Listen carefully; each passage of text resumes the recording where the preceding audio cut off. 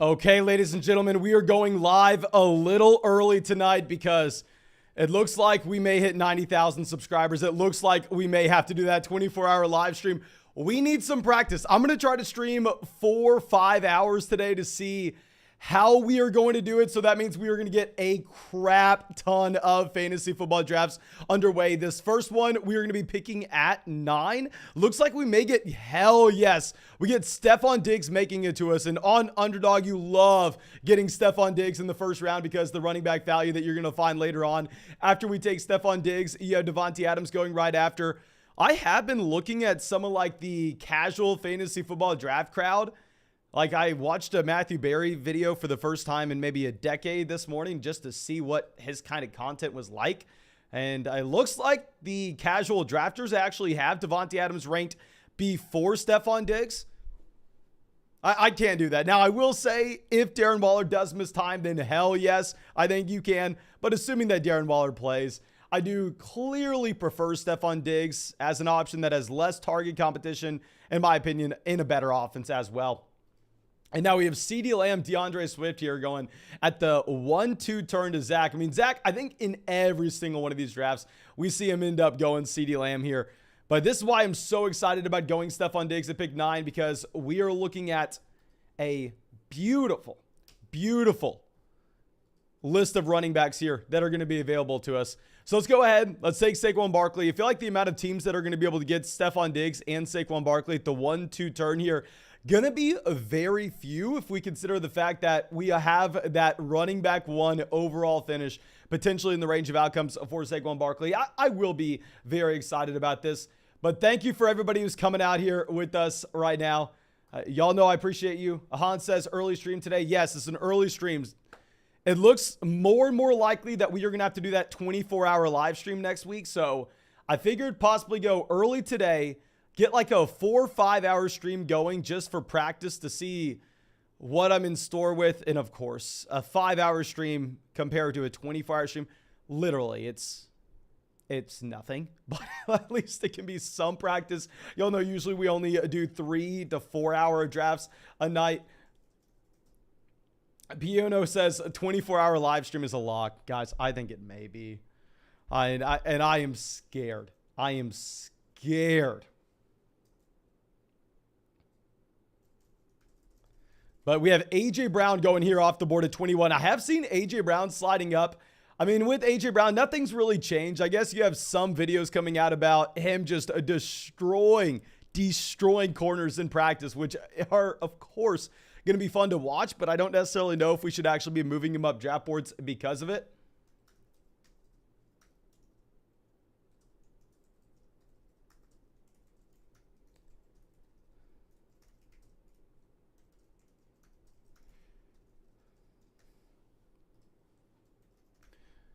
Okay, and also, I may have a special treat for y'all in this live stream.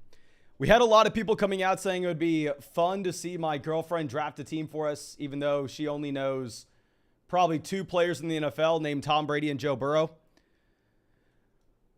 I do not think it would be fun, but if we hit 2,000 likes in the live stream, we'll do it. If we hit 2,000 likes in the live stream, I'll let her come on. I'll let her draft a team for us and just burn through it. We'll maybe do like a $20 draft and watch her burn 20 of my dollars on live. Okay, that would be a little tough.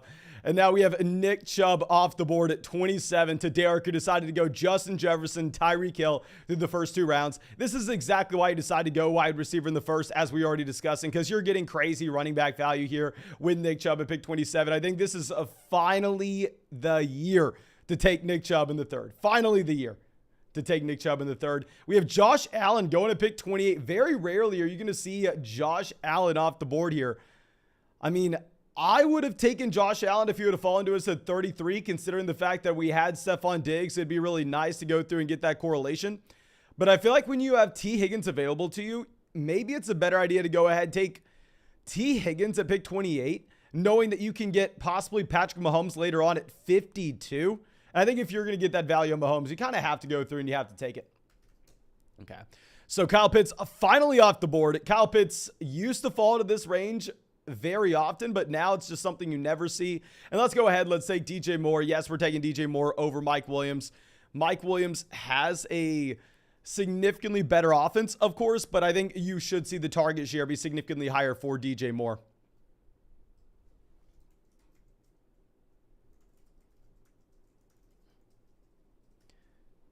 Now, Mike Williams off the board at this point. I mean, not in a half PPR format, I think you would be more excited to draft Mike Williams, given the fact that he does have touchdown upside. Maybe he's not going to get a crap ton of passing volume, but you know that Mike Williams does have touchdown upside. And now we have James Conner off the board here at 35. With James Conner 35, I think it probably puts us in a good spot to get a wide receiver we like on the way back around at 40, especially now that you have Travis Etienne off the board at 36. With Etienne off the board, we're locked into wide receiver here. Now, that wide receiver is not going to be Gabriel Davis, even though we have Stephon Diggs. And I know a lot of people are probably screaming at us saying, Mason, you idiot. Of course you're supposed to take Gabriel Davis here. I am going to prefer Terry McLaurin. So let's go get Terry McLaurin as our wide receiver 3. Jerry Jeudy goes directly before us. If you look at my rankings, we have Jerry Jeudy ranked higher. And of course, if you want to get in our next draft with us, we're probably going to do like 5, 6, 7 of these on the live stream tonight.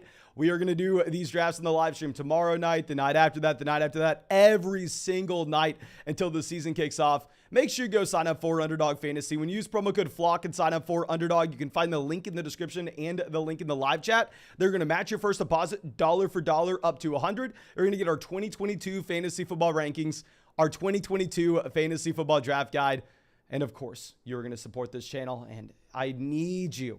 I need you to help me draft in that 24-hour stream. We're probably going to need to fill like 40 of them. And I know everybody wants to draft with us at night, like when it's, say, 5 p.m. Central right now. But when it's 2, 3 a.m., I'm going to need some people to be willing to get in these drafts with us on Underdog. Jordan coming out says, hey, Mason, 10-team PPR. We got Jonathan Taylor, Alvin Kamara, A.J. Dillon, Ramondre Stevenson, CeeDee Lamb, DJ Moore, Hollywood Brown, Elijah Moore, Brandon Cooks, and Cole Kmet. Who should I start? Okay. Love the team, first off. Who should you start at running back? That's easy. Taylor, Kamara. We don't even care about the matchups, even though you'd have a really nice matchup for Taylor going up against Houston. With your wide receivers here, I think that CeeDee Lamb's almost a lock. Let me look up who Arizona's playing week 1. CeeDee Lamb, you have to play. Regarding Hollywood Brown versus DJ Moore, I think Hollywood Brown may get the slight nod at the very beginning of the season when we have no DeAndre Hopkins. If we look at the game, yeah, he's going up against Kansas City Chiefs. I think you probably have to play Hollywood. That game does have shootout potential. I think that could possibly be the highest scoring game of the week. So at wide receiver, let's go CeeDee Lamb, Hollywood Brown. And then at tight end, you only have Cole Kmet. And then for your flex spot, we are going to play DJ Moore over Elijah Moore. And we'll also play DJ Moore over A.J. Dillon in a PPR format as well. But Caden says, I'll be in the draft all night, Caden. You better not be lying to me, my man. You better be drafting with us in that 24-hour stream. I have no idea how we are going to get that done. Literally no idea. But Patrick Mahomes falling here. We're going to have a couple different options at pick 57. Mahomes goes off the board, so sadly Mahomes is not going to be one of them. You'll know I'm not a massive fan of Rashad Bateman. Rashad Bateman is falling past his ADP here, but in reality, Bateman on Underdog is a little bit too rich for me to draft. Now, I understand a lot of people are going to go to the comment section and say, Mason, in your must-draft video today, you had Rashad Bateman. Yeah, that's because we were looking at ADP that had Rashad Bateman as like the wide receiver 40-something. You were getting Rashad Bateman in like the 7th, 8th round of your home league. And if that's going to be the case, yes, we'll go through. We'll draft a decent amount of Rashad Bateman. But here on Underdog, he goes in the 5th round. So it's very hard for me to pay that price tag. But Antonio coming out, thank you, my man, says, picking 5th in a 10-team PPR league, should I take one of those big 3 wide receivers or Derrick Henry or Austin Eckler? Personally, I think we have to adjust into a 10-team league where it's going to be a shallower format overall to just take the running back. You're going to be able to find easy wide receiver value later on in the drafts. So let's go a running back. My preference would be Austin Eckler.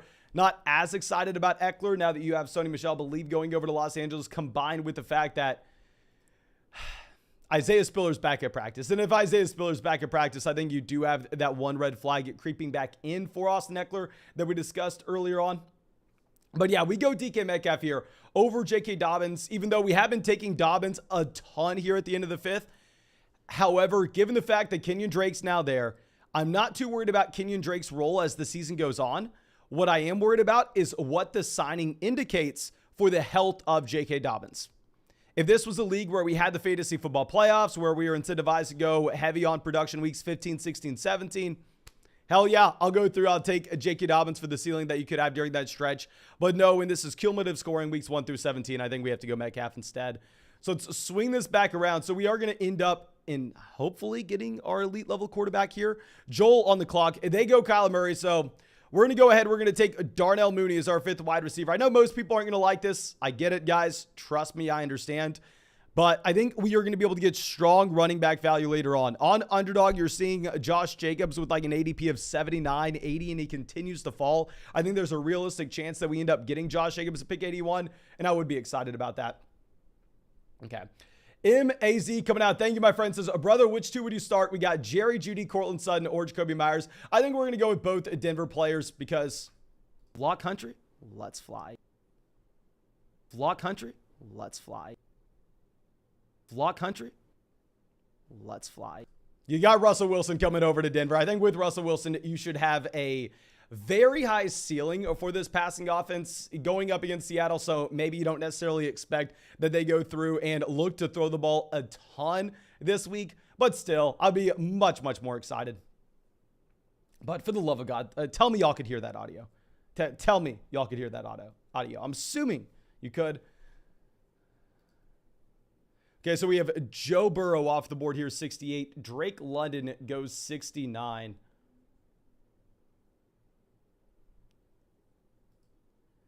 David Montgomery finally off the board at 70. You have Dameon Pierce as well at 71. Let me know who you want in drafts right now. Are you preferring David Montgomery or Dameon Pierce?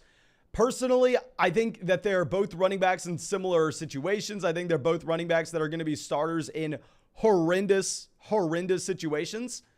But with David Montgomery, we've seen him be able to overcome that horrendous situation in Chicago and post mid running back 1 finish before on a points per game basis if we go back to 2020.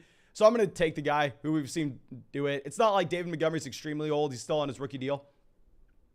Okay. So now we have Christian Kirk, 73.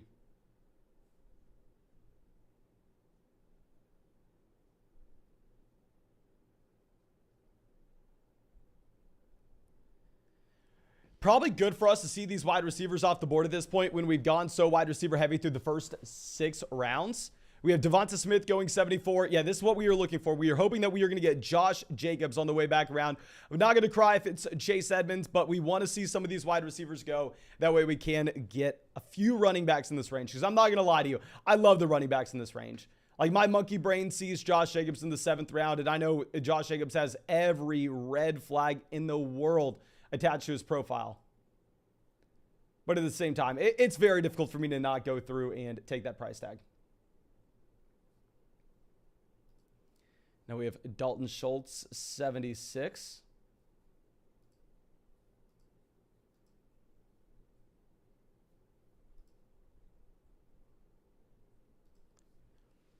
Yeah, Dalton Schultz would have been in play as well, because if we go Dalton Schultz here, we could get Dak Prescott on the way back around. But Josh Jacobs off the board, 77 of Bastro.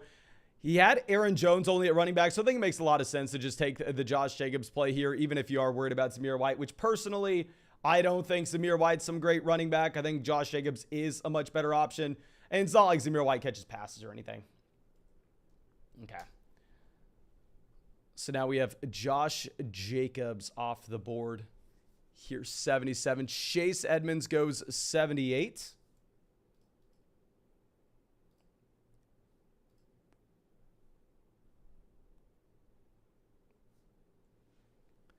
Yeah, so never mind. It looks like we may not get that running back value we are super excited about. Blanco on the clock. Trey Lance quarterback. They go Allen Lazard. So if they go Lazard, let's just take Clyde Edwards-Helaire here as our second running back to pair alongside Saquon Barkley. With CEH, I'm a little bit more worried now in Kansas City that it looks like this Chiefs offense has 4 guys going into the season. But at the same time, it's Clyde Edwards-Helaire. It's the Kansas City Chiefs offense. Let's take him. Alex coming out says a 12-team happy PPR. We got 1 quarterback, 2 running backs, 2 receivers, and a flex. We have CMC, Miles Sanders, Cordell Patterson. I'm assuming when you say Allen, let me know which Allen this is. There are a bunch of different Allens in fantasy, obviously. We have Josh Allen, Keenan Allen, Allen Lazard, Allen Robinson. Let me know which Allen this is. Dak, Tyreek, Terry McLaurin, Darren Waller, Gabriel Davis, Russell Gage, Cole Kmet, Traylon Burks, J.D. McKissic. I think it's a very strong roster overall. I really like how down there on the bench we are going after those high upside guys like Traylon Burks. If we were to make a play, I just need to know which Allen this is.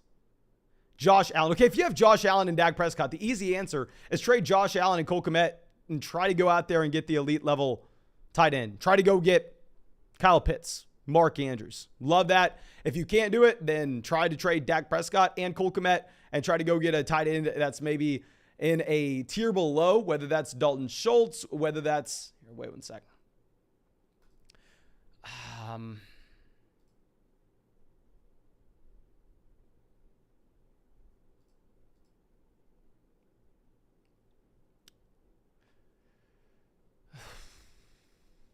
Let's go Antonio Gibson here. So if this was a regular draft on underdog where we would have the fantasy football playoffs, trust me, we are drafting DeAndre Hopkins and we're not thinking twice about it. But the issue is this is not that draft on underdog where you have that tournament setting at the very end. There are no fantasy football playoffs here. It's cumulative scoring weeks 1 through 17. So if you don't have a player through the first 6 weeks guaranteed, very difficult to draft DeAndre Hopkins in this format. But going back and looking at this squad, I think the play is you try to trade one of these quarterbacks for a tight end. If you're trading Josh Allen and Cole Kmet for a tight end, we're looking for a truly elite level option. If you're trading Dak Prescott and Cole Kmet, we're looking for like a Dallas Goedert or a Darren Waller. Okay. Column says, any of these early pick'ems stand out to you? Okay, I'll show this real quick. We'll get right back to the draft, but I do want to look at this. Let me know if y'all think any of these pick'ems look appealing on underdog right now. Okay, I don't want to show that off just yet. But there are some pick'ems now that we can actually look at on underdog fantasy. And this is the same exact place you can get in drafts. You just click the pick'em instead of drafts. Going down, I mean, as I showed, I didn't mean to intentionally. I think taking the under on that game with the Cleveland Browns and the Carolina Panthers is somewhat intriguing. Like taking the under on DJ Moore, the under on Baker Mayfield, and then the under on one of Amari Cooper, Nick Chubb, or Jacoby Brissett. It's just my initial thoughts. I'm going to make a video with that a little later on, but my initial thoughts of the underdog pick'em slip week 1. Of course, we're going to make an entire video for y'all on that, though. Okay, so let's swing this over. We're 10 picks away. Damian Harris off the board here. So at running back, we have Saquon Barkley, Clyde Edwards-Helaire, Antonio Gibson. Wide receiver, we have Stephon Diggs, DJ Moore, Terry McLaurin, DK Metcalf, Darnell Mooney. I mean, with the Antonio Gibson pick, I felt like we were kind of in no man's land because in this format in particular, it's very difficult to go through. It's very difficult to take DeAndre Hopkins. So maybe make the argument we go ahead and we take Antonio Gibson and we bet that the market is not giving Washington enough credit for the upgrade that they get at quarterback with Carson Wentz. I don't know if it's a good bet, but it's a bet to make. Now, Jordan coming out says, I forgot to put T. Higgins in there. So it'd be Higgins, Lamb, Hollywood, DJ Moore, Elijah Moore, and Brady Cooks. Would Higgins be a starter in the first week? Most likely Higgins would be a starter. Let's run back through this. Yeah, so you start CeeDee Lamb. I think Hollywood Brown looks like a must-start guy against the Kansas City Chiefs. I don't think you can get around that. But then between the combination of T. Higgins as well as DJ Moore, I am worried that that Carolina Panthers Cleveland Browns game's not going to have too many points scored overall. Let me look up and remind myself what the matchup is for the Cincinnati Bengals week 1. Bengals go up against Pittsburgh. Not a great matchup either. I would play T. Higgins, though. I would play T. Higgins. And then instead of playing DJ Moore at the flex, I think we go ahead and we play Hollywood Brown since he's going up against the Kansas City Chiefs. Skrill coming out. Long time no see, my friend, says, hi, Mason. My team is at running back. We got Jonathan Taylor, Aaron Jones, A.J. Dillon, Ramondre Stevenson. At wide receiver, we have CeeDee Lamb, Jerry Jeudy, Michael Thomas, Kadarius Toney. Tight end, we have Darren Waller. Quarterback, we have Jalen Hurts. And what do you think about the team? Thank you, Mason. You're great. No, thank you so much for coming out. Happy to have you back this season, my friend. I mean, hell, we're looking at a team with the running back 1 overall. Another top 10 running back with Aaron Jones. At wide receiver, we have CeeDee Lamb, who I've ranked as the wide receiver 6 this year. Jerry Jeudy, who I've ranked as the wide receiver 18. So you have a mid wide receiver 1, mid wide receiver 2. I also have Michael Thomas as a top 24 guy. So we have the elite tight end. We have the elite quarterback. Assuming that this is a 12-team league, beautiful, fantastic. If this is a 10-team league, maybe we are a more neutral on it. But assuming it's a 10 or 12-team league, I really like it. Okay. And if we're looking for a starting lineup, I think we go Jonathan Taylor, Aaron Jones at running back. Wide receiver, we go CeeDee Lamb, Jerry Jeudy. I'd be hesitant to start Michael Thomas until we actually see him out there. And then with the flex spot, I'm honestly probably starting A.J. Dillon even over Michael Thomas. We're going to have to wait on more reports out of New Orleans regarding Michael Thomas. I think we have to take Treylon Burks. We've been drafting Treylon Burks everywhere we can. Everywhere we can. Will says Jacoby Myers over, Jalen Hurts over, Terry McLaurin under, Amon-Ra under are the first ones that caught my eye. We'll go through. I will check that out for you, my man, after this draft. We'll go back and we'll look at those pick'ems on Underdog. I'm going to save this message so we can evaluate all those. And y'all know my Underdog tactic with pick'ems. We were profitable last year on pick'ems, but I'm not going to lie to you. We got lucky. We went all in on the game where Trey Lance was starting on some Trey Lance overs. Ended up winning like $1,000 on that. So that's the main reason why we were profitable last year with our $1,000 bankroll challenge. But still, I'm going to be excited to go through, make those videos again and see if we can go year 2 with profit. But you're never expecting to be profitable on pick'ems. At least personally, I'm not. Maybe you are. Personally, I'm not. Okay, so we have Devin Singletary off the board here. 108. So far, we do not have a quarterback. We do not have a tight end. The question is, are any of these guys... Oh my gosh, Zach Ertz may not even be ready for week 1? Oh, dear God. If Zach Ertz is not good to go week 1, we need to go look at some Hollywood Brown overs. If Rondale Moore and Zach Ertz could be potentially either limited or not good to go at all week 1, and Hollywood Brown's going up against the Kansas City Chiefs with Kyler Murray, dear God. Dear God.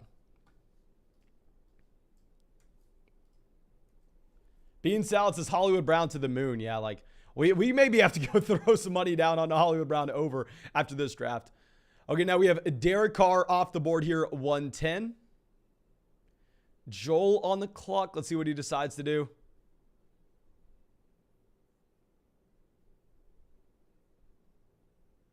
I know who we want. I don't know if we're going to get him. Claypool off. We get Melvin Gordon here as our 4th running back. I really like Melvin Gordon in this kind of format in particular because we know that Melvin Gordon is going to have a role on a week-to-week basis where I think that this ADP is going to be just fine even if Javonte Williams stays healthy all season. I mean, he's never going to be a league winner here if Javonte Williams stays healthy all season. But, of course, you do have the contingency value that if something were to occur to Javonte, then all of a sudden Melvin Gordon just comes out here and completely smashes. Okay. So scroll this down. You have Zach Ertz off the board, 113. I'm not going to lie to you. I did not even realize that Zach Ertz had his availability up in the air week 1. Did not even realize that was something that we needed to be looking out for. Okay, so now Garrett Wilson goes 114. I really like Garrett Wilson in those tournament-style formats where we are trying to optimize for weeks 15, 16, 17. Here in these private drafts where it's just cumulative scoring, it is going to be a little more difficult to go through and bet in on those rookie wide receivers. And yeah, I just checked our subscriber mark. We are 2,900 subscribers away from hitting that 24-hour live stream. So dear God, dear God, it looks like it's going to happen. Of course, I can't sit here and cry about hitting 90,000 subscribers. That was the entire point we did the challenge in the first place, but I thought I was going to get off the hook. I thought we were going to cap out at like 79,000, 80,000, and then not come close to 90. I did not realize this was going to actually happen. Okay. Now we have Joshua Palmer, Julio Jones off the board here, 117, 118. To be honest, I don't really have any strong takes of exactly what we want to see at this point. I mean, obviously we need quarterbacks. We need tight ends on the way back around. I feel like at running back, we're kind of fine if we have Saquon Barkley, Clyde Edwards-Helaire, Antonio Gibson, and Melvin Gordon so far. Wide receiver, we're obviously great. It's just what kind of tight end value, what kind of quarterback value can we get?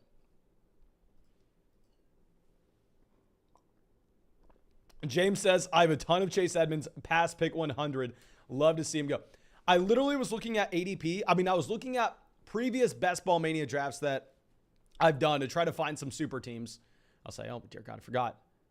There were too many teams there with Ronald Jones. I'll admit that right now. But we had some Patrick teams. Nothing's worse than pulling up a team that has Tim Patrick on it.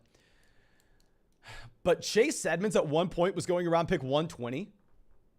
I was finding some Best Ball Mania drafts where I got Chase Edmonds at pick like 120.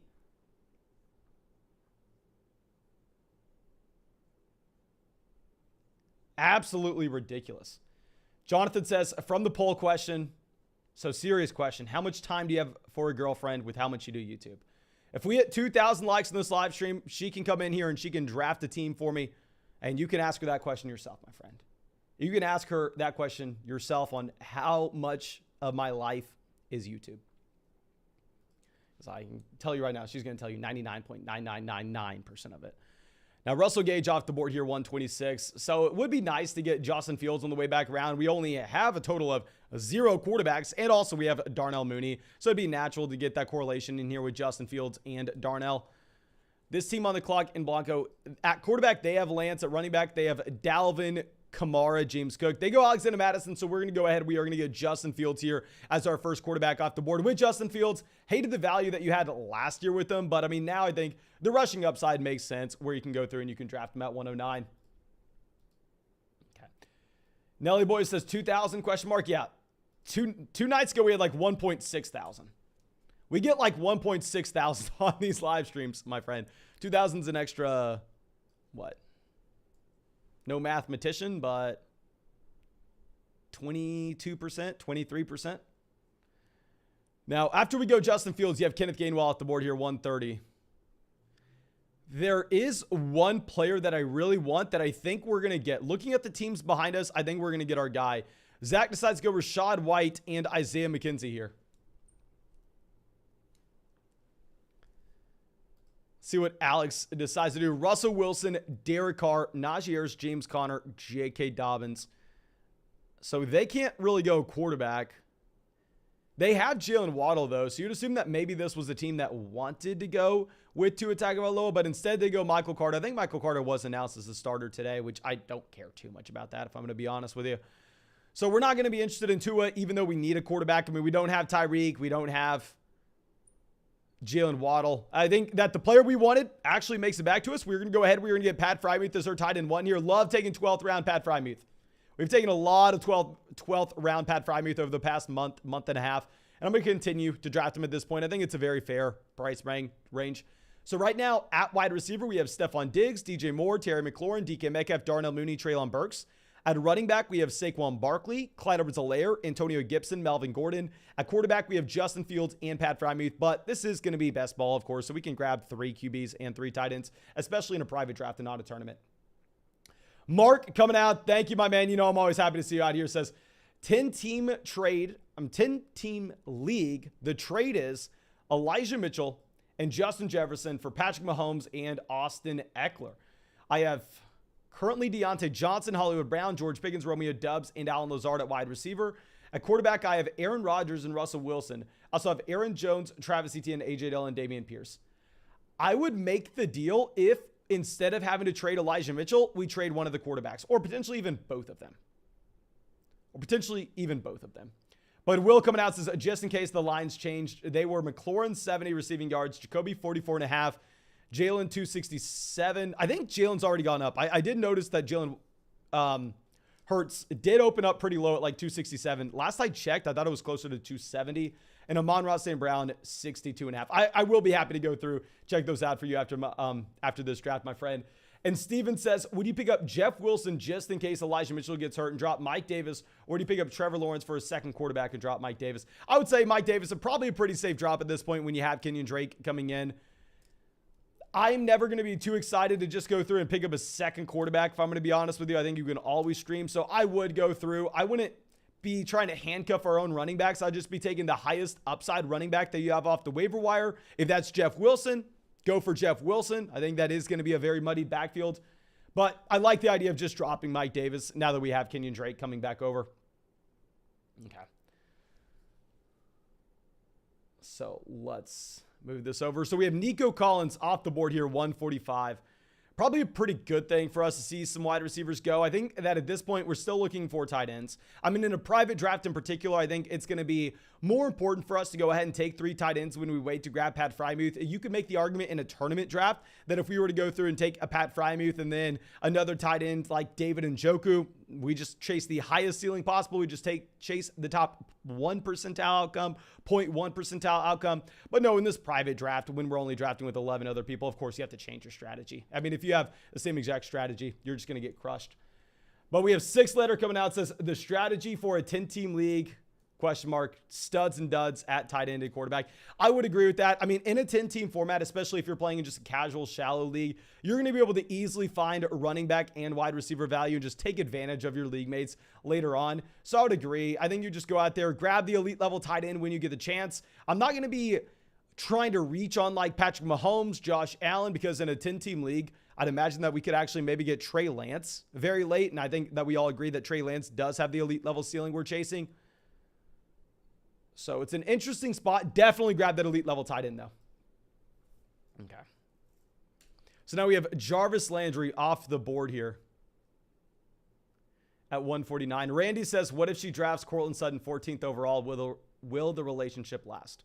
Oh no, it'll be Splitsville like that. Oh my gosh. Now, I guess maybe could we go Tua here? I think we go Tua. It is what it is. We're getting almost 20 picks past ADP. The value's there. I think if we go Tua, you could also make the argument that we're done drafting quarterbacks. We're going to save that extra roster spot for another wide receiver. And we're not dying even in a private draft, of course, to draft 3 QBs and 3 tight ends. So let's go ahead. Let's take Tua Tagovailoa here. There is another tight end we can get on the way back around that does correlate with Tua, of course. And he has been a player falling like a rock for good reason. He's been falling for good reason as of late. But I think we could go ahead and we could get we could get Gesicki at the beginning of the 14th. Robbie says, Treylon Burks over or under 700 receiving yards this year. Personally, I am never a fan to take overs on season-long totals because you have so much variance on a year-to-year basis with any individual player. What happens if Tannehill gets hurt? What happens if Treylon Burks gets hurt and even just misses a month? But that's 41 receiving yards per game. Seems like a very fair line. I would say that he has the upside case to crush it, which is why I love drafting him in fantasy, of course, because we're not thinking the median projection. We're trying to go through and look at the entire range of outcomes. But J-Max coming out, thank you, my friend, says, shallow 10-team PPR this year, quarterback gets 1 point per completion and running back gets half a point per rush attempt. Suddenly, Trevor Lawrence, Tom Brady, top quarterbacks, wide receiver values down 100%. You cannot value wide receivers in this format because if you were getting half point per carry for your running back, half point per carry means you can never put a wide receiver at the flex spot. Trust me, I have played in a variety of point per carry leagues. I think the fairest point per carry league is going to be like 0.15 points per carry. Because all of a sudden, if you just draft, say, Josh Jacobs, and Josh Jacobs goes out there and has 18 rush attempts for 60 rushing yards, 3 receptions for 30 receiving yards. I mean, in a regular fantasy football league, that's going to be an okay week. It's going to give him about 17 points off the top of my head. But if you convert those 18 rushing attempts to 9 fantasy points, all of a sudden, Josh Jacobs with that mediocre week is outscoring the wide receiver 1. So you have to completely ignore wide receiver. I would even kind of ignore tight end if I'm going to be honest with you. And then, yeah, don't really go for the rushing quarterbacks unless those rushing quarterbacks are also getting half point per carry. You said only the running backs are, because I think we just chase the quarterbacks that have the passing volume. Chase someone like Tom Brady is a perfect example. And Dre coming out says, a full PPR 12-team league, would you trade Najee Harris for Derrick Henry? We've had them ranked back-to-back all offseason. I have had Najee Harris in a full PPR league 1 slot ahead of Derrick Henry, but I've said, if you like Derrick Henry, take Derrick Henry. That's on you. You do whatever you want. But now that we have the mysterious Liz Frank thing going on with Najee Harris, I personally am not that worried with it. I'm mainly ignoring it, but I think it is enough for us to go ahead and for us to decide to just take Derrick Henry over Najee Harris. And then Derek coming out says, Thank you. Of course, always happy to have you out here. My man says, free 10-team league, full PPR Superflex. At quarterback, we got Justin Herbert, Dak Prescott, Kirk Cousins. Running back, Najee Harris, Aaron Jones, Damian Harris, J.D. McKissick. Wide receiver, Keenan Allen, Mike. What the hell? It's an IDP draft. Okay, I'm sorry. I'm not going to be able to help at all with IDP. Like, legitimately, if I try to give you IDP advice, whatever I would say, tank your season. I mean, probably 9 out of 10 things I say you're going to tank your season regardless, but especially if we start diving into IDP. But here you have a top 3 quarterback with Herbert, a top 10 quarterback with Dak. So you have 2 QB1s. Running back, you have a top 5 running back, Najee Harris, a top 10 running back, Aaron Jones, 2 running back ones. Wide receiver, Keenan Allen to stack up with Justin Herbert. Mike Evans is a potential wide receiver 1 as well. And then Jalen. This is a great team. It's very boring, but if we could like trade Mike Evans and Brandon Ayuk and go ahead and get CeeDee Lamb to correlate there with Dak Prescott, I think that'd be very strong. And you said Xavier Howard, Micah Parsons, Nick Bosa. Okay, so I know that these are very talented individual defensive players, but from a fantasy football standpoint, I'm so sorry. I'm so sorry, my man. I'm not going to be able to help you at all with IDP. Like, if I tried, I would just embarrass myself and I would just hurt you. That's all that would happen. But looks like you're crushing these people regardless. And now, do we just go ahead and take Van Jefferson, even though it looks like he's probably going to miss the beginning portion of the season? Yeah, let's go ahead. Let's take Van Jefferson playing an elite level offense. I think with Jefferson, we'll only need a couple different spike weeks.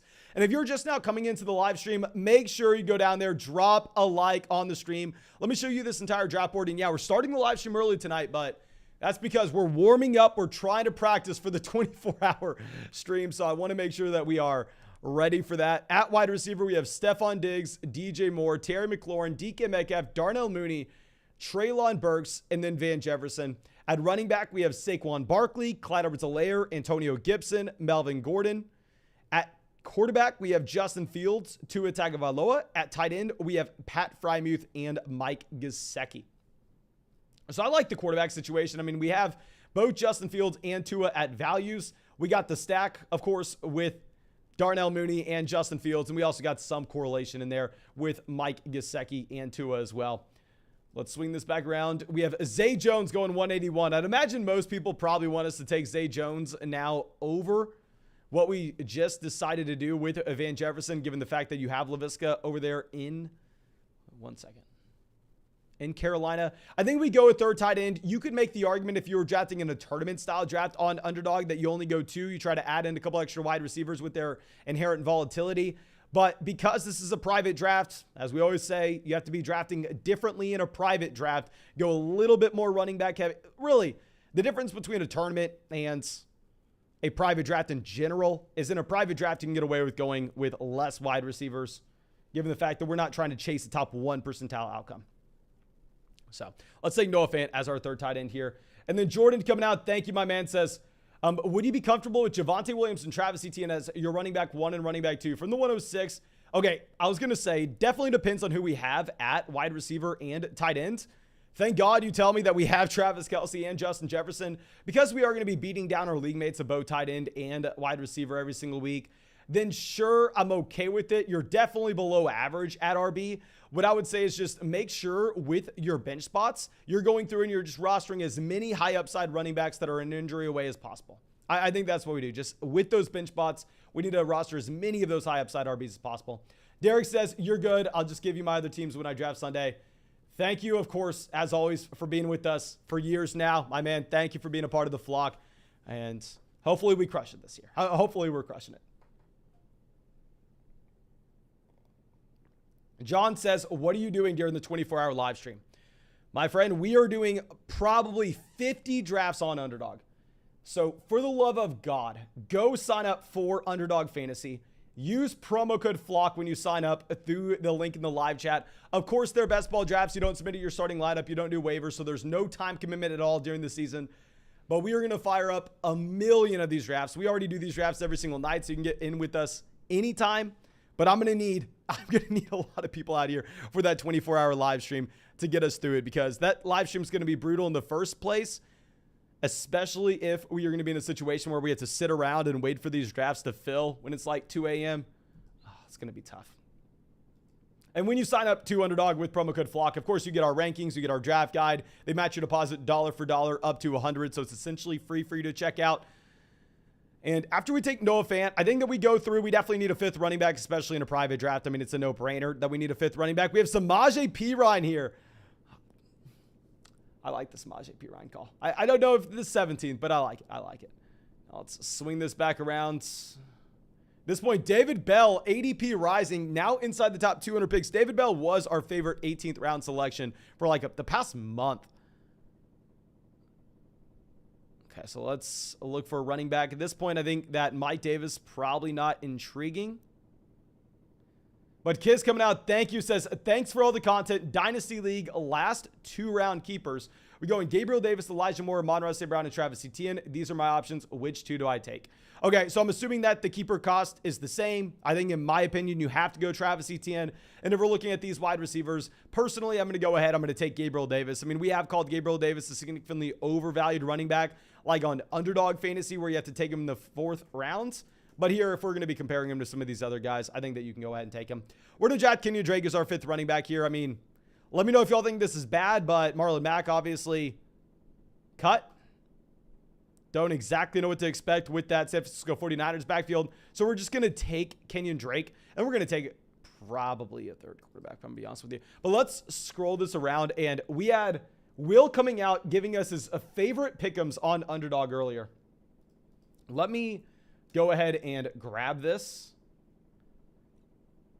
Okay, so Will was saying the Jacoby Myers over. And if y'all don't know, so I'm sure that 99% of y'all already draft on Underdog. They also have these pick'ems every single week during the season. They've had them in the preseason as well. I didn't want to mess with them in the preseason, though. So Will was saying, look at the Jacoby Myers over. Myers, 44.5 receiving yards. The McLaurin under. I guess you could go the McLaurin under because the Carson Wentz under is somewhat appealing as well. So if you wanted to go like under Lawrence, under McLaurin, under Carson Wentz, I think that would be fine. Of course, we're looking to build in correlation in these pick'em slips. We were profitable last year doing this. Like I said, we got very lucky on an all-in Trey Lance YOLO, but in Amon-Ra St. Brown. Okay. Where is he? Amon-Ra St. Brown, 62.5. You're saying the under for Amon-Ra St. Brown. Interesting. Against Philadelphia. I think out of that list, probably my favorite game to take the under on would be Washington. But let me go ahead and let me fill up our next draft here. If you're wanting to get in draft with us, we're going to be drafting nonstop this live stream. We will be drafting nonstop. Let me make sure that I'm not going to auto pick in that other one, which we took who we would have gotten anyway. So let's swing this back around. It's going to be a $3 draft on Underdog. Of course, you can find the link in it. The chat's just going to say $3 draft here. You click the link, and then you're in here.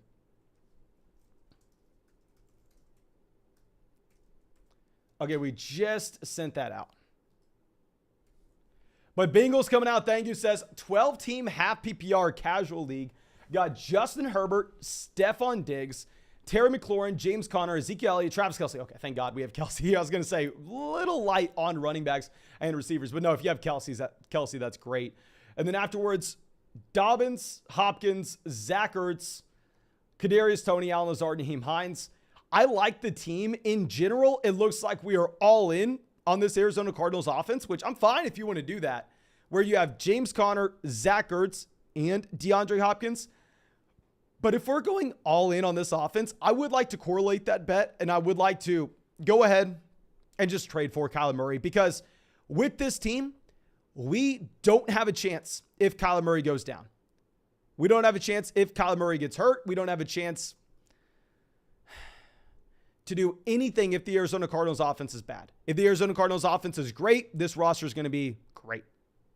So let's try to polarize our outcomes. Let's just go through. Let's just trade Justin Herbert and get Kyler Murray and potentially an upgrade at wide receiver as well, or running back. Like if we can trade Justin Herbert and Ezekiel Elliott for Kyler Murray and then an upgrade at running back, I think that'd make a lot of sense. Okay, let's go ahead. Let's take a Jonathan Taylor And we have Julian coming out, says, are you drafting Sony Michel? His ADP is 215, and the Chargers currently have him as the running back too.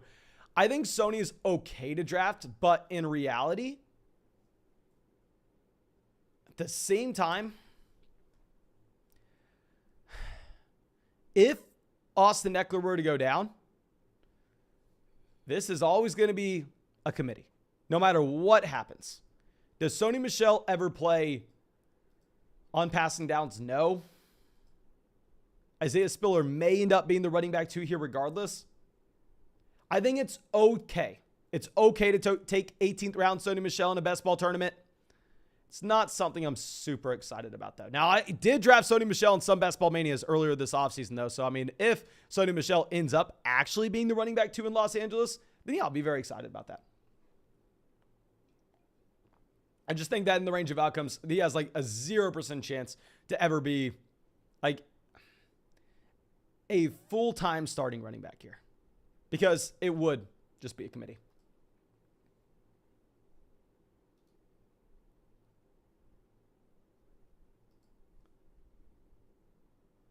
Okay. I just checked Twitter. It looks like we had a pretty good tweet today. I think this may be our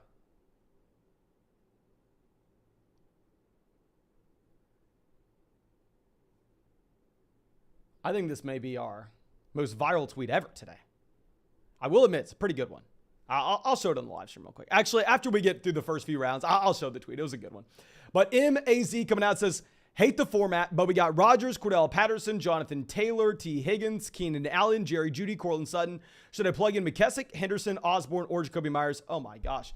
This is brutal. I'm assuming this is like a 16-team league. I'm assuming that this is a deep format, because if it's not, we are in a tough spot here. But I think we start Taylor, Cordell Patterson. Oh, no, that's your entire starting lineup. If I'm reading this correctly, is that your entire starting lineup? Out of those players you listed, we start Jacoby Myers. We start Jacoby Myers assuming a full PPR format, unless Cam Akers misses week 1. Then, of course, we go Darrell Henderson. Just a little weird. Okay, so we have Mark Andrews off the board, 18. DeAndre Swift goes 19. This is the latest I've seen DeAndre Swift fall in a very long time here. This is the latest I've seen DeAndre Swift fall in a very long time. Okay, let's swing this around. Looks like we'll have a shot to go with a couple wide receivers here at the turn, which of course is usually what you want to do when you go ahead and you take a Jonathan Taylor at 1. On Underdog, you have to start 3 wide receivers every single week, so you have to draft these guys early. But Kamara goes pick 20. Why did these guys fall so far? What happened?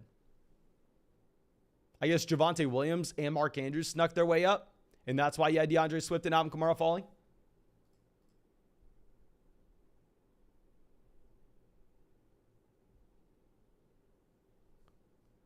Leonard Fournette, Deebo Samuel. Okay, so let's go ahead. Let's just grab a couple wide receivers here. We're going to take Mike Evans and A.J. Brown. I think that Nick Chubb is a significantly better vacuum in a regular fantasy football format. I mean, value. In a regular fantasy football format, you are going to go through, you are going to take Nick Chubb, not even that close either. However, in this league, I think you have to go through. I think you have to grab the wide receivers just because you have to start 3 of these guys every single week, as we already mentioned. And it's best ball. So these guys in the middle rounds are going to slide up where it's much harder to find value later on. Okay, so Kyle Pitts goes pick 27. Nick Chubb making it all the way down to 28 here. And that's a team that went Kupp and Deebo Samuel. I think that's the perfect spot to take Nick Chubb. Love that Nick Chubb pick. Love that Nick Chubb pick.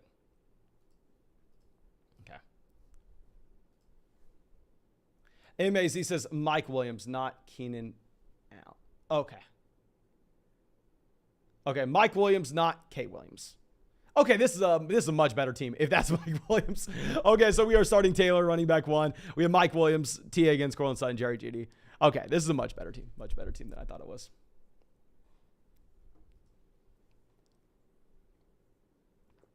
Okay, and now we have Cortland Sutton off the board here, 33. DJ Moore goes 34. Not too much to discuss. This does look like a very cookie cutter draft. I think really the storyline of this draft is the values that you're getting on DeAndre Swift and Alvin Kamara here at the middle of the second round, where you are able to start Austin Eckler, Alvin Kamara, and Michael Pittman. You're able to start Jamar Chase, DeAndre Swift, and Keenan Allen. I think that is very appealing. But and is it coming out? It says, sup, in a 10-team league, we got Kyler, Mixon, Kamara, A.J. Brown, Keenan Allen, Zach Ertz, Jalen Waddle, Chase Edmonds, A.J. Dillon, James Robinson, DeAndre Hopkins, George Pickens, and Isaiah Likely. Okay. Why do we have Isaiah Likely here, my friend? Why do we have Isaiah Likely? I understand, yeah, he looked great in the preseason, but you will never be able to start him. The only way you could ever start him is if something were to occur to Mark Andrews. I think we go through. I think we let go of Isaiah Likely. We pick up a high upside running back off the waiver wire that's maybe just an injury away from seeing opportunity. But beyond that, we have the elite level quarterback, Kyler Murray. Love it. We have Kyler stacked up with Zach Ertz, as well as DeAndre Hopkins. Really like that as well. On the bench, we are rostering some of these high upside guys like George Pickens, like James Robinson. Really like that. Yeah, I love the team overall. I just think that from a bench spot allocation standpoint, we got to go through. We got to cut guys like Isaiah Likely and just roster as many running backs that you can on the bench, even if your running backs are already really strong. Okay. So now we have Justin Herbert, pick 43. And real quick, if you are just now coming in here, if we hit 2,000 likes on the stream, which over the past 2 nights, we've hit like 1,600, 1,700. So we've gotten close to there before. If we hit 2,000 likes on the live stream, we'll let my girlfriend draft the team for us. And I don't know how entertaining it would be, but a lot of people have been saying they want it. But I'll tell you right now, the only players that she probably knows in the NFL, maybe she surprises me and knows some more. But if I had to make a bet, the only players that she would know would be Joe Burrow and Tom Brady. Maybe. Just from hearing me ramble on in these live streams for long enough. She knows a little more than that. At least I would hope so. But now, Fran on the clock. CMC, Tyreek Hill, T. Higgins through the first 3 rounds. So a build very similar to ours.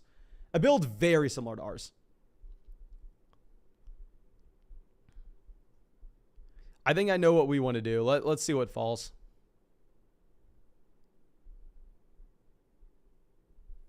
Taking this down the very last second goes Terry McLaurin. We're going to go ahead. We are going to take Patrick Mahomes and George Kittle.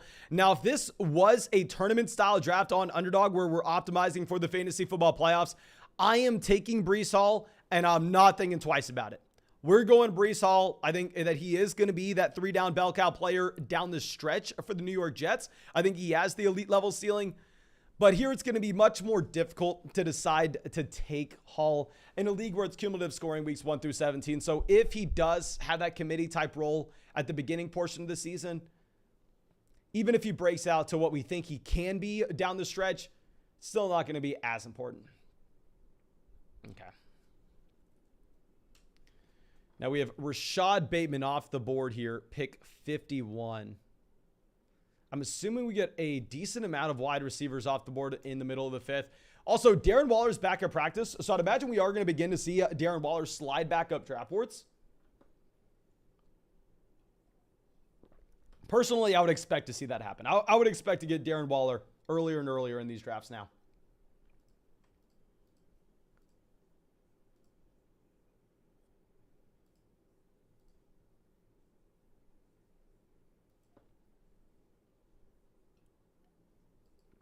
Now we have A.J. Dillon, 55. At this point, we have such a balanced start. Like, this is probably the most balanced start you can have on Underdog, that it's not like we can sit here and really root for anything to happen. It's not like we're going, oh, please, please, please have some wide receivers make it back to us. I think we are in a really nice spot. I mean, of course, it would be very nice to have Jalen Hurts and make it back at 72. It would be very nice to have Trey Lance make it back to 72 so we could stack up A.J. Brown and Hurts or Kittle and Lance in a best ball format, but it's probably unlikely. Now we have Adam Thielen off the board, 57. Does seem pretty early on Adam Thielen. I don't know if we've seen Thielen go this early before, but Chase 79 out here is going all in on that Denver Broncos offense with Javonte Williams, with Cortland Sutton, with Jerry Jeudy through the first 4 rounds, 75% of their draft was just that Denver Broncos offense. So, I mean, I guess. Country, let's fly. I guess you can go for it. Vlog I guess country, you can go for it. let's fly. Vlog country, let's fly. Vlog country, let's. Okay. We'll hide that, but we're going to show that off a couple times this live stream. I mean, very happy that we had someone send that to us yesterday. And now we have Amon-Ra St. Brown off the board, pick 62. Jalen Hurts goes 63. Yeah, this is what I was discussing. I didn't expect to get Hurts. And very surprising to see Amon-Ra St. Brown fall here to 62. Like, Amon-Ra St. Brown was falling this far earlier this offseason. But you've seen Amon-Ra St. Brown like going at the end of the 4th round, the beginning of the 5th round in a ton of drafts as of late. So it's very surprising to see him in the 6th here. Okay. We have a question. How do I join the next draft? Okay, so I'm assuming you already have your account on Underdog. If you don't already have your account on Underdog, go sign up for Underdog Fantasy. Use promo code FLOCK. When you use promo code FLOCK and make a $10 deposit, they're going to match your first deposit dollar for dollar up to $100. You're going to get our 2022 fantasy football rankings. You're going to get our 2022 fantasy football draft guide. And on top of this, you are going to get to draft with us tonight, tomorrow night, the night after that, the night after that. And most importantly, I need you to draft with me. I need you to draft with me on Underdog during that 24-hour live stream because that's going to be very brutal if we hit 90,000 subs.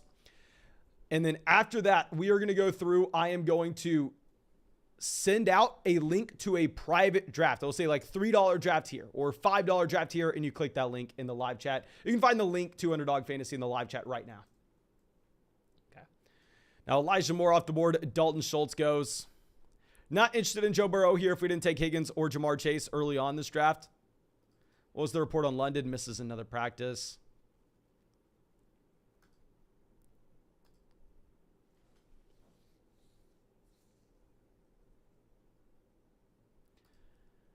We'll take Drake London and Christian Kirk. It is what it is. I think if we are looking at this build, we are going to be able to get running back value in the following rounds. I love the mid-round running back value that you have on Underdog. I think we will be able to take advantage of it. I'm not a massive fan of drafting Dameon Pierce in this range. So let's pass on Pierce. Let's instead go Christian Kirk. Of course, if you are playing in just a regular casual fantasy football league, you go Dameon Pierce and you don't think twice. Dameon Pierce is the easy pick in a regular casual fantasy football format. But here on Underdog, where you have to start 3 wide receivers and it's best ball, I think it's going to be much tougher to get away with. Now DeAndre Hopkins off the board, 77. And I do prefer Hopkins over these wide receiver. I mean, at least over Christian Kirk in a league where we had the fantasy football playoff tournament at the very end of the season where we need optimized for weeks 15, 16, 17. I know I'm boring when we say this. We say this in every single draft. I just want to let y'all know why we are doing what we do in one draft versus the other. In these private drafts, you have to adjust. Okay.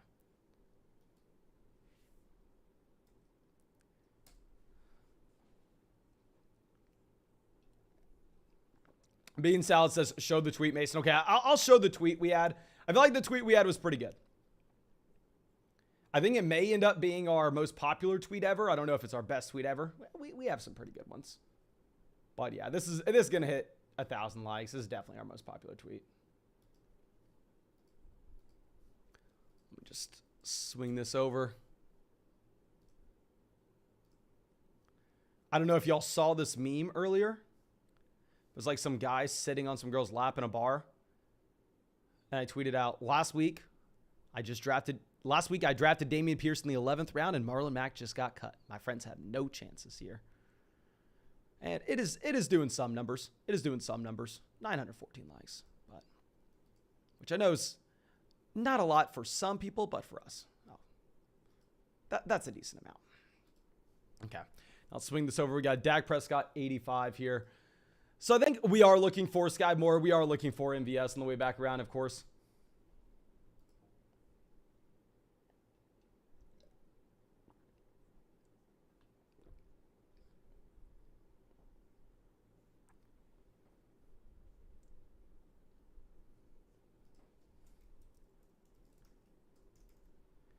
Okay, so Derek Carr goes 86. 87, we have Dallas Goedert.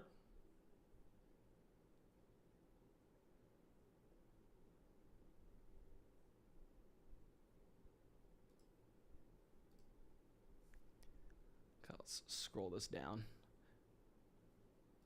Clyde Edwards-Helaire goes, if CEH would have made it to us, that would have been so exciting on this team where we needed a second running back and we had Patrick Mahomes. That would have been beautiful if we had Clyde Edwards-Helaire make it to us. It's just crazy that CH falls to this point of drafts in the first place. Absolutely crazy. Okay. Johnny coming out says, my man, I was late to the party, so apologies if you already talked through this. But what waiver pickup in the NFL was the most interesting to you, and how is it affecting drafts and waivers in fantasy? I don't know if it was even a waiver pickup. I would say the biggest moves, in my opinion, from a fantasy football standpoint, I would love to know your opinion in the live chat. Let me know what your opinion is in the live chat. But from my perspective, the biggest moves we have seen, Kenyon Drake going over to Baltimore, and what that may indicate for the health of J.K. Dobbins, who I have been very excited to draft, and also Sony Michel going over to Los Angeles, and how that may cap Isaiah Spiller's ceiling, even if Austin Eckler were to go down. I think those are going to be my biggest two takeaways. But let me know what your thoughts are. We're going to get MVS. We're going to get that stack up here with Patrick Mahomes. We're going to get Kareem Hunt, pick 97. Love taking Kareem Hunt in this range. Love the running back value in this range in general. I think when you're taking Kareem Hunt here, you're getting a running back that's finished as a top 24 guy on a points per game basis every season over the past 3. And on top of that, with Kareem Hunt, you're looking at a running back that has the contingency value, of course, if something were to occur to Nick Chubb, to potentially be a running back 1 in fantasy. So I love going through and taking Kareem Hunt here.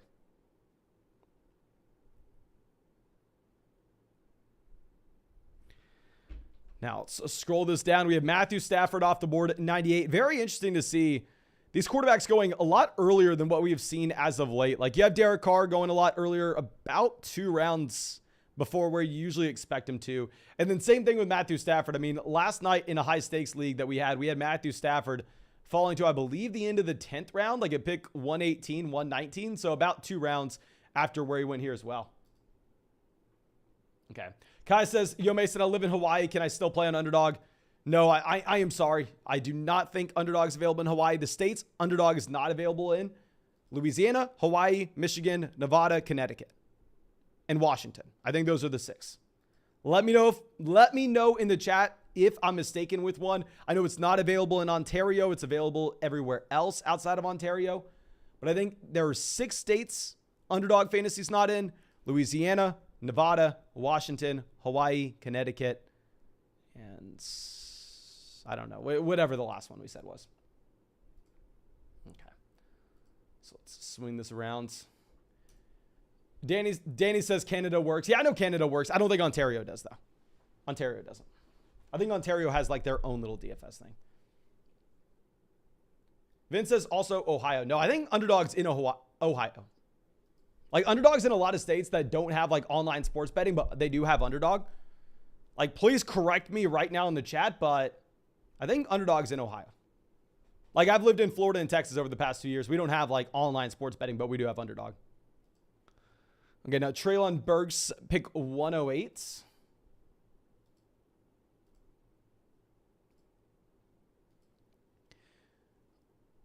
I mean, I just love that value with Treylon Burks. I just love that Treylon Burks value so much.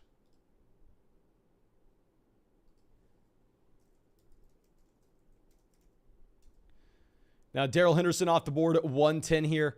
At this point, we do want some of these running backs making it back, like especially if we would have had someone like Darrell Henderson make it back to us. If Darrell Henderson would have made it back, that would have been very exciting.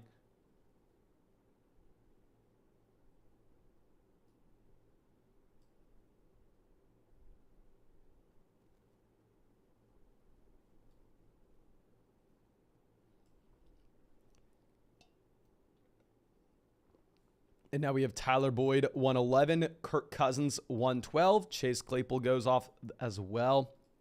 Okay. Let's swing this back around. Devin Singletary goes. Okay. We may be in an interesting spot. James Cook, y'all know, a running back that I do really like, goes here, 116. Card Muffin, always, I feel like, is taking our guys. Yeah, I really like the draft Card Muffin has had so far. Really like their draft so far. Now, Shane on the clock. They don't have a quarterback yet, but in reality, like, what quarterback would he take? I feel like taking Justin Fields here would be rich because you can probably get Justin Fields on the way back around to help us if you win Justin Fields. But instead, he goes Rondale Moore, 117.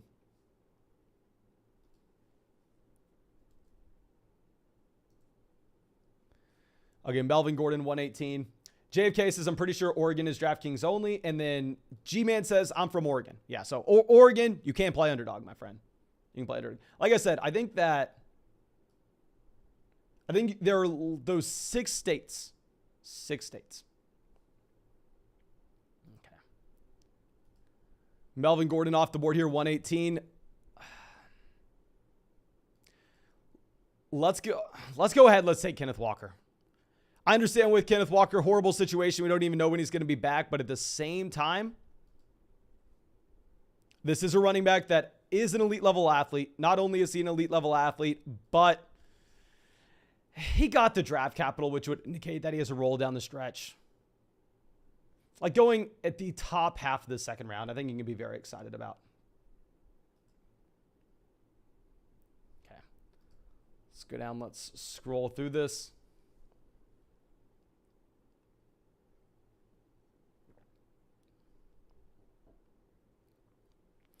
We have some tight ends off the board. Pat Frymuth goes here, 125. I really like Pat Frymuth when you get him in the 12th. Haven't been taking a lot of him in the 11th, but that's because in the 11th round, I feel like we've just been nonstop drafting Michael Gallup as of late.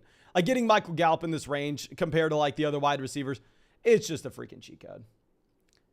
Now, I just saw someone in the chat say RIP Trey Sermon, looked up Trey Sermon on Twitter, and yeah, looks like Trey Sermon no longer with the San Francisco 49ers. Dear God. R.I.P. Trey Sermon.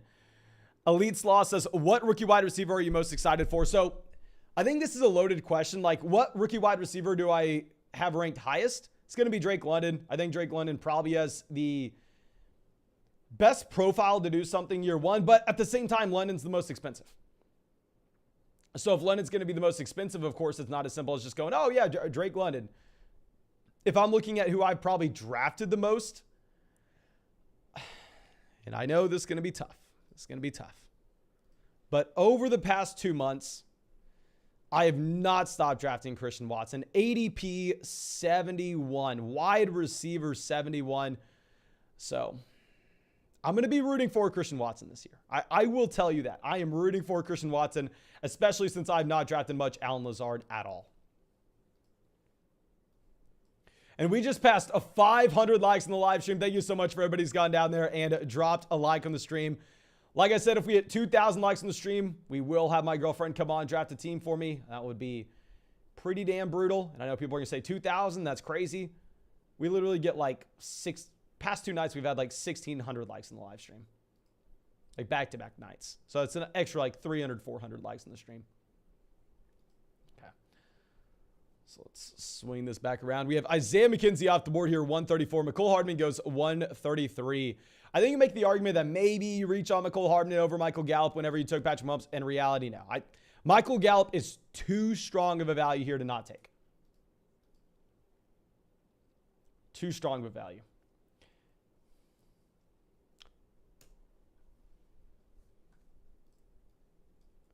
Beyond this, we have Michael Carter off the board, 138. James Robinson, 139. We are looking for some of these running backs to make it back to us. Isaiah Pacheco, what was the report on him? Land spot on roster. Okay, I think this was expected. Imagine if we had all the Isaiah Pacheco hype all offseason, and then he ended up not getting a spot on the Kansas City Chiefs. That would be brutal. Brutal, brutal, brutal. But I think that still Isaiah Pacheco has to be someone falling if we're considering the fact that Ronald Jones made the roster. If Rojo's making the roster, I think you have to lower your expectations. Okay. So at this point, not too excited about that many players in this range. Franman has 2 quarterbacks, and imagine they don't go Winston. 1 tight end in Dalton Schultz. Okay, thank God. Oh, thank God. We needed Alexander Madison with this team. In my opinion, Madison's by far and away the best value. At this point, do we go ahead and just take Jacoby Myers? What wide receivers would be available to us on the way back around? options that we're not too excited about. So let's go ahead. Let's take Jacoby Myers. I mean, with Jameis Winston, we didn't take Alvin Kamara. We didn't take Michael Thomas. We have no correlation in this New Orleans Saints offense. We didn't take Chris Olave. So I'm not too excited to draft Jameis Winston here as our second quarterback. I think we can just get a quarterback later on when we took Patrick Mahomes in the 5th or at the 4-5 turn, wherever we took him. So let's go ahead. Let's take Jacoby Myers here, 145, because this will also give us the potential shot to go through and to potentially take Mac Jones later. Okay. T-Shot says, can anyone help me? Every time I click on a link to draft, it just takes me to the App Store. What am I doing wrong? Okay, so if you go through, if you look at the link in the live chat that says join our next draft here, that is just a link for people to go sign up for Underdog Fantasy to make sure that they have their account. But for our private drafts, it will say like $3 draft here. And you go through, you click that link for the $3 draft, then you're in our private draft. So you just have to wait until we end this. Okay. So now we have Jameis Winston off the board here, 149 finally. KJ Osborne goes 147. And we are going to fire up another draft after this one, ladies and gentlemen. Because it looks like we may have to do that 24-hour live stream, I am trying to get some practice in. I'm trying to prepare ourselves mentally of what this may be like. I don't know if it's possible to prepare ourselves for it, but we're going to try our best. We're definitely going to try our best.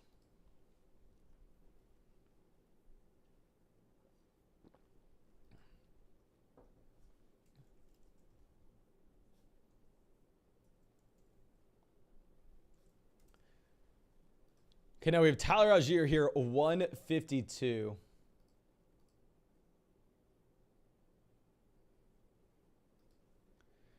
Monster 153. So we still need running backs on the way back around. I think that you would make the argument in a tournament style draft, you only draft 5 running backs with this build. But given the fact that we are not in a tournament, we are instead in a private draft. And as we've discussed so many times, you have to adjust your overall strategy. I think this could potentially be a 6 RB build when we wait until pick 97 to take our second guy, 120 to take our third. But we'll see. We'll see what value makes it to us. I think we just have to be flexible at this point.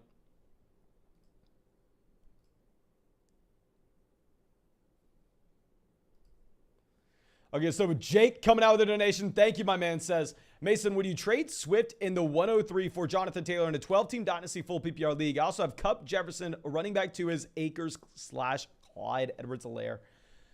So that 103 is most likely going to end up being, it's not Breece Hall. It's not Drake London. Maybe someone goes crazy and thinks they should draft Dameon Pierce there. In reality, in my opinion, it's like either Treylon Burks, it's Garrett Wilson. I mean, it's one of those rookie wide receivers.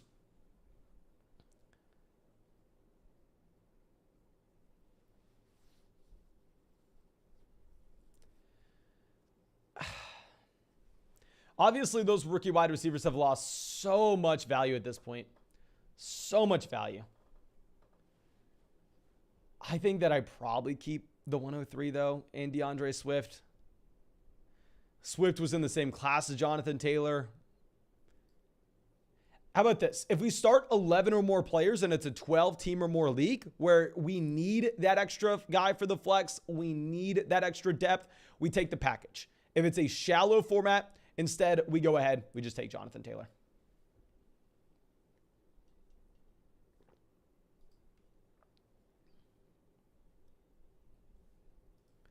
Now, Jamal Williams off the board at 162.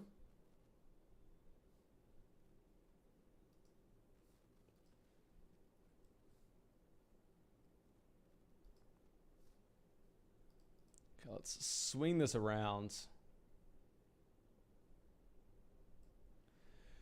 At this point, we kind of are wanting running backs, but at the end of the day, like Isaiah Spiller is a lot less appealing, in my opinion, with the addition of Sony Michel, as we've already discussed. So I don't necessarily know if we are excited to go through and look at Isaiah Spiller as an option in 168, 169. Jimmer Range coming out says that 90K getting close. Yes, sir, it is. Yes, sir, it is. I'm sure Jimmer Range. I think last I checked, you were crushing us on that 90K. But yeah, here instead, I think we just go ahead. We take J.D. McKissic. Then after McKissic, We'll go Higbee. We'll grab a tight end. I think Tyler Higbee, honestly, is very similar to the tight ends that we've seen over the past few rounds. So let's take Higbee and then possibly only have to draft 2 tight ends. But we'll see. We'll see. Yeah, Jim Arrange out here just crushing us. Almost triple the amount of subscribers as us. Triple. Okay. So let's move this down.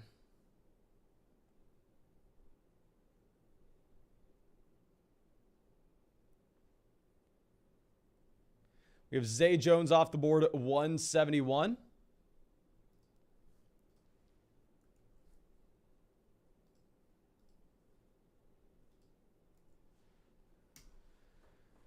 Hayden Hurst, let me know, what would y'all have done here with the turn? I think maybe you can make the argument that Brian Robinson has a higher ceiling for J.D. McKissic in the final portion of the season. And if you had the fantasy football playoffs, you go Brian Robinson. If it's cumulative scoring instead, you just go ahead and you take J.D. McKissic.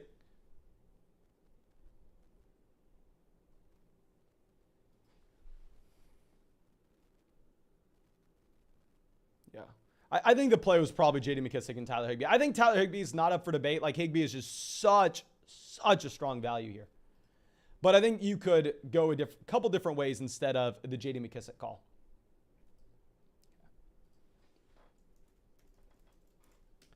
We have Sammy Watkins, 176.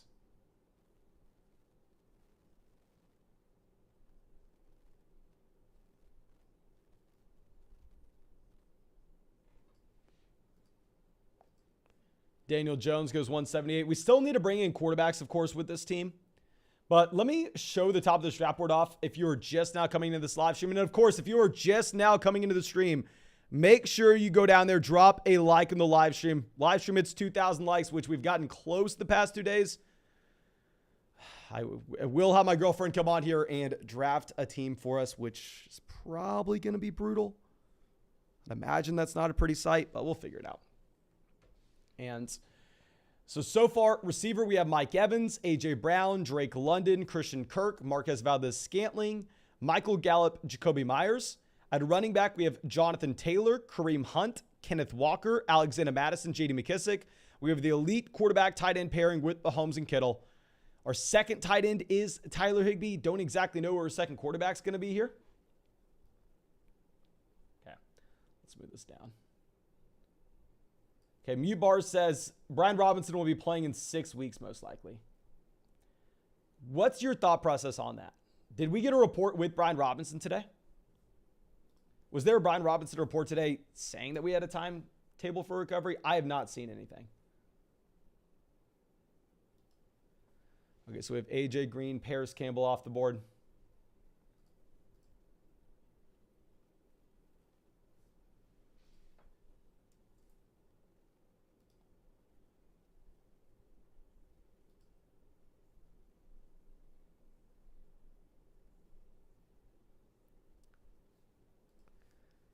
Swing this back around.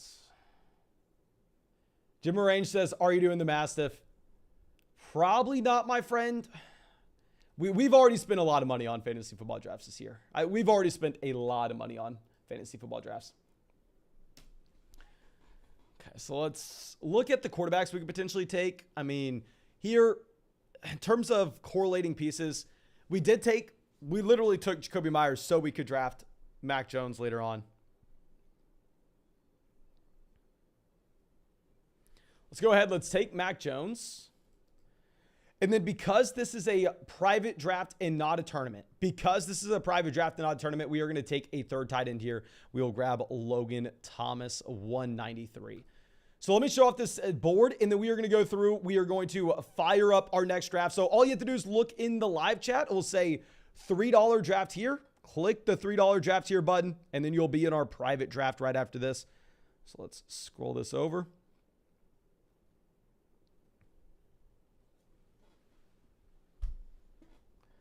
Mike Davis, 194. Mark Ingram, 195. Don't exactly know what to expect from teams after that. I mean, it is, I guess maybe we should go through and with these drafts going forward, we should show a little bit more of the 17th, 18th round selections because so many things have changed over the past 2 days. Let me see Did I draft Trey Sermon in a single draft? Let me see if I drafted Trey Sermon at all this year. Because if you did not hear, we heard earlier this live stream, Trey Sermon got cut from the San Francisco 49ers.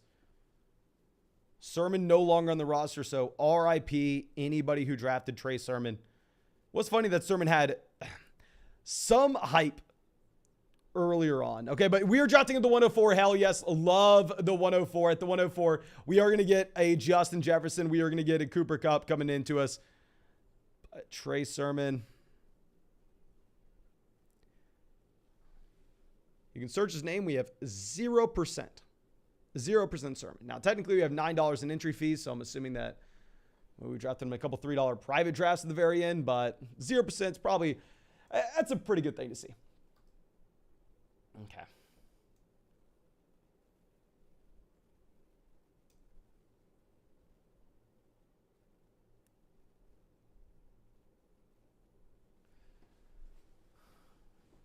Benjamin says, do you review all your best ball teams at the end of the year? Maybe that's something we can do this upcoming season. It depends how much money we end up losing. Like if I get wrecked, then no, probably not. But if we end up winning like Best Ball Mania, then yeah, we can review. Obviously joking, my friend, obviously joking. But let's swing this over. We got Christian McCaffrey, Jonathan Taylor off the board with the first two picks. We are going to go ahead. We're going to get Cooper Kupp at pick 4. Cooper Kupp pick 4 is a no-brainer. A no-brainer here. If you're playing in a shallow redraft format where you only start 2 running backs, 2 wide receivers, a tight end and a flex, then it's a little bit more difficult because the wide receiver value you'll find later on. But no, here in this kind of format, Cooper Kupp at 4 is going to be a no-brainer when you can start up to 4 of these receivers every single week.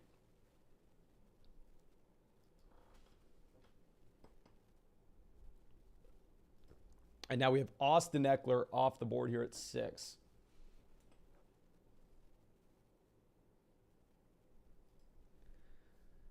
Stephon Diggs goes 7. So really not too much to discuss here. I mean, this is just a very standard draft so far on Underdog. I mean, if we're going to go through, if we're going to look at the craziest things happen, is Stephon Diggs over Derrick Henry. In reality, I think that's probably how it should be. So yeah, there's nothing to talk about. This is a very standard board. You got Devontae Adams at 9. I think with Devontae Adams, he could crush if Darren Waller were to miss time. But it looks like Darren Waller back in practice. So I think you have to be a lot more concerned about Devontae Adams than you would be otherwise.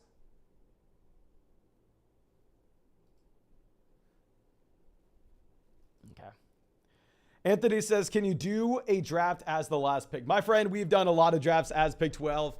One of the drafts that we've done as pick 12 is infamous, our worst draft of all time. I hate the 12 spot. It's just whatever Underdog gives us in these drafts. But real quick, we just passed 600 likes in the stream. Thank you guys so much for going down there and dropping that like. We will be firing up as many of these drafts as possible tonight. I'm trying to prepare for the 24-hour live stream. So if you want to draft with us, if you want to get a 100% deposit match, get our 2022 fantasy football rankings, get our 2022 fantasy football draft guide, make sure you go to the link in the description, sign up for Underdog Fantasy, use promo code FLOCK when you sign up for Underdog. They'll match your first deposit dollar for dollar up to $100. They'll get all those things we were talking about. And most importantly, I just really need your help to fill these drafts in that 24-hour live stream. Like, I have no idea how we are going to draft teams for 24 hours. Please, I am begging you, help me with that. Go sign up for Underdog Fantasy. Get ready to draft with us for 24 hours next week if we hit 90,000 subs on the channel, which it looks like it's going to happen, but it's not a guarantee at this point. Okay, let's swing that other draft over. Now we have Alvin Kamara, DeAndre Swift, and Najee Harris off the board here at the beginning of the second rounds. I think at this point, it's hard to know exactly what we're going to get. Interesting to see Najee Harris fall to 16, though. I mean, this was something that was happening more and more. I feel like 3-4 weeks ago, you were getting a lot of Najee Harris in the middle of the second round. I feel like that's been happening less since the casual redraft crowd's been coming in. Anthony says, get Waddle while people are concerned about his hamstring. This is what I don't get. I'll show this off right after we make our picks in the second, third round. I have not heard much about the hamstring with Jalen Waddle. Obviously, it does seem a little ambiguous, but let me show y'all the lines that you have on Underdog Fantasy right now for Jalen Waddle. So if you don't know, Underdog also does player props. Let me show this real quick. Just look up Jalen Waddle, because I literally, the first second that they dropped these for week 1, I went through and I looked up the Jalen Waddle prop just to see what they had him as given the injury. And they have a Jalen Waddle line out there as 61.5 receiving yards. So I don't know. I think that we do need to go through. Probably need to just take advantage of Jalen Waddle's dip in ADP if he is falling to you in the middle of the 4th round. I haven't seen him falling that much in drafts as of late, but if he does begin to fall, I think we should probably be taking him. Okay. So Nick Chubb off the board, 27. We're going to go ahead and we're going to grab a wide receiver here. I mean, I don't care too much about the practice sport T. Higgins. We're getting T. Higgins 28. I think it's strong value. I'm not going to overthink it. And then Adam says, I just found your channel today. Do you do this often? Yes, sir. Yes, sir. We do this every single night. We are out here live streaming drafts on Underdog Fantasy. Every single night we're doing this for like 3 hours. But I'll say we may do this one for 4 or 5 just so we can have some practice. I really need to have some practice here for that 24-hour stream. I'm nervous.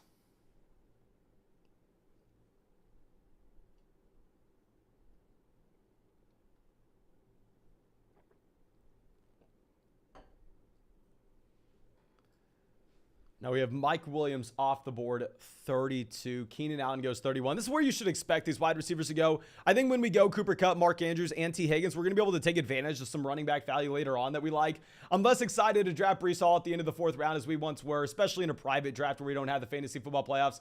I'm definitely a whole lot less excited to go through and draft J.K. Dobbins in round 5 now that you have Kenyon Drake coming over.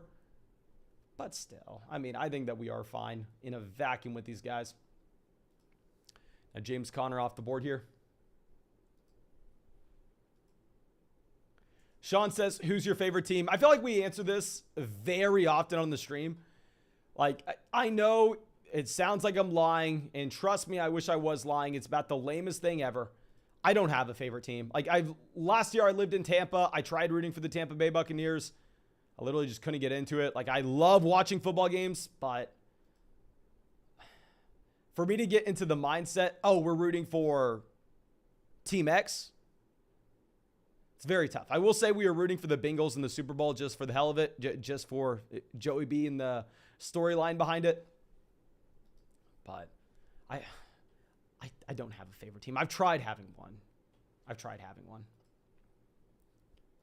Now we have Hollywood Brown off the board, 39. Cortland Sutton, 38. Gabriel Davis, 37. The Captain Falcon coming out says, just started watching you. Dropped a like. Thank you, my friend. And if you just found this channel this week, we've asked this a couple times in the live stream this week, but it is very important for me. So please, please, please let me know. If you are new to the flock this week, how did you find the channel? Was it YouTube recommending a rankings video? YouTube recommending a live stream? Maybe through YouTube Shorts? Through TikTok, through Instagram? Let me know how you found the channel. Let me know how you found it. Okay.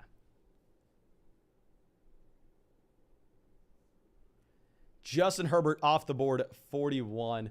Let's swing this back around. Juju Smith-Schuster. Really funny because literally, like, these are half PPR drafts where I'd argue that Juju's probably a little bit less appealing than he would be in full PPR. And if we look at his ADP here on Underdog, you have Juju Smith-Schuster as like the wide receiver 23, whereas in those casual redraft leagues, you had Juju Smith-Schuster as like a low-end wide receiver 3, high-end wide receiver 4. So even though we made that video today calling Juju Smith-Schuster a must-draft player in your casual redraft leagues, I'm not drafting him a ton on Underdog because I don't think this format's as good for Juju Smith-Schuster, and his price is so much higher. But Dan coming out every single night, thank you, says, what's up, Mason? Great to draft with you as always. So I think Drake got brought in for more replacement to Gus Edwards. I'm drafting Dobbins still every chance I can get. I'm hoping I am hoping that's the case, my man, because you know I have drafted a lot of J.K. Dobbins. I mean, over the past like 6 weeks in particular, we've been taking a lot of Dobbins. Let me see what percentage Dobbins I have. Okay, I thought we had way more J.K. Dobbins than that. I thought we had way more Dobbins. But anyway, we only have 9% Dobbins, but I feel like we've been drafting him in significantly more drafts than 9%. Maybe it's just because we weren't drafting him at the beginning of the offseason. I don't know. I don't know. I'm worried with what this means with Dobbins' health, though. I can't lie to you.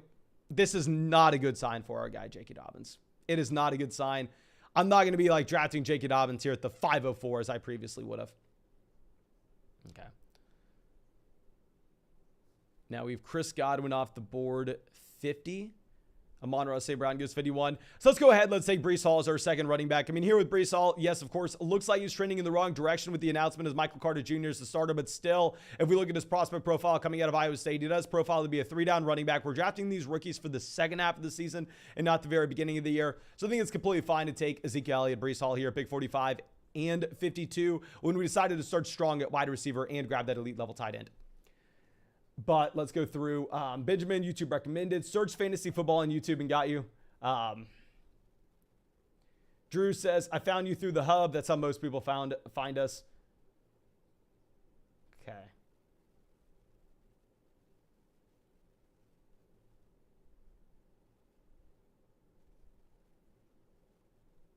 Thank you, guys.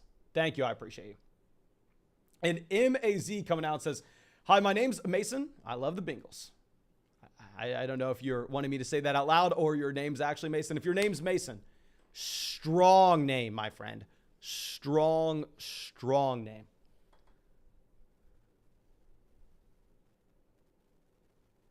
Okay, Killa says, thoughts about the Austin Eckler value now. With Eckler, I think that he probably goes back in a range where on Underdog in particular, this was a running back that we were passing on a ton early on in draft season. Like legitimately, I think we only have like 4% Austin Eckler because we were taking Stephon Diggs at 6 every single time. But when you had the Isaiah Spiller injury news, all of a sudden I was in a spot saying, oh no, with Austin Eckler, I think you can take him at 6. I think you can take him over Stephon Diggs. Now that it looks like Isaiah Spiller's at practice and Sony Michel's coming in, I do think you have to be a lot more worried about Eckler. I think you need to be significantly more worried about Eckler. He does not belong in tier 1 with Jonathan Taylor, Christian McCaffrey anymore, in my opinion. I think he probably drops back down to tier 2 right alongside Derrick Henry, Joe Mixon, Najee Harris, and Dalvin Cook. Those are my tier 2 running backs. But let me know what you think. Do you still keep Austin Eckler as that tier 1 player with JT and CMC? Or are you dropping him down to 2 with not only the news that you have Sony Michel coming over to Los Angeles, but on top of this, we also have Isaiah Spiller actually at practice and looking like he's going to have that role. Okay.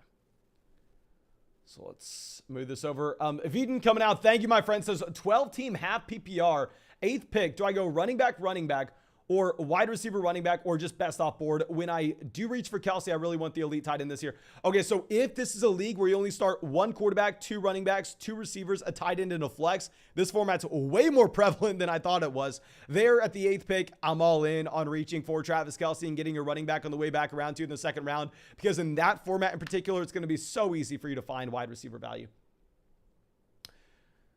Okay. The highlight says, Flock first pick. I get CMC or Jonathan Taylor. Hurry, I'm up. Go ahead. Take Jonathan Taylor over Christian McCaffrey. Take Jonathan Taylor over CMC. I think CMC probably has a higher ceiling in a full PPR format. He definitely has a higher ceiling in a full PPR format. But Jonathan Taylor's missed 1 game over the past 5 years. And that 1 game was due to a COVID close contact. Give me JT. Now we have David Montgomery off the board here, 64.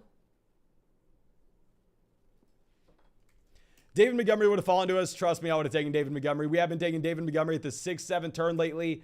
We are up to about 10 to 11% of our drafts having David Montgomery, even though at the beginning of the offseason, when he was going at the beginning of the 5th, we really weren't taking him anywhere. We have started drafting a decent amount of him. Now, J.K. Dobbins off the board here, 66. Dobbins would have been a player I would have 100% drafted as well. Rashad Bateman falling a decent while. Very interesting to see this fall with Rashad Bateman here. Daniel says, what's up? Carved Muffin 253 here. I hate you being in these drafts. That's my man. And Carved Muffin is always a very, very tough drafter to go against. Now, Alex goes Darnell Mooney.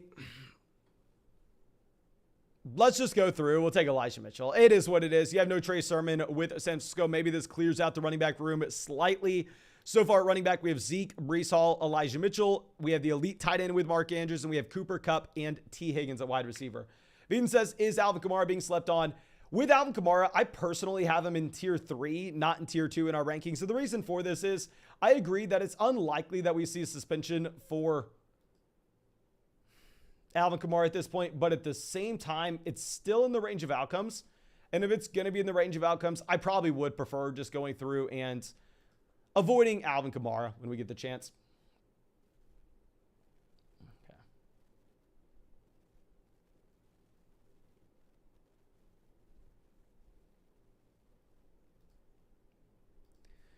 Now we have DeAndre Hopkins, 73. So, yeah, going back with Kamara, like if you get him in the middle of the second round, great. My issue is we've seen people paying up and taking him instead at the very end of the first or the beginning of the second. Okay. Edmonds off the board. We're going to go ahead. We are going to get our guy in Devonta Smith here as our third wide receiver. I mean, with Smith, a very bad situation. He has serious target competition with both A.J. Brown and Dallas Goedert. I mean, personally, I think that Dallas Goedert is a very, very talented tight end. But still, at the same time, I mean, with Devonta Smith, he was possibly one of the best wide receivers in college football history. Going into year 2 after a somewhat impressive first season, if we're considering the context of the offense, I'm completely fine drafting Devonta Smith here at 76. Okay.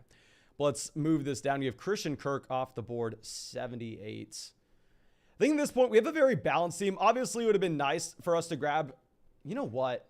I'm stupid. We took Higgins. Why am I not taking Joe Burrow at 76?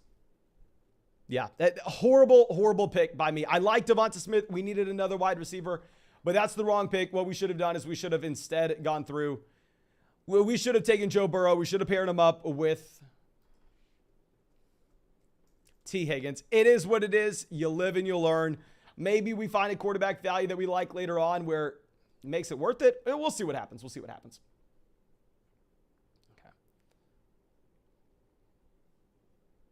So we have Clyde Edwards-Helaire off the board here, pick 82. CH, someone that we've been drafting a ton at the 7-8 turn. As I've discussed, though, I am slightly more concerned now that we have 4 running backs going into the season. 4 running backs going into the season here for the Kansas City Chiefs. Ronald Jones makes the roster. Isaiah Pacheco makes the roster. Jarrett McKinnon makes the roster. Obviously, Clyde Edwards-Helaire does. So I do think we have to adjust slightly. We're not panicking or anything, but I do think that we have to move him down ever so slightly. Like we have decided to go through and move him down behind Dameon Pierce. We've thrown in the towel. We have ranked Dameon Pierce now above CEH, but Dameon Pierce here goes 61. Too rich for me on Pierce, but I would love to know your thoughts on that. Okay. Let's scroll this over. And we are about to pass 700 likes in the stream. Thank you guys for everybody going down there and dropping that like. Like I said, if we hit 2,000 likes in the live stream, which we should be live for like another 2.5 hours, so there's a real good shot that we do it. If we hit 2,000 likes in the stream, I think last night we got 1,600, same thing the night before that.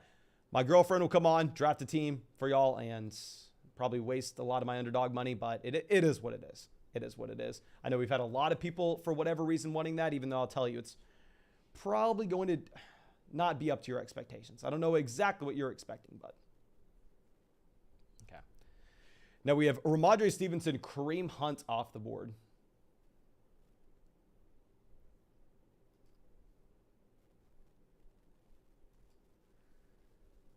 I don't necessarily think... Oh, Josh Jacobs is still... Oh my gosh, guys. I'm not going to lie to you. I was drafting Josh Jacobs in the 6th round earlier this offseason. We've been buying the discount in the 7th round as well. If Josh Jacobs is now a running back going in the 8th, oh dear God. Oh dear God. We've made a massive mistake. We've made a massive mistake this offseason. But now it looks like we're probably going to get a wide receiver value making it to us here. So yeah, it was probably a bad call to go through and take Devonta Smith over Joe Burrow where we did, because looking at the quarterbacks on the board, like, I don't think we take Stafford here, even though we have Cooper Kupp. But we'll see what happens. Joe on the clock. They have Allen at quarterback, running back Austin Eckler, Javonte Williams. They go Kadarius Toney here, 91. Let's see what Alex decides to do.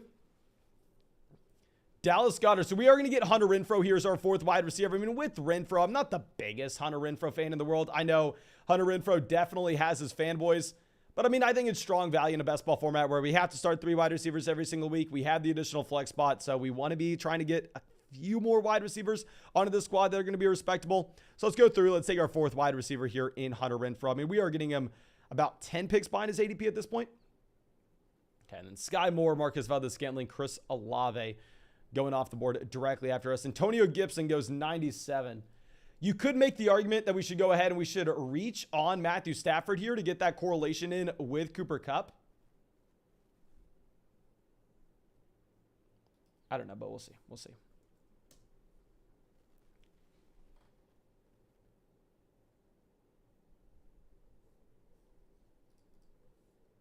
Let's swing this over. Damian Harris off the board. We're going to go ahead. We're going to take Robert Woods. So how I've been breaking down the Tennessee Titans wide receiver room is essentially if you're playing in a league that you're just trying to chase the highest ceiling possible, like a tournament draft on underdog, or maybe just a shallow redraft league. If we're chasing the highest ceiling possible, I think that's actually going to belong to Treylon Burks out of these 2 wide receivers. However, if we are going to instead go through and just look for a player that probably has the highest median projection, I think that you could say that we have a higher floor, probably a higher median projection overall just for Robert Woods. So let's go ahead. Let's take Robert Woods here as our 5th wide receiver. I mean, I think at running back, we are fine with the combination of Zeke, Breece Hall, and Elijah Mitchell. We have the elite level tight end in Mark Andrews. And now at wide receiver, we have Cooper Kupp, T. Higgins, Devonta Smith, Hunter Renfrow, and Robert Woods. Sold by Shook coming out. Happy to see you out here, my friend. Says, how's your day, brother? Going, brother? It's going great, my friend. It is going great. Trying to practice for the 24-hour stream. I'm going to see how many subscribers we currently have. Because I think that it looks more and more likely that we are going to hit 90,000 subscribers. That we are going to do this 24-hour live stream. Yeah, 87257. So I'm no mathematician, but we're like 2,800, 2,700 away. How many days left do we have until the season? Okay, the 1st, 2nd, 3rd, 4th, 5th, 6th, 7th, 8th. Yeah, so 7 days. We need like 2,700. Yeah, we've been getting significantly more than 400 subscribers a day. It looks like we may end up having to do this 24-hour live stream. So we're trying to practice for that right now. That we may get a 5-hour stream going here. Adam coming out says, Brian Robinson avoiding the PUP is absolutely wild. I know, like, talk about it, man. Like, my wrist hurts a little bit and I can't go to the gym for a week. And Brian Robinson gets shot and he's potentially not even going to miss a month of football. Like, are you kidding me? Like, dear God, I'm sitting here crying about having to do a 24-hour live stream. The man gets shot and is possibly going to be back for the first month of the season. That is absolutely wild. Absolutely wild. Now we have Joshua Palmer, Rondale Moore going off the board at 109, 110.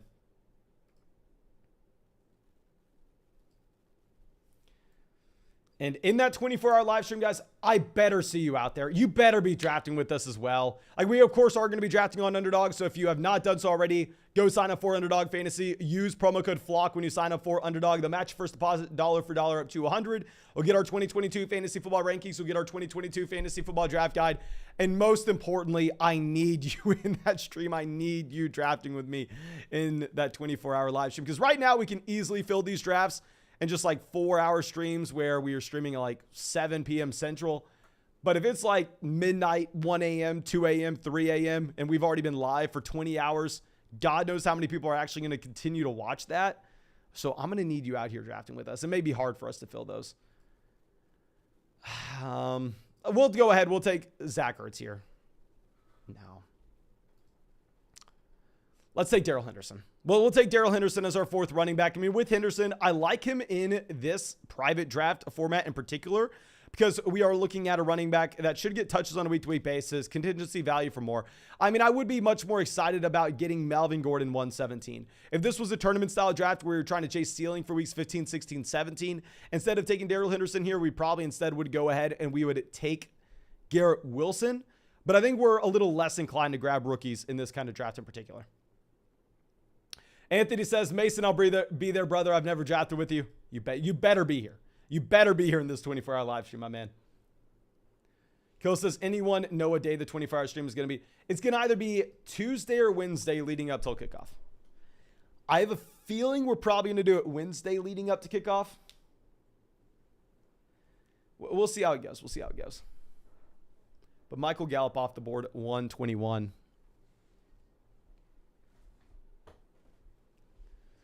Let me know, what do y'all think would be best? I've been advised not to do this, that this would be too hard. But what do you think about if NFL kickoffs like Thursday at 7, we go live Wednesday at 7? And we run all the way until NFL kickoff, 24 hours straight. What would y'all think about that? The issue is, like, how would my sleeping pattern be? I don't know. I don't know. And also, I would not be able to watch the game because I'd have to go to sleep right away. Let me know, when would you want the 24-hour live stream? Kyle coming out. Thank you, my friend. Says 20-person Guillotine League, second pick. Any advice? I believe I remember you talking about this league last year. But here, if we're looking at a 20-team Guillotine League, I'll be the first person to admit I have not played in this league before. I have not played in this kind of format. Does this league run into the NFL playoffs? Or at the beginning of the year, do multiple people get knocked out in an individual round? Or does that happen at the end of the season? I'm not exactly sure. I am much more willing to go with a very balanced draft approach in a Guillotine League, especially a 20-team league. I'm willing to go with a much more balanced approach. It's going to be tough in a 20-team league because obviously it's going to be very difficult to get quarterback. I don't exactly know how your league mates are going to draft, but if you think you can still get access to a quarterback with an elite level ceiling like a Trey Lance at the 2-3 turn, that may be something you have to do because you don't know if you would even have a quarterback available to you coming back around to the 4-5 turn. Okay. Elliot says, do a 24-hour stream, but start at 10 p.m., then stop at 7 and just watch the game on stream with your face cam so we can watch the games with you. I like that idea. We may do that. We may do that, my friend. We may do that. I really like that idea. Soren says underdog drafts close at like 5:40. Let me look at when they close. I don't know what time zone you're referring to, but we go Garrett Wilson 114. I think Garrett Wilson, why we were talking about that we would have drafted him in a league with a fantasy football playoff tournament in the 10th. Still love grabbing him in the 11th round. I mean, obviously it's a bad situation being a part of the New York Jets, but at the same time with Garrett Wilson, he's an elite level talent. I think that at the end of the day, maybe it's a good idea. Just go bet on the talent here with Wilson. And yeah, closes at 5:30 on the 8th. Looks like Best Ball Mania is probably going to fill, though. I just checked, 84% filled.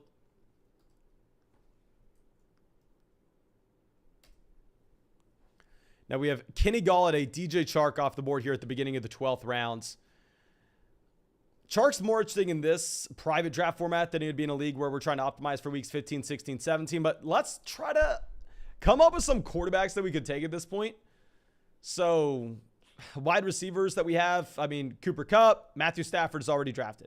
Higgins, Joe Burrow's already drafted. Devonta Smith, Jalen Hurts is already drafted. Hunter Renfrow, Derek Carr's already drafted. I guess the only passing down players that we have where their quarterbacks have not been drafted are Robert Woods with Ryan Tannehill and Garrett Wilson with Zach Wilson.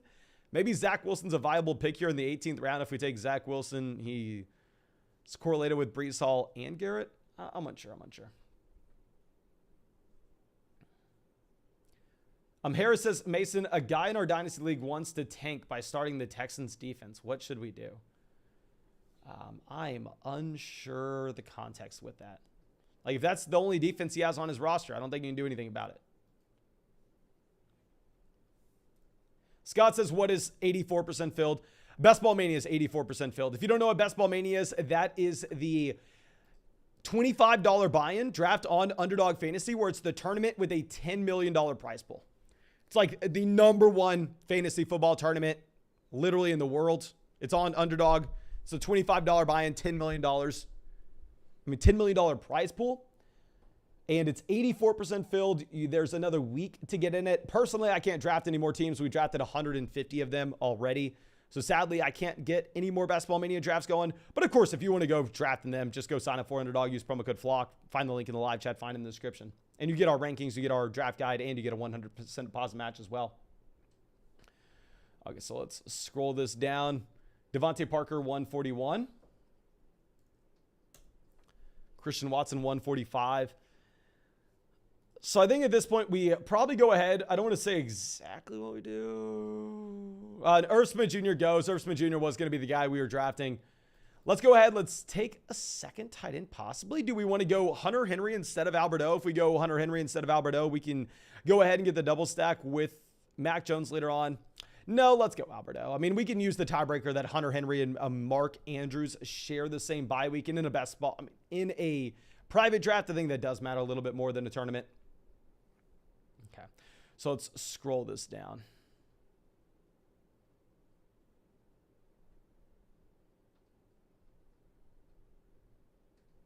Tua Tagovailoa off the board here, 149. Okay, real quick, I'm actually going to run to fill up my water. Should only take me about 10 seconds.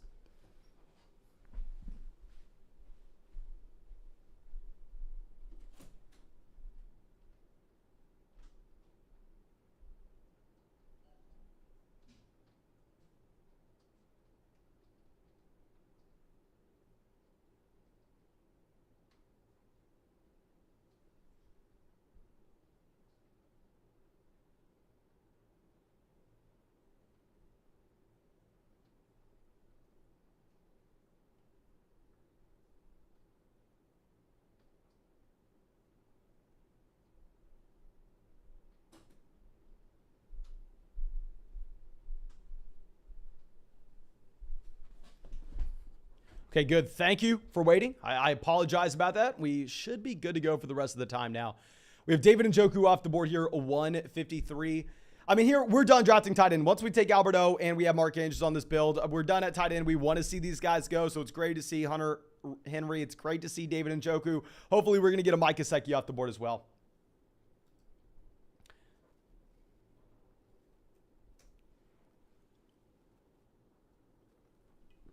Okay, so Wandale goes 154. Interesting to see Khalil Herbert still available here. Khalil Herbert is a running back that had the injury scare a little while ago, but it looks like he should be 100% good to go coming into the season. Don't exactly know why he's falling here.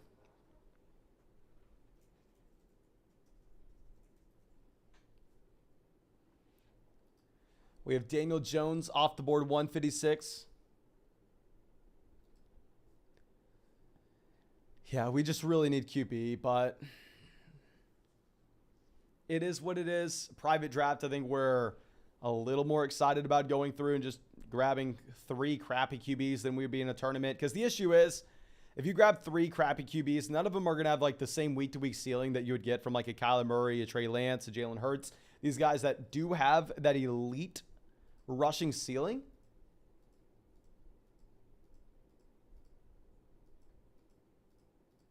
So it's a tough spot to be in a tournament style contest if you do not have that player.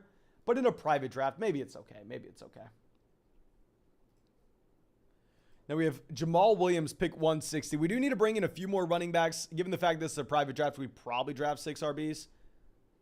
Zamir White, obviously a player that's been moving up draft boards. Zamir White, not someone I've drafted a lot either. Like, we've definitely come out here. We bet on Josh Jacobs over Zamir White, which a lot of smart people have said to do the exact opposite. Mike Gesicki off the board at 161. That's great for us. Robbie Anderson goes 162. Jarvis Landry 163. So I think we're going to go ahead. We're probably just going to grab a running back here at the end of the 14th rounds. Like, I really like Jameson Williams in that tournament style contest here. It's going to be a little tougher because Jameson Williams is going to miss the beginning portion of the season.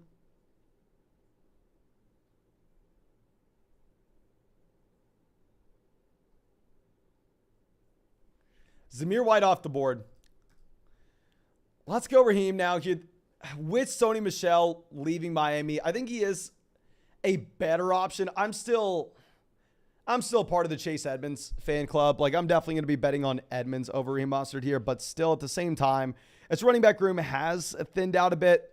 Should be a team with an improved offensive line, and he should be getting touches on a week-to-week basis. If he's getting touches on a week-to-week basis, I think he's an okay pick here.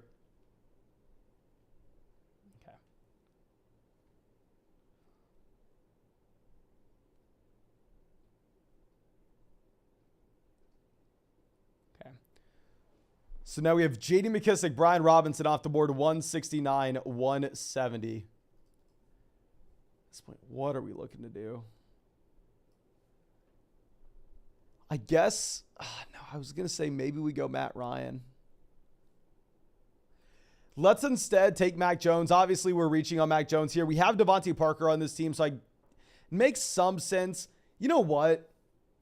Actually, now that we say this out loud, Tyrion Davis-Price was probably the right call now that we have no Trey Sermon in San Francisco. I definitely think that clears out the running back room a bit. And with the Tyrion Davis-Price, I think he's probably a much better talent than Jeff Wilson. But we are about to pass 800 likes in the stream. Thank you so much for everybody who's gone down there and dropped a like in the live stream. If we hit 2,000 likes in the stream, we are going to have my girlfriend draft a team for y'all, which I don't know why people have showed interest in wanting to see that, but I mean, it is what it is. All that's going to happen is she's going to embarrass me and light our buy-in on fire, but let's move this over.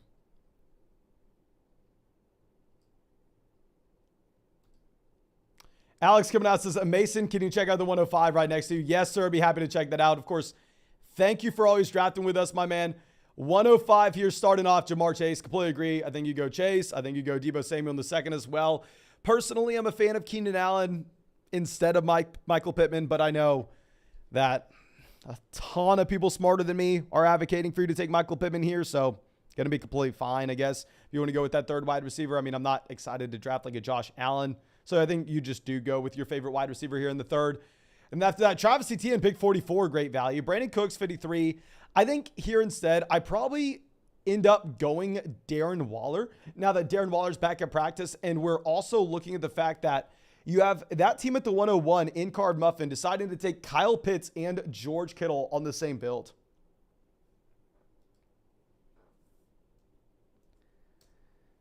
So if we have George Kittle and Kyle Pitts on the same build to that other team, I possibly, at least personally, would have been a little worried about tight ends going early. I think Darren Waller's a much more exciting play than Brandon Cooks, to be honest. Then Darnell Mooney, 68. Great value with Darnell Mooney at 68. Joe Burrow, 77. Love the pick to pair up with Jamar Chase. I think we honestly gave you a gift. I think we should have gone Joe Burrow. You go Dallas Goedert, maybe because you're worried about those tight ends going a little early. James Cook, 101. Really like it. Melvin Gordon, 116. Perfect. Hate that you sniped us on it. Romeo Doubs, 125. Personally, I haven't been drafting a lot of them here. I think I do prefer I probably even prefer like a Jahan Dotson, Pat Frymuth, these guys that go directly after him, or maybe reaching on Justin Fields, get that second quarterback that has rushing upside with the Darnell Mooney stack. Then Rachaad White, 140 I like, 149, Tua Tagovailoa. I guess Tua does fall considerably past his ADP here. And maybe you were hoping that you were going to get Mike Gesicki on the way back around 164, but you get Zamir White and then Gerald Everett. I like the team. Really, the only pick that I personally wouldn't have made would have been the Brandon Cook selection. Mark says 2,000 likes and your girlfriend does the Mastiff. Oh, dear God, no. We'd have to have like 10,000 likes in the live stream for my girlfriend to draft a $2,500 team. Oh, dear God, that would be brutal. Now, Jerick McKinnon off the board at 186. Carson Wentz goes 187. We still need quarterbacks, obviously. I mean, our one quarterback's Mac Jones here. If we were looking at quarterbacks that we could potentially bring in, I mean, Tannehill's an okay option because with Tannehill here, we have Robert Woods. I think that I'm not worried about Malik Willis at all taking starts from Ryan Tannehill this upcoming season outside of a Ryan Tannehill injury. Jason says, did you do the Mastiff? No, I have not done the Mastiff. I probably won't do the Mastiff either. Okay. So let's move this over. Aiden says, any major ranking changes from recent trades and waiver wire pickups? Nothing massive. I think you probably have Austin Eckler falling back down to tier 2 RBs. I think we have to move J.K. Dobbins down a little. I am worried about Dobbins. I think we probably have to bump up Tyrion Davis-Price. Outside of that, let me know, what is the biggest update y'all are making in fantasy football right now with what news we've had specifically over the past 2 to 3 days? Let me know, over the last 2 to 3 days, what is the biggest storyline, in my opinion, in your opinion, and how it affects fantasy football value? Devin Duvernay off the board here, 194. Let's fling this over.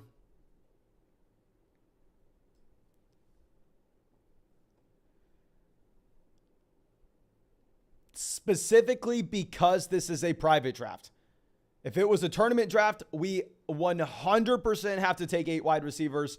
We don't even think about it. We have Cooper Kupp, T. Higgins, Devonta Smith, Hunter Renfrow, Robert Woods, Garrett Wilson, Devontae Parker. But specifically because this is a private draft, not a tournament, we're not chasing the elite level ceiling.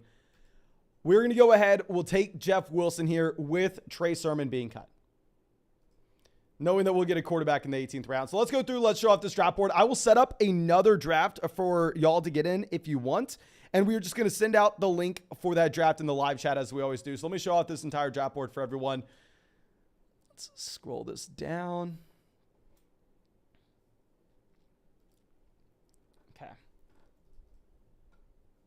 It's going to be just a $3 private draft on Underdog. Don't go try to join through the public lobby. Literally, you're only going to be able to join through the link in the live chat. Just says a $3 draft here. Click that link and you'll be in. If you click it fast enough and you have good enough Wi-Fi. Now let's move this over. Cameron says Rex Burkhead up. Oh, okay, dear God. I don't necessarily think that's something worth talking about. What's the realistic ceiling that we have with Burkhead?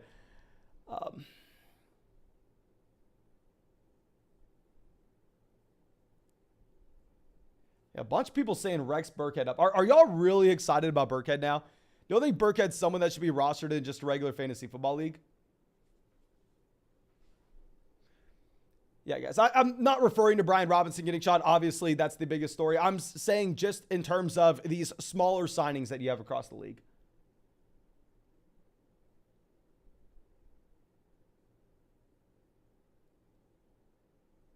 Marcus says Eckler falling because of Sony, question mark. Yeah, a couple different reasons Eckler's falling. So we always had Eckler in a range where we weren't really too excited to go through and draft him on Underdog in particular. Like, I only have 4% of Austin Eckler on Underdog. And that's primarily because we've been drafting Stephon Diggs at 6 over him instead.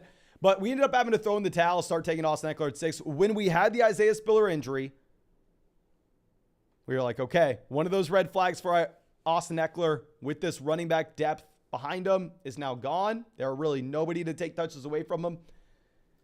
But now that Isaiah Spiller is healthy, not only is he healthy, but at the same time you have Sony Michel coming back in, I think it's hard to see Eckler getting to 20 touchdowns again. I think it's very hard to see him getting to 20 touchdowns yet again. Okay.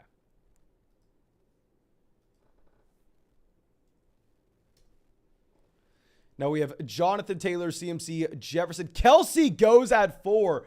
We have a team out here very, very excited to draft Travis Kelsey. Super interesting here.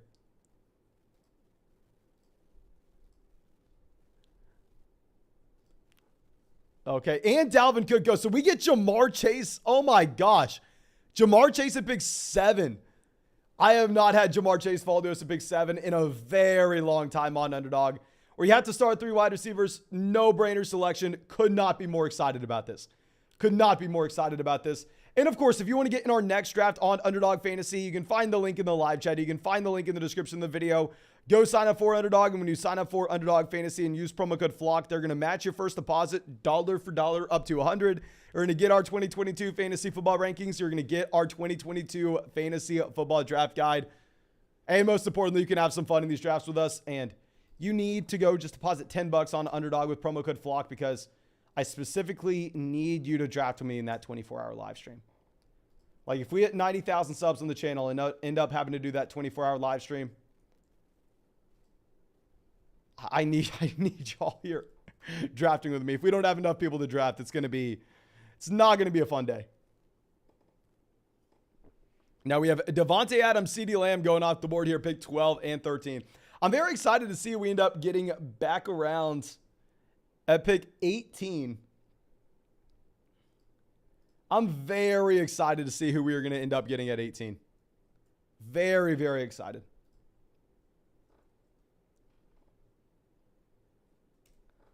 Saquon Barkley, Najee Harris off the board. So it looks like we are going to get one of these running backs paired up with Jamar. I really like this, I think, with Jamar Chase. He does have wide receiver 1 overall in his range of outcomes. If we are correct in how we expect the Cincinnati Bengals to possibly change their pace of play this upcoming season. So hell yes, give me DeAndre Swift and Jamar Chase through the first 2 rounds. I am very excited about this. Very excited. Jonathan coming out says, in a 2 wide receiver league, should I draft a running back over Jamar Chase? Specifically, if your league, okay, if you have 2 wide receivers and 2 flex spots, no, you still go tier 1 wide receiver. You still take Jamar Chase in the first. But if your league is only 2 wide receivers and 1 flex, there you do need to change your rankings. You need to adjust to your format. And there in that league in particular, we would probably take a running back over Jamar Chase, even though it's not exciting. Okay.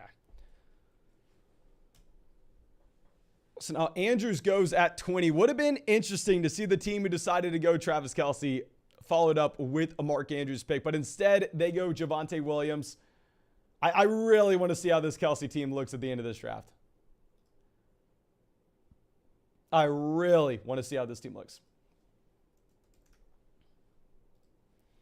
Okay, so Javonte Williams off the board here, 21. Mike Evans goes 22. Correct me if I'm wrong, but I believe we got Mike Evans,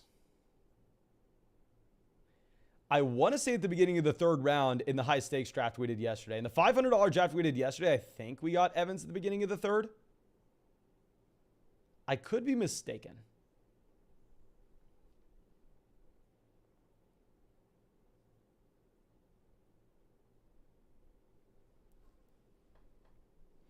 Okay, so T. Higgins off the board here, pick 25.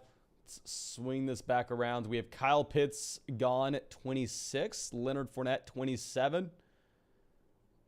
I think we probably end up with one of these Los Angeles Chargers wide receivers. Y'all know there is definitely a preference I have between the 2. I kind of do want to... Actually, no. I know what we're going to do in the 4th round because I want to play a clip for y'all. It'll be fun for the live stream. I know what we're going to do in the 4th.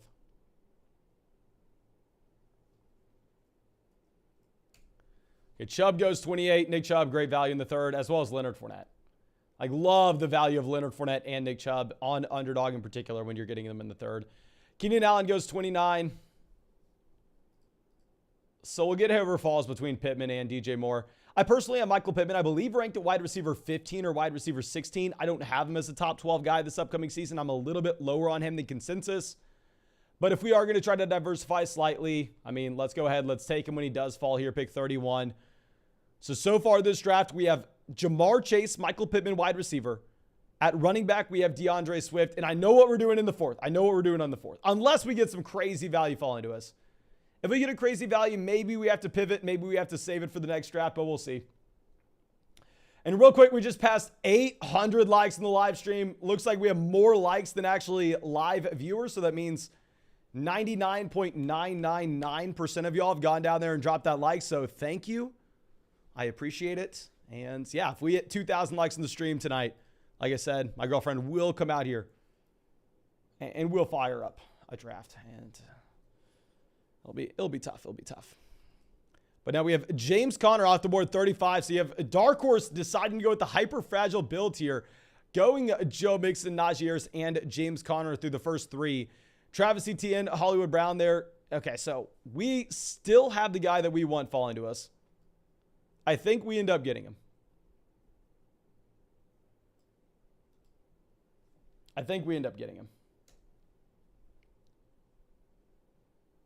Jelly Pump out here in every single draft with us every single night. Decides to go, Jerry, we were taking Judy. Never mind. I guess we don't get our guy in Jerry Judy. Gabriel Davis goes to Dan there at pick 40. Dan, also someone else that's out with us every single night. Justin Herbert off the board. So we'll go Allen Robinson. Our plan was to go Jerry Jeudy in this round, but it is what it is. I mean, we do have Jerry Jeudy, I believe, ranked at wide receiver 18. Allen Robinson ranked at wide receiver 24. So I'm not getting Allen Robinson a ton in these drafts, but if he's going to fall to this range, sure, we'll take him. Okay. Griffin says, how's your dog doing, bro? The dog's doing great. The dog is doing great, even though it is raining outside right now, so it's going to be tough to take her to the bathroom. Now, we have Deontay Johnson off the board at 43.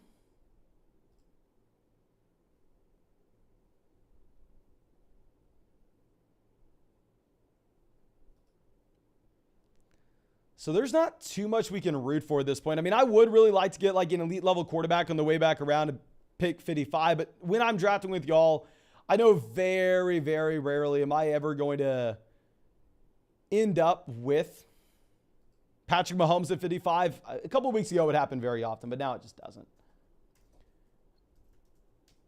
Now, Breece Hall, 49.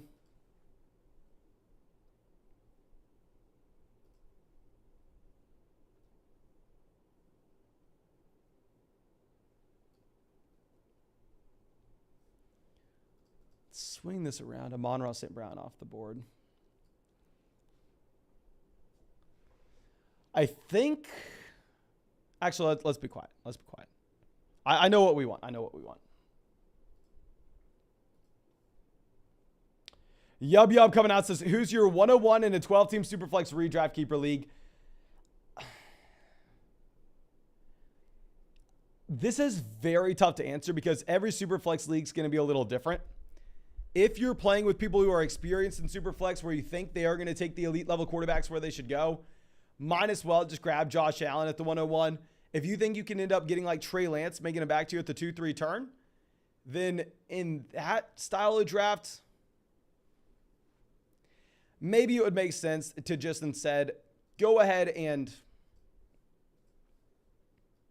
I hate to say this, but go ahead and just take Jonathan Taylor if you think you were going to get Trey Lance falling to you at the 2-3 turn, because obviously Josh Allen has the upside to break fantasy football. It's either Josh Allen or JT, depending on what you think your league mates are going to do. Okay. So we go Cam Akers here, 55. I understand any smart person on the planet is going to tell you, Mason, you got to look at the history of torn Achilles for running backs. These guys can't make it back. Cam Akers is not going to pan out here. I understand the thought process. I'll say you're probably right, but I'll have to learn this lesson for myself. I mean, here with Cam Akers, he was a round 1 pick before the injury last year. I think that we are getting a discount on him, and I think I want to take that discount as well. Okay. So now we have Jalen Hurts off the board, 59. We were hoping that we were going to potentially get one of these elite level quarterbacks on the way back around, whether that was a Jalen Hurts or Kyler Murray. There's still an outside chance we get Kyler. There's only one team between us that doesn't already have the elite level QB.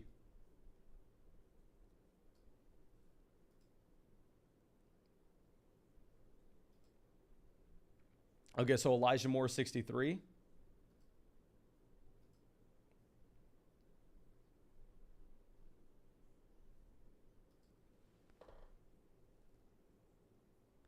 Brandon Ayuk off the board. Very early for Ayuk. I mean, I'm not going to come out here and say it's that bad or anything. We're going to be locked into Kyler or David Montgomery. I think here you do have a tier drop after these players. And I'm assuming that we're going to get Kyler Murray considering the fact that the team before us already has Justin Herbert. And they have the double stack with Herbert between Austin Eckler and Mike Williams as well.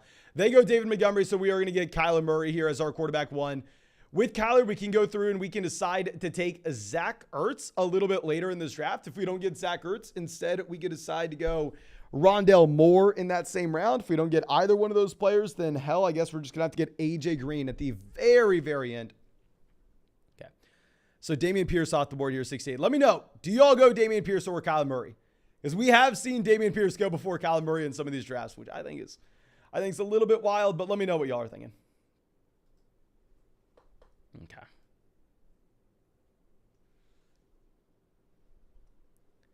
DeAndre Hopkins off the board at 69. Hopkins in this format's not going to be someone I'm looking at, considering the fact we don't have the fantasy football playoffs. Now, Elijah Mitchell, 71. And real quick, I also do want to show you all this because it is a pretty big day. This is the first day that Underdog has launched their pick'ems for the regular season this year.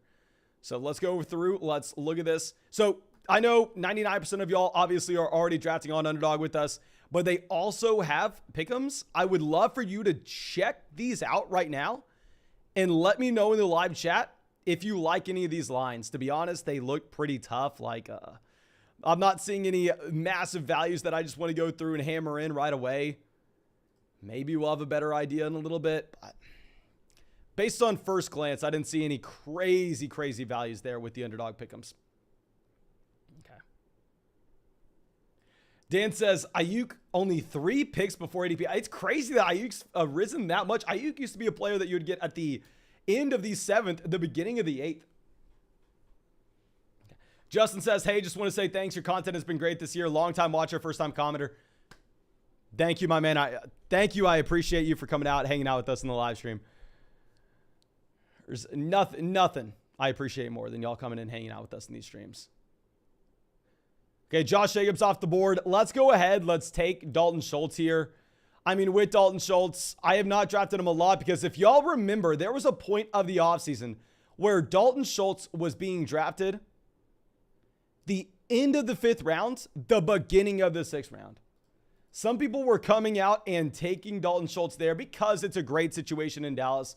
I think Schultz should have never been drafted there. I do think that Dalton Schultz should be going a considerable amount behind these tight ends like George Kittle and Darren Waller, because we used to live in a world where literally like George Kittle specifically and Dalton Schultz went within like 5 picks of each other.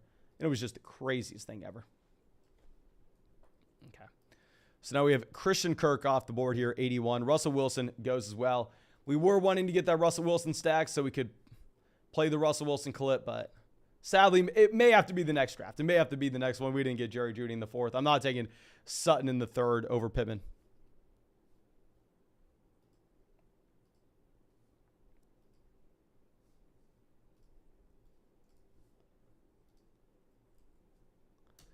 Now we have Kadarius Toney off the board here, pick 86. I think we have a very balanced team. Like, there's nothing that we're sitting here begging that we get here, pick 90. I don't think we can take TJ Hawkinson because, as we discussed when we drafted Kyler Murray here, we were hoping that we were going to get Zach Ertz later on. So if we want to get Zach Ertz later on, it's going to be impossible for us to take Hawkinson, because if we take Hawkinson and Schultz on the same build, we're done at tight end.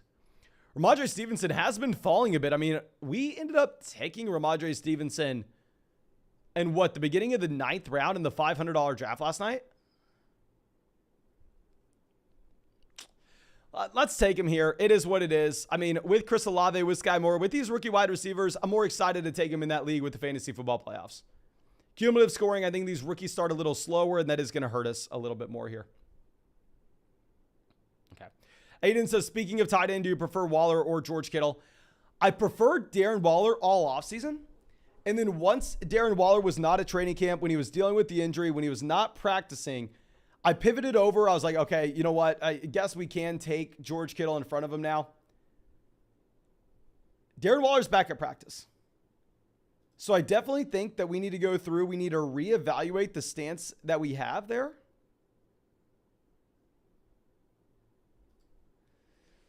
Because if Darren Waller's back at practice, then he's kind of in the same situation where we had him a while ago over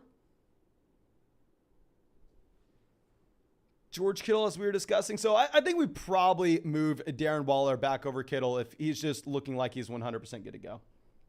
Like, I think Kittle's a significantly more talented tight end. I just think that there's way more passing volume available in San Francisco if we're just looking at how run heavy the 49ers should be.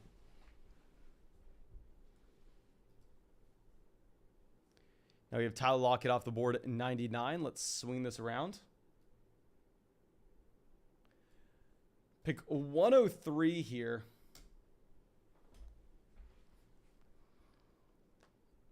Oh. I feel like we are put in a tough spot. Maybe we go Damian Harris. Maybe we just get every single New England running back touch until Bill Belichick decides to throw a wrench into everything.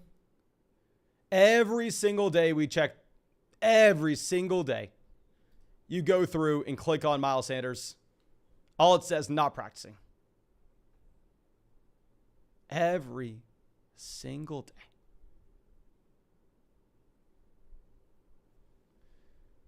With that being said, it's pick 103. Let's take Miles Sanders. It is what it is. We're going to be hunting wide receiver value later. Right now on this roster, we have Jamar Chase, Michael Pittman, Allen Robinson, a receiver. At a running back, we have DeAndre Swift, Cam Akers, Ramondre Stevenson, Miles Sanders. We have the elite level tight end in Kyler Murray. We have an okay tight end in Dalton Schultz when he falls past his ADP for us here.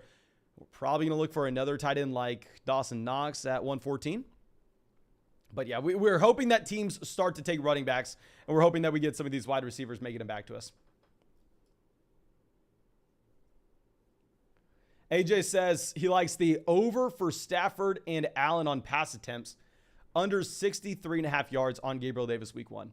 So when I'm going through, when I'm building out my underdog pick'em slips, I am never going and betting like an over on a quarterback and then an under on their wide receiver. Like I would never bet like over on passing yards for Josh Allen and then under on passing yards on Gabriel Davis.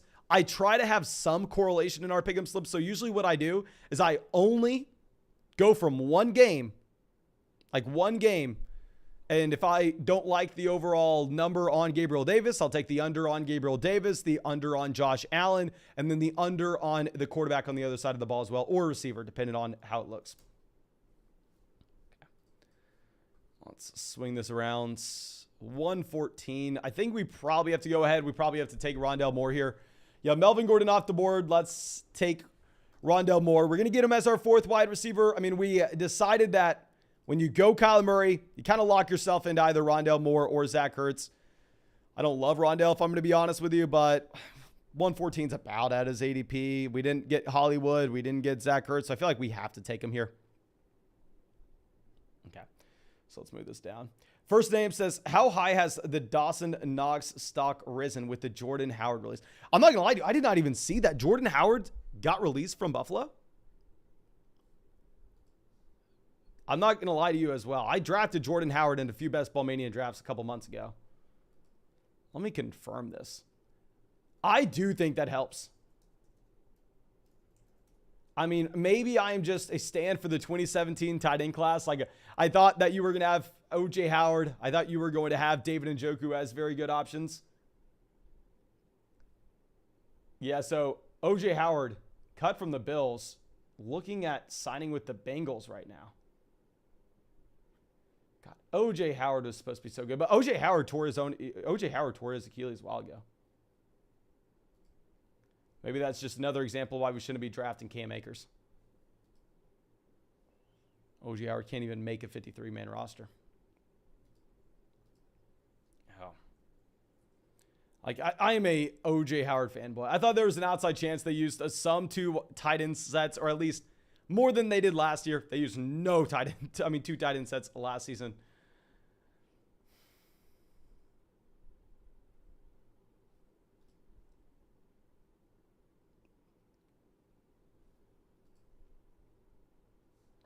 Swing this back around. Jahan Dotson goes 124. Romeo Doubs 125.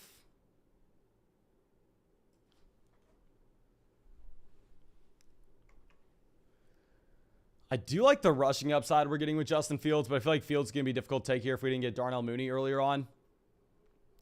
We need a wide receiver. Honestly, I'm not a massive Joshua Palmer guy in this range, but I think he fits the bill. It's going to be hard for us to take a running back when we already have 4 of these guys, and I felt like we spent a decent amount of capital with them, with Swift, with Akers, with Stevenson, with Miles Sanders. With this being a private draft, I probably want to draft 6 running backs if we can.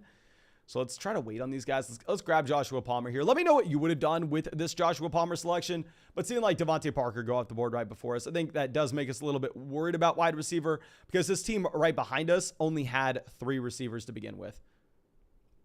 Okay, so Pat Frymuth off the board 129, one of my favorite picks in this range. Justin Fields goes 131. Like we said, Justin Fields does have the rushing upside. Last year, I hated Justin Fields in fantasy, but now you're getting him at a much cheaper cost. And I think that he could possibly be Jalen Hurts where he's not necessarily a great real-life NFL quarterback, but he's great in fantasy given the rushing ceiling.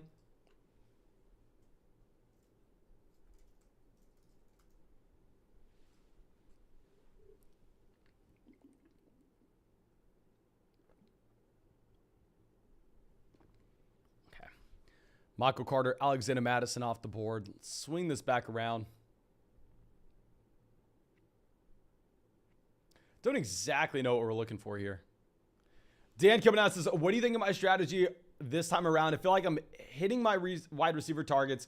Just got to go tight end heavy in the late rounds. Could be a winner here. Okay, let's go through and let's check this out, my friend. But first, let me make my own selection. I don't exactly know what we want. I think we probably end up reaching on a guy, especially now that Rachaad White's off the board. Dan goes Rachaad White. I think we're going to reach on Irv Smith Jr. here. I think if we have Irv Smith Jr. and Dalton Schultz on the same roster, we're not going to have to take another tight ends. I think that we probably do see a teardrop after. And where all of these wide receivers are the same for me. I mean, I would even say that the wide receivers in rounds 13, 14, I like maybe some of them more than the guys who we'd have to take here in the 12th. So let's go Irv Smith Jr. And then let's check out Dan's team. Dan was picking at 9. Started off with Derrick Henry, Alvin Kamara at running back, and goes with the elite level quarterback, Josh Allen. So a very unique build here. Going Josh Allen, not on the Stephon Diggs team. Going no receivers through the first 3. And then afterwards, slamming in Gabriel Davis for the Josh Allen stack. You know, I'm not a massive Gabriel Davis guy, but people who are significantly smarter than me are. Beyond that, we have Chris Godwin, pick 57. Love the Chris Godwin pick. Great Chris Godwin selection. And then after that, Brandon Ayuk, 64. Christian Kirk, 81. Julio Jones, 112. We have the quarterback stack between Brady and Godwin. Running back, we have James Cook, Rachaad White as those rookie running backs that should have access to elite level offenses. And at the same time, receiving roles in those offenses. And yeah, I guess you have Josh Allen here to correlate with James Cook as well. And you have Tom Brady to correlate with Rachaad White. And I didn't even notice you took Julio Jones on that Brady team. I really like this team, my friend. I really like this team. I don't even think you're that desperate at tight end when you have Pat Frymuth. I think it's a great build. Assuming that Gabriel Davis lives up to your expectations. Personally, I don't love the Gabriel Davis expectations, but we'll see.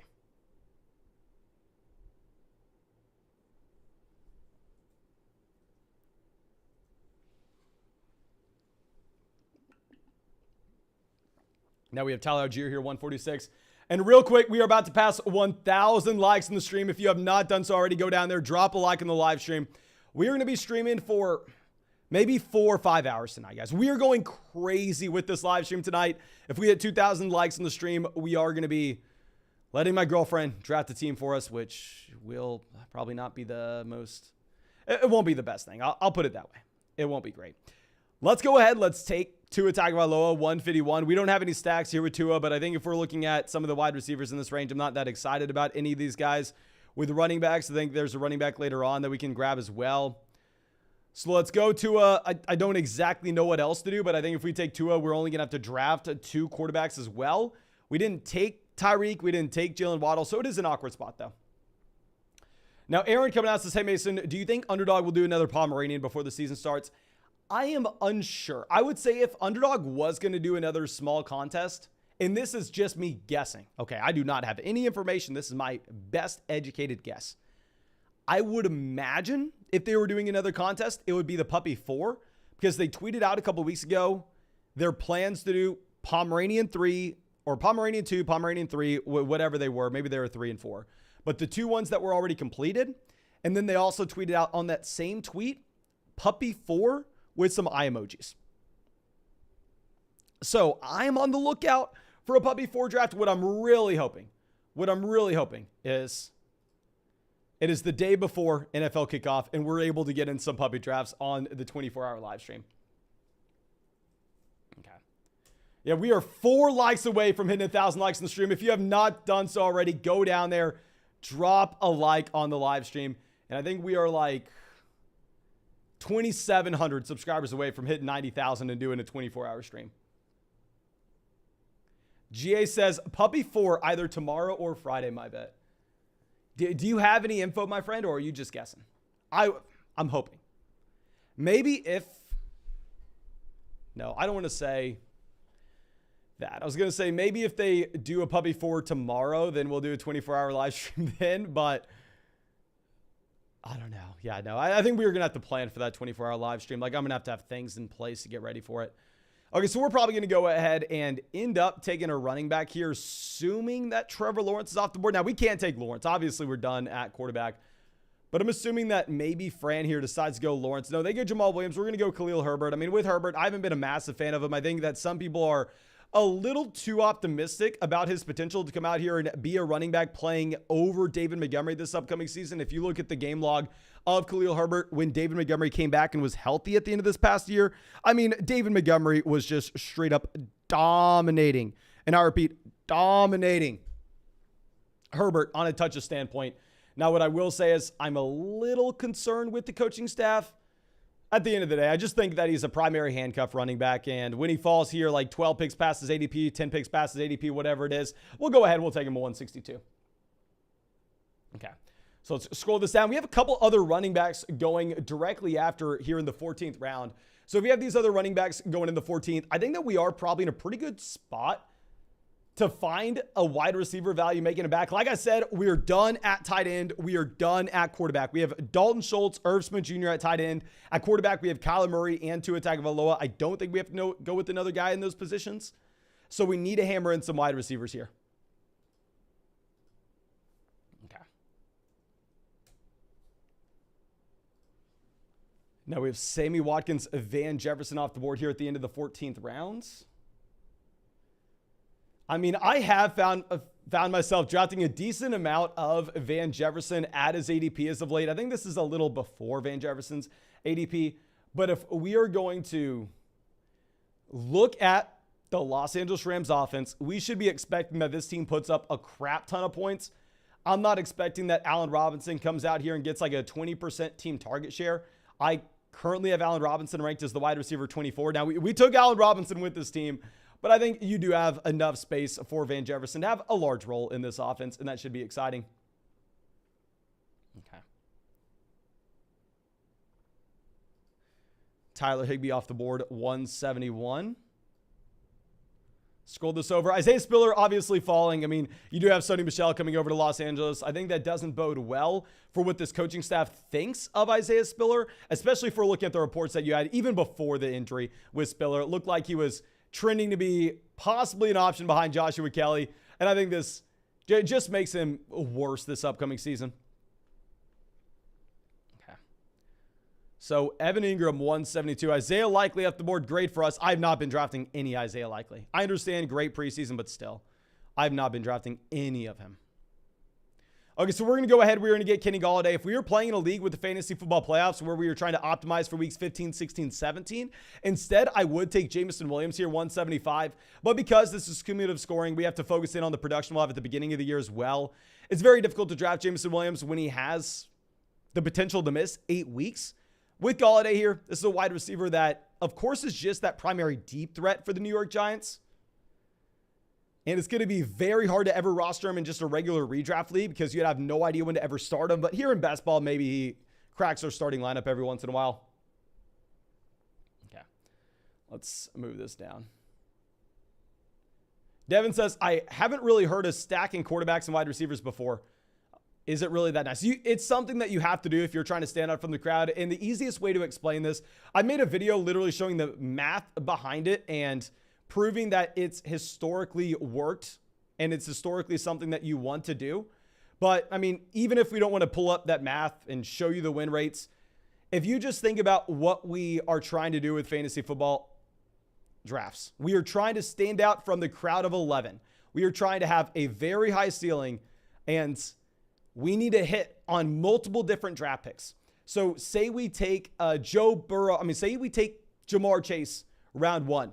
If Jamar Chase fails, we're probably not going to be the one team out of this 12-team league that ends up winning. And if Jamar Chase succeeds, it's more likely that Joe Burrow succeeds as well. So when you bet on Jamar Chase, it's really easy to just make that one concentrated bet. Take Joe Burrow later as well, because when you take Joe Burrow later, you're saying, okay, I just think that the Cincinnati Bengals offense is going to be better than expected. And if you get that one thing right, you're hitting on multiple bets. You probably made a good pick with Jamar Chase. You probably made a good pick with Joe Burrow. So it's a very easy way to just get some correlation in here. It's going to lower your floor, but it's also going to raise your ceiling. Okay. Let's swing this around. So we have a decent amount of quarterbacks falling here. You have Daniel Jones plummeting past his ADP.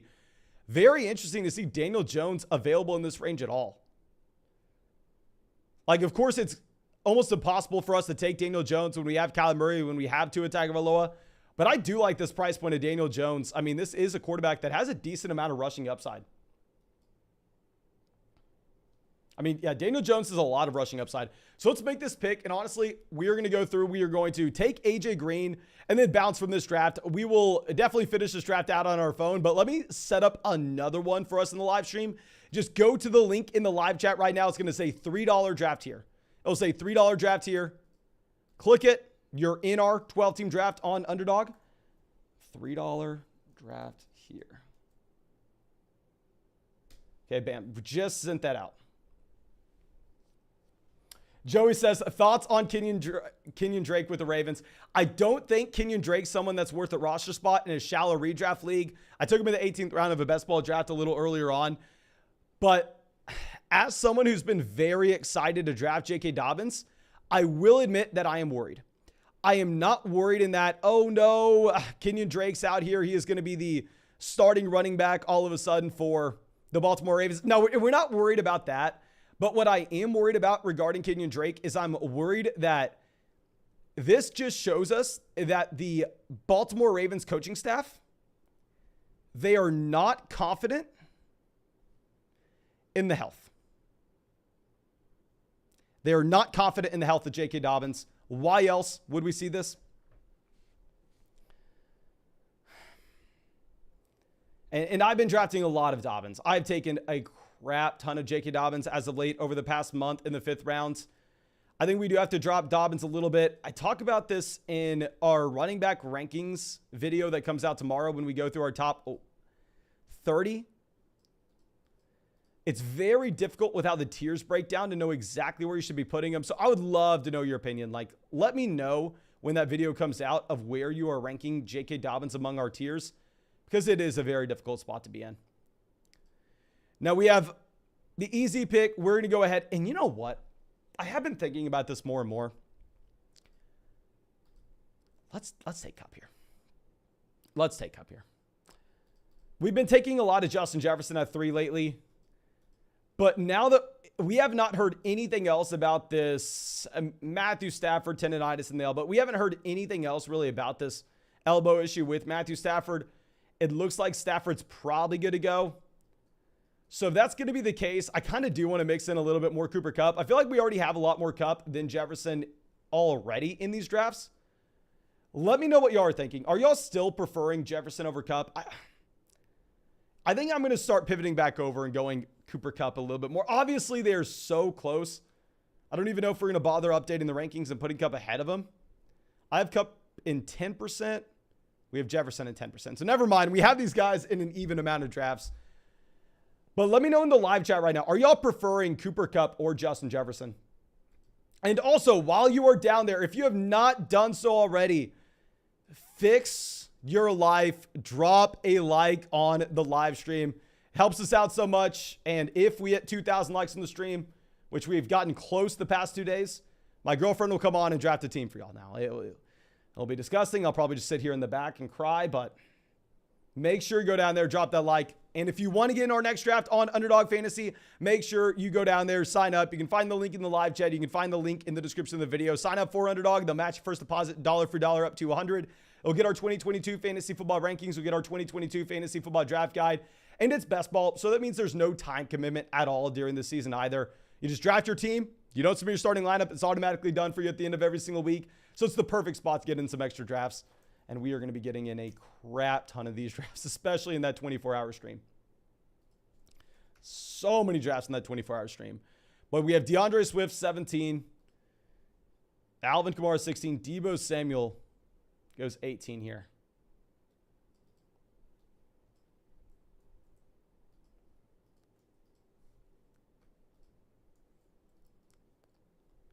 We're going to go ahead. We're going to take Tyreek Hill. I mean, people have been a lot more excited about Tyreek Hill as late, given the fact that he had that impressive performance with Tua Tagovailoa in that one playoff game. I'm not going to be overreacting because one deep reception for Tyreek.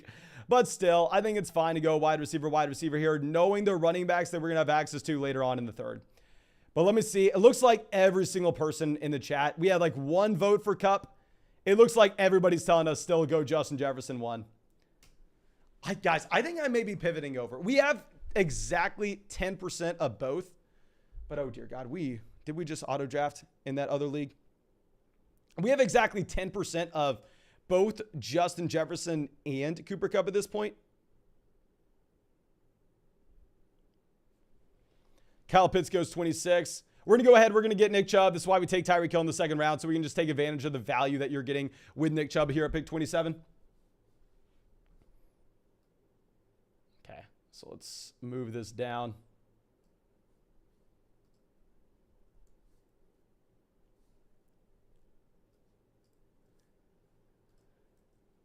So it looks like we had Dog coming out here saying that they would have rather had T. Higgins. I'm sorry, guys. I know it's just my lizard brain. I know I'm an idiot, but when I see Nick Chubb in the third round in a half PPR format, I draft Nick Chubb in the third round. We went wide receiver in the first two so we could get this Nick Chubb value in the third. I'm not going to complain about this whatsoever. I'm not even going to be thinking about it. Like maybe if we would have gone like Aaron Jones or something the second, then we go T. Higgins there.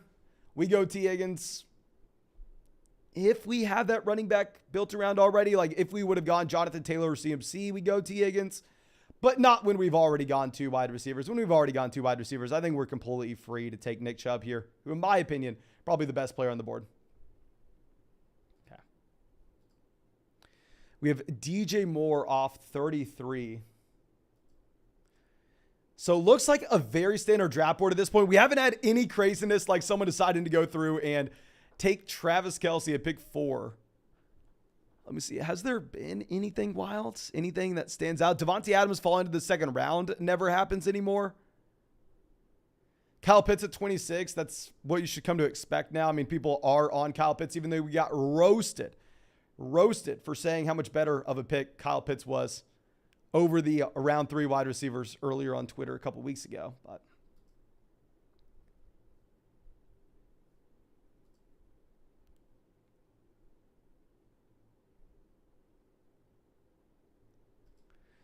Gabe Davis goes 38, so never mind. I guess a team that we do want to continue to track.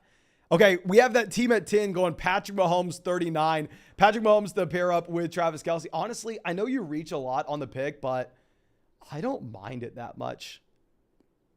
I mean, getting the tight end 1 overall, potentially paired up with, I said potentially, the quarterback 1 overall in that stack.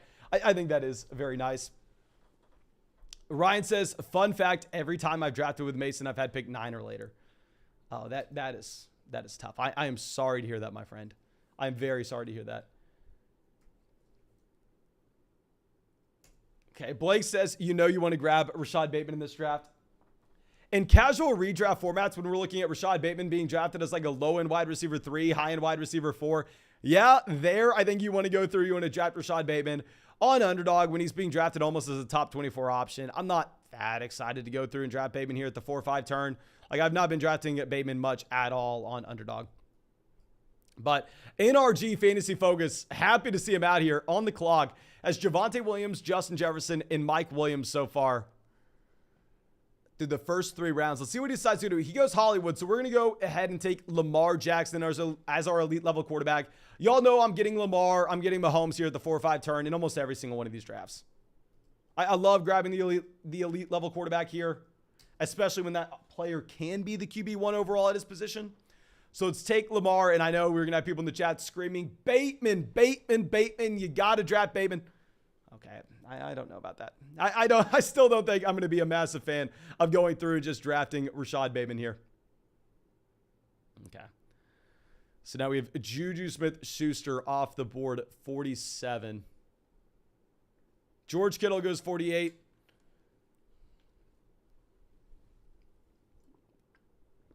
Jalen Hurts going does help us. A team did have A.J. Brown, so it makes sense why they decided to go ahead and they decide to draft Jalen Hurts. But there's one player that I want. Give him to us, Dan. Dan probably snipes us on him. Dan so far is CMC, Mike Evans, Juju Smith-Schuster, and Kyle Pitts. He goes Deontay Johnson. He snipes us on our guy. I know every smart person on the planet says you don't take Breece Hall in the 5th. I get it. I understand why. I mean, it looks like Michael Carter Jr. is going to have a large role at the beginning of the season. But, hell, at the end of the day, we're looking at Breece Hall as an elite running back prospect where I do think that he does have running back 1 upside down the stretch this upcoming season. We're getting him in the 5th. We'll be fine taking him here. I think in the 6-7 turn, we'll have some options at wide receiver that we like. So let me know what y'all think of this draft so far. I know most people would prefer us to go ahead and take Rashad Bateman at pick 51. I'm not a massive fan of Bateman over Breece Hall, though. I'm not a big fan of that, if I'm going to be honest.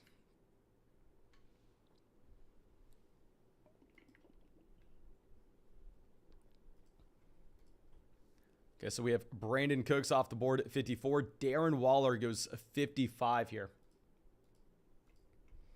JFK says, Bateman's not a guy you want to reach for at his current ADP. No problem taking him at the late 50s, early 60s. Yeah, I mean, when Bateman does fall to the beginning of the 6th round, I take Rashad Bateman.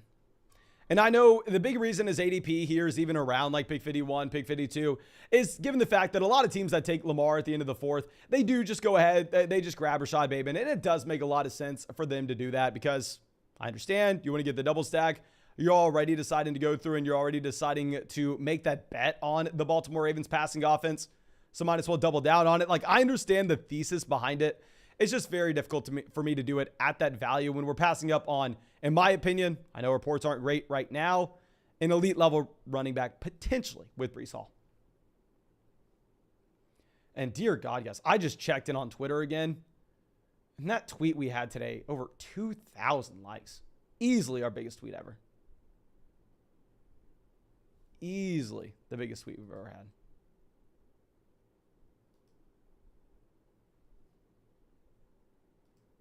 Wild.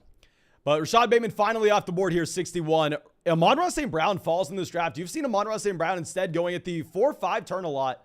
Have not seen St. Brown so much here at the 5-6 turn as you had a couple months ago. Like a couple months ago, this is where you would expect to get Amon-Ra St. Brown. Okay. Joe says, don't take Cam Akers again, please. I know y'all don't. I know nobody likes the Cam Akers pick. I know. Let me see how many drafts we've taken Akers in. I feel like we've taken Cam Akers in a decent amount of these, if I'm going to be honest with you. If I had to take a guess on our percentage of Cam Akers in these drafts, 11, 12%. Never mind. We have Akers in 9%. Now, it looks like we've been taking him a lot as of late in the high stakes drafts. We weren't doing high stakes drafts earlier this offseason. All the high stakes drafts we've done pretty much have been this month. So based on how many entry fees we have into Cam Akers, we are heavily invested. So I'm assuming we've grabbed him in a decent amount of high stakes formats, but we'll see. Okay. Brandon Ayuk off the board, 69. With Ayuk off the board, we're going to go ahead. We're going to reach on Drake London. We'll take London here as our wide receiver 3. Pairing up potentially the running back 1 in this year's class, as well as the wide receiver 1 with Breece Hall and London. Dan coming out, of course, thank you for everything. Dan says, to be fair, I was going for Lamar and you sniped me. Says, feel like we may do that a lot this draft. Yeah, I mean, still, Deontay Johnson was my guy. I was really hoping we were getting Deontay Johnson on the way back around. Now let's see what we are going to be looking at. 75. Y'all know I'm not really taking Allen Lazard here at the 6-7 turn ever. Like, I've not been drafting Lazard. Edmonds is off the board.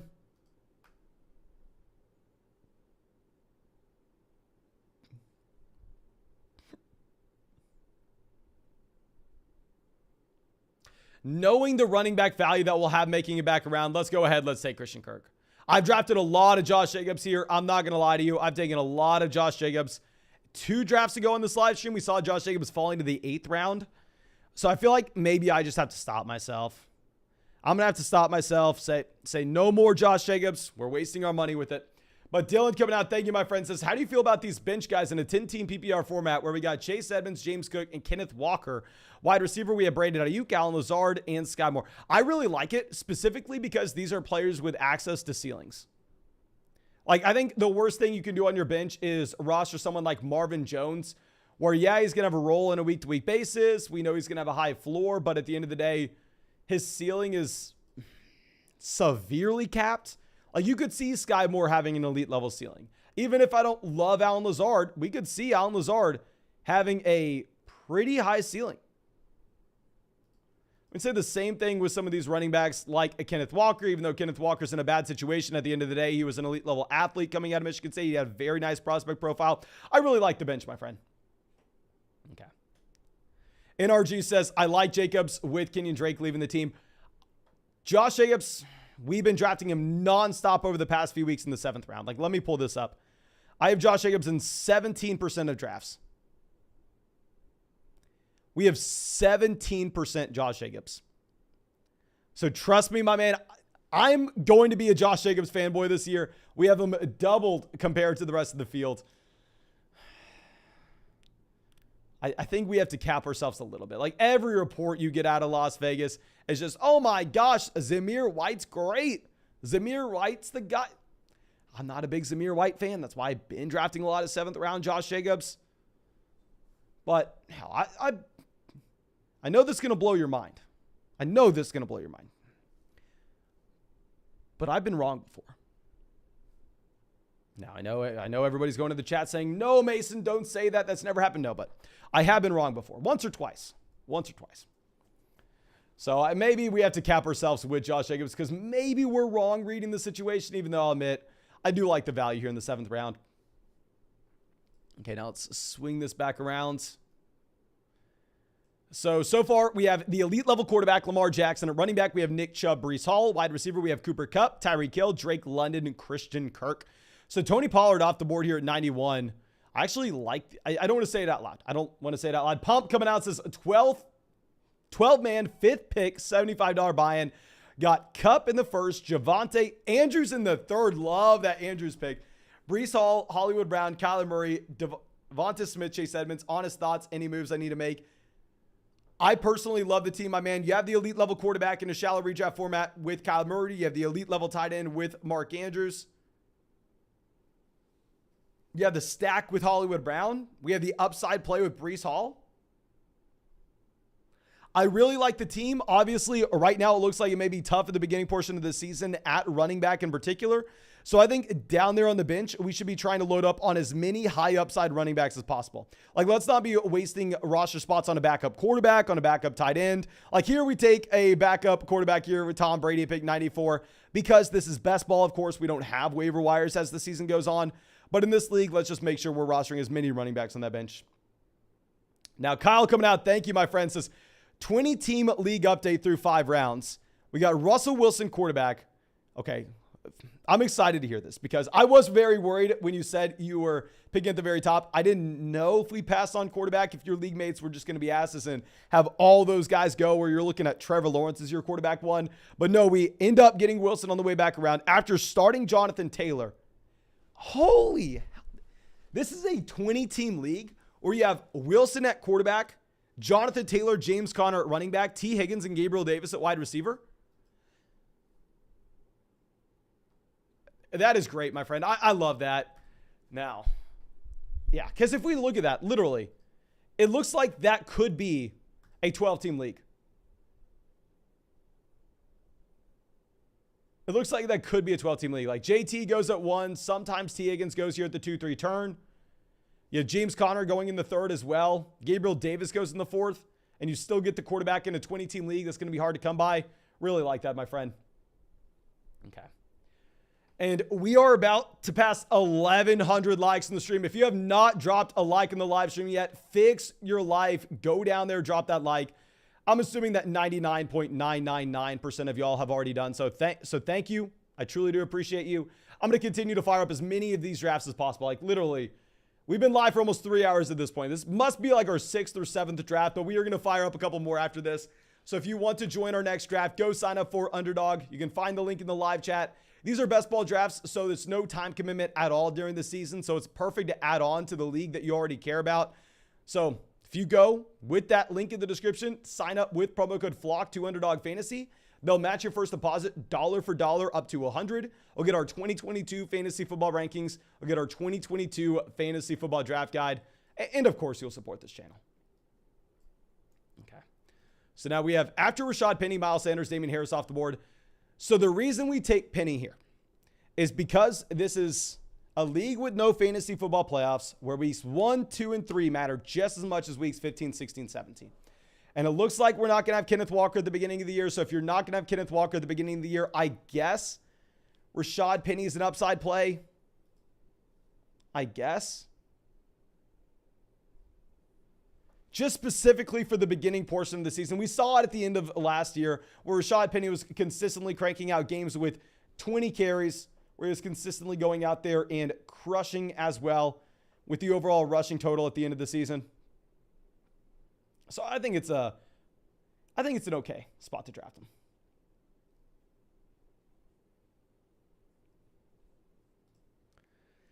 Now Stafford goes 108.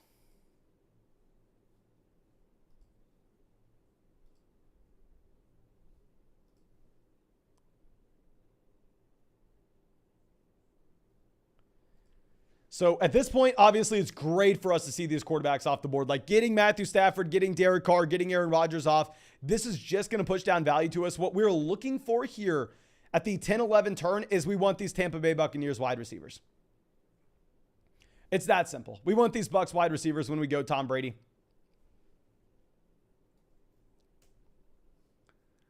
Melvin Gordon goes 113. Let's swing this around. So it looks like, even if I don't love the value of Julio Jones in a vacuum here, like Julio Jones is probably someone that we have to go ahead and take. But Julio goes at 114, so never mind. We aren't going to get Julio.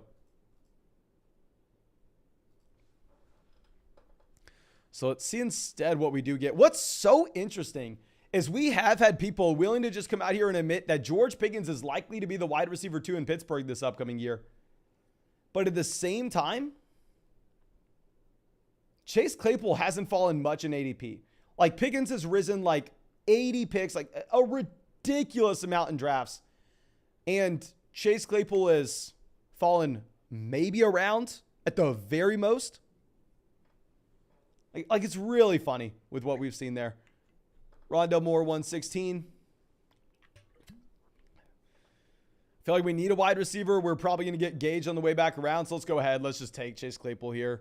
I think Claypool's probably still a little overdrafted. If we had the fantasy football tournament at the end, I would take Garrett Wilson instead.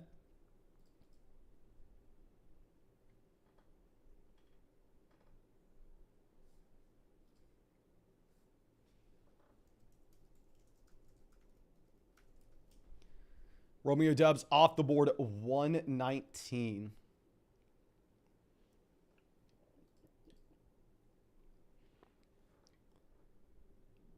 The question is, if Walker does make it back to us, do we go ahead? Do we just take Penny and Walker on the same build and ride it out? Probably not. Pat Freiermuth goes 121. There are so many players I like in this range. These are 3 players that I'm in love with. Like, y'all know I've been drafting the hell out of Michael Gallup. I feel like specifically with Russell Gage back at practice, with us also having Tom Brady, when we decided to draft Tom Brady at pick 94, we have to go through, we have to get some correlation. So I'm not too worried about having the wide receiver stack with Lamar Jackson, as we've already discussed, because when we draft Lamar Jackson here, I'm essentially making the bet that this is a quarterback that's going to provide so much value in the receiving, as a rusher, that his receivers don't even have to hit from a fantasy football standpoint for him to be an elite level quarterback in fantasy. Whereas with Tom Brady, we know Tom Brady's maybe going to have 20 rushing yards this year. Maybe.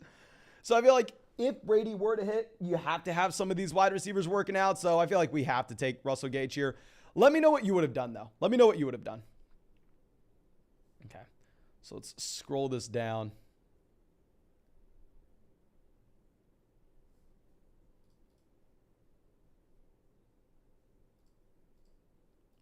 And we have a donation coming out from Austin. Thank you, my man. Says, 10-team redraft league. Do I make a move for an elite tight end? At quarterback, we currently have Lamar Jackson. At running back, we have Derrick Henry, Najee Harris, Leonard Fournette, James Cook, Kenneth Walker.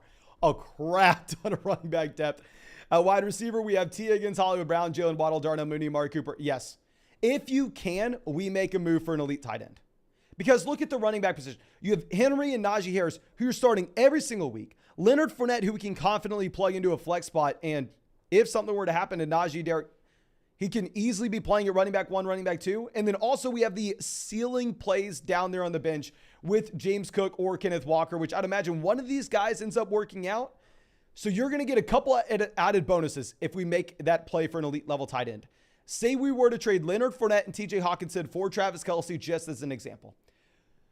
We make that play, then all of a sudden, Irv Smith Jr. is not someone we have to roster. We can look to package Irv Smith Jr. with another wide receiver and get a slight upgrade at the wide receiver position elsewhere, which that's going to be nice. And that's going to open up a total of, let me do my math real quick, 2 roster spots for us to go and make moves on the waiver wire.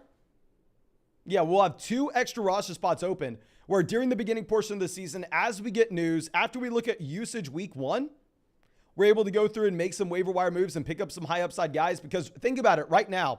If there's a hot pickup off the waiver wire, who are we dropping? Who do we drop? Okay. So now we have Alberto off the board, 135. Tua Tagovailoa goes 136.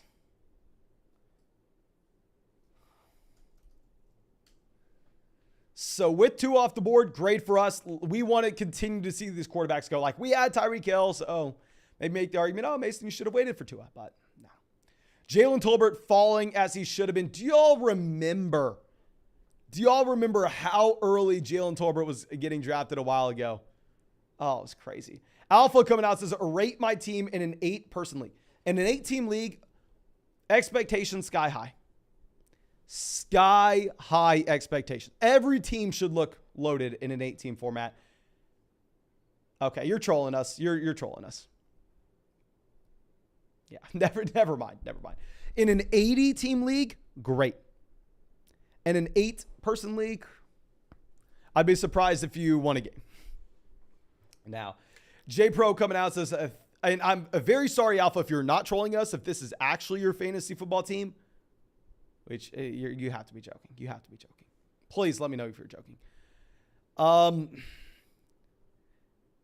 We've been making fun of the Jalen Tolbert price for a long time. He used to be going at like the beginning of the 10th, the end of the 9th round. If we were getting him at the 12, 13 turn, sure, let's go ahead and take him. Like, he's fallen a lot. He should have fallen a lot. I still don't even love the value. But let's diversify a little bit here. Okay. So Landry, a couple quarterbacks going off the board. Great for us to see those QBs go.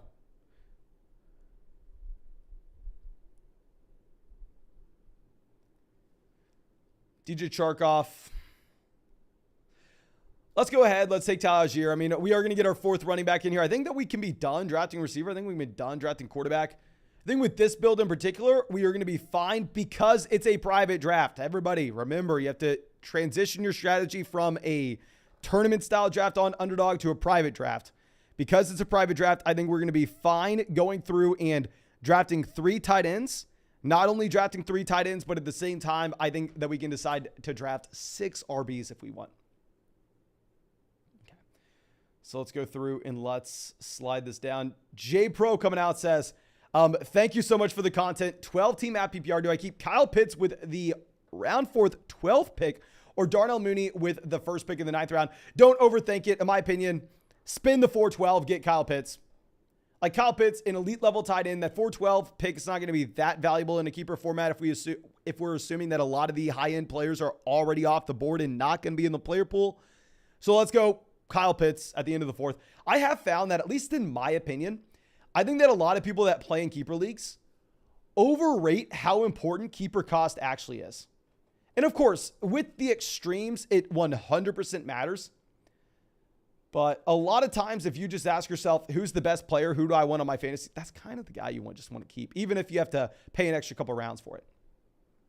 Okay. So now we have Jay coming out. Thank you, my friend, says, in the 1st pick overall, took Jonathan Taylor. Who do I target back-to-back in the 2nd round? Okay, Jay, of course, thank you for coming back and being a part of the flock yet again this season, my friend. I would say if we go JT at 1, it's going to depend on your format. If this is a shallow redraft league where we only start 1 quarterback, 2 running backs, 2 receivers, a tight end, and a flex, I am honestly willing to grab the elite level tight end, go Mark Andrews, love Mark Andrews in a format like that, and then follow it up with another running back, specifically if we get one of these guys like a Nick Chubb, Leonard Fournette, Javonte Williams, Aaron Jones, DeAndre Swift falling to you. If they fall to you there at the 2-3 turn, you take them. Definitely taking Andrews almost regardless if he makes it. If not, you go to wide receiver. Just make sure you're not taking like the James Conner, the Travis Etienne of the world. Okay. So Omar coming out, thank you, my friend, says 10-team PPR, Devontae Adams, Patrick Mahomes, Ezekiel Elliott, Kareem Hunt, and Brandon Ayuk. Oh, we have Justin Jefferson as well. Obviously, we're not that strong at running back here, but I think given the top end wide receivers we have, you're not going to have to roster any wide receivers on your bench pretty much. I mean, hell, if you have an injury, we can hit the waiver wire. I think what we look to do is on the bench in particular, we just roster as many possible, and I repeat, as many possible high upside running backs that are just an injury away. Like Khalil Herbert is like the perfect guy for that team. We need as many of those guys as we can get.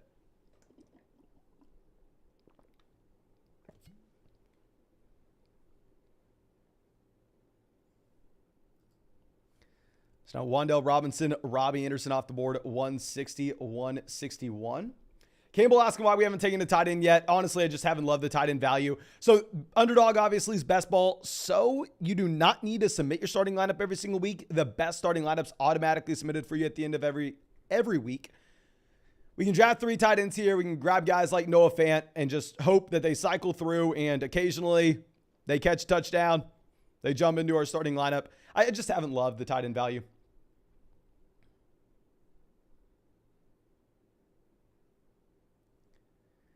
Now we have Isaiah Spiller off the board, 162. Okay, yeah, so I think we will have some capable tight ends making it back to us. Raheem obviously is more important. I mean, more exciting now that you have no Sony Michel in Miami.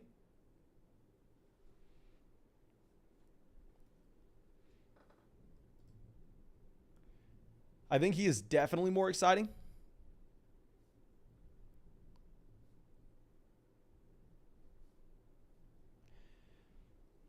Okay, Brian Robinson off the board. We're going to go ahead. We're going to take Gerald Everett. We just need to start bringing in these tight ends. Not going to lie to you. I do prefer Mike Gesicki, even though he's been falling drastically over Gerald Everett. But we're desperate for tight ends at this point. We're just going to try to bring in as many of these guys as possible.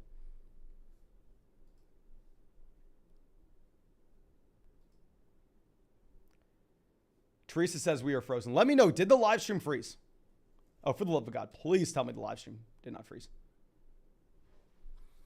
Galladay goes off the board at 168.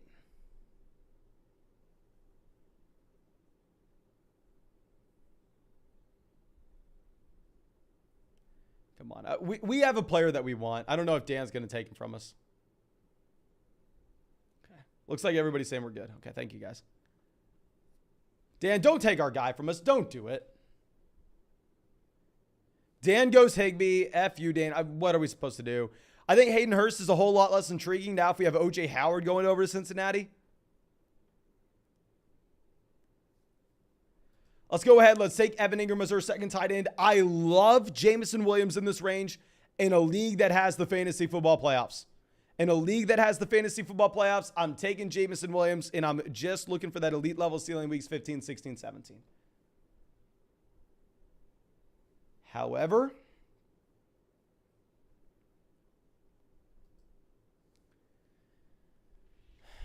in this private draft where points in weeks 1, 2, and 3 matter just as much as weeks 15, 16, 17, it's very difficult for me to take a player that's not going to play the first 4, 5, 6 weeks of the season. Joshua coming out, thank you, says 10-team half PPR with a flex.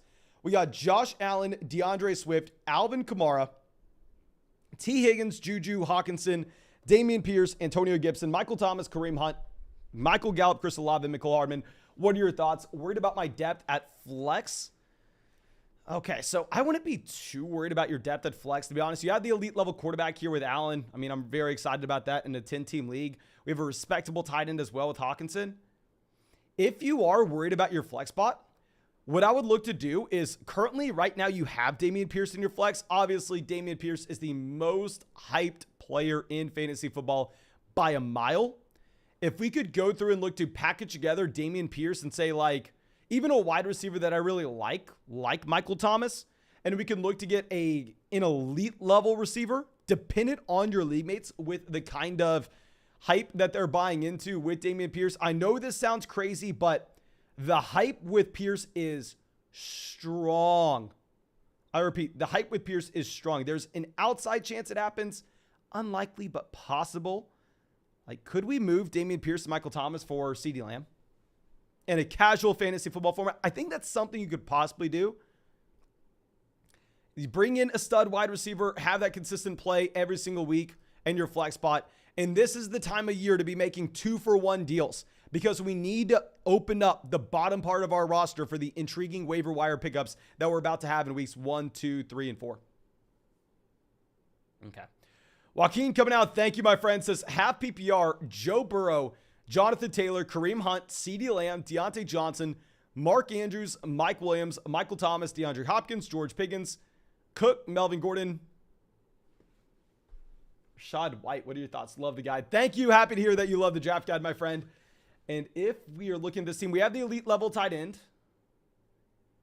We have a top 10 receiver with Lamb. We have a wide receiver 2, Deontay. We have the elite level depth with a wide receiver at Mike Williams, Michael Thomas, and DeAndre Hopkins. I think that this seems very strong for now, but when we prepare to get Michael Thomas back in week 6, week 7, I think at that point, we are going to be looking to try to move off some of these wide receivers. Like say Mike Williams has a hot start to the season. Like Mike Williams is a borderline wide receiver 1, and we're about to get DeAndre Hopkins back in. What I would really like to do is then try to package together like Mike Williams and then a running back on this roster like Melvin Gordon, and then go through and try to bring in that elite level running back too, because obviously for now, it doesn't look like we are overloaded with wide receiver depth with the Hopkins injury. But once we get to weeks 4, 5, 6, I think then we prepare. But as it stands, let's just make sure we're using as many of those bench spots as possible, specifically at running back. Carly coming out says, had to hop in and donate. Love the content. Thank you, of course, for coming out every single night on this live stream. Okay, let's slow this down. Let's look for a player we need. I have an idea of someone we're looking for. Let's see what NRG Fantasy Focus decides to do right before us. NRG has Kirk Cousins, Matt Ryan at quarterback. You go Isaiah Likely. We're going to reach on the tight end that we like. We're going to take Logan Thomas here. I think Logan Thomas is a great value. I know we're reaching on him. I'm fine doing it. I know we're reaching on him. I'm fine doing it.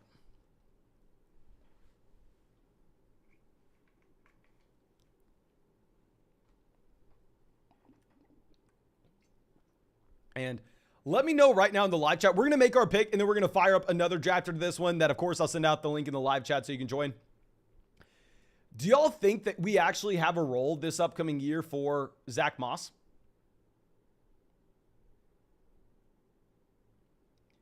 Do you think Zach Moss legitimately has a role this upcoming season in Buffalo? Obviously, it looks like it's trending in that direction. If it does happen, like R.I.P. R.I.P. Devin Singletary. I doubt it does.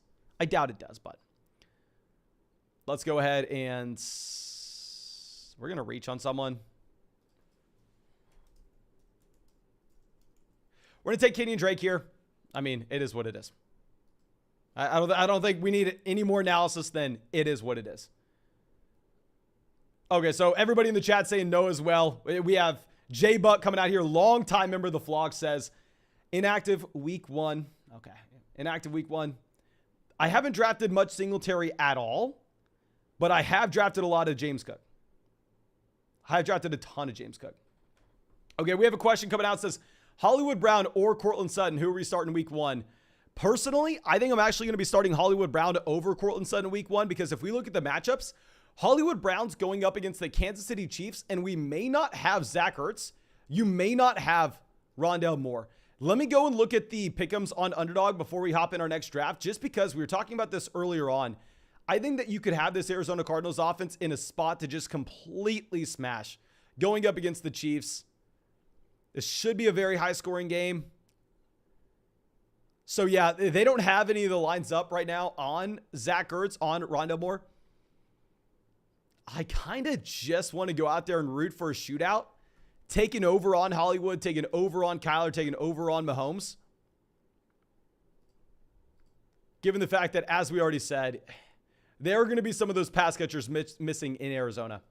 And let's go over and let's pull up a draft here on Underdog. We're not doing the pick'ems. We're definitely doing the drafts tonight. We will get a pick'ems video going for y'all at one point. Okay. So let's slide this over. We're going to grab this link. We'll say $3 draft here, and it will be a link in the live chat. Just click that link. You'll be directly in here. And of course, if you want to get in our next draft and you're not already signed up for Underdog, I got great news for you. We do this every single night. I'm going to draft over 700 Underdog teams this year because there's no time commitment at all during the season. You can draft as many or as a few of these leagues as you want. And when you go and sign up for Underdog Fantasy with promo code FLOCK, you're going to be able to draft with us every single night on the live stream. And if we hit 90,000 subs, we're doing a 24-hour live stream of Underdog drafts. And on top of that, when you use promo code FLOCK, you're going to get our 2022 fantasy football rankings. You're going to get our 2022 fantasy football draft guide and a 100% deposit match. Just in case you don't like it out, no harm, no foul. And like it, no harm, no foul. And also, if you don't want to get in drafts with us, they have the player props on Underdog as well, if you like player props. But GameCube coming out says, I got the 5th pick in a 10-team PPR league. Do you have any tips? In a 10-team league in particular, I hate to give this advice because it is so different than what we're doing in these leagues. In a 10-team shallow redraft league, I don't think I go Jamar Chase at 5. Instead, I think you just take running back. I just think you go running back there.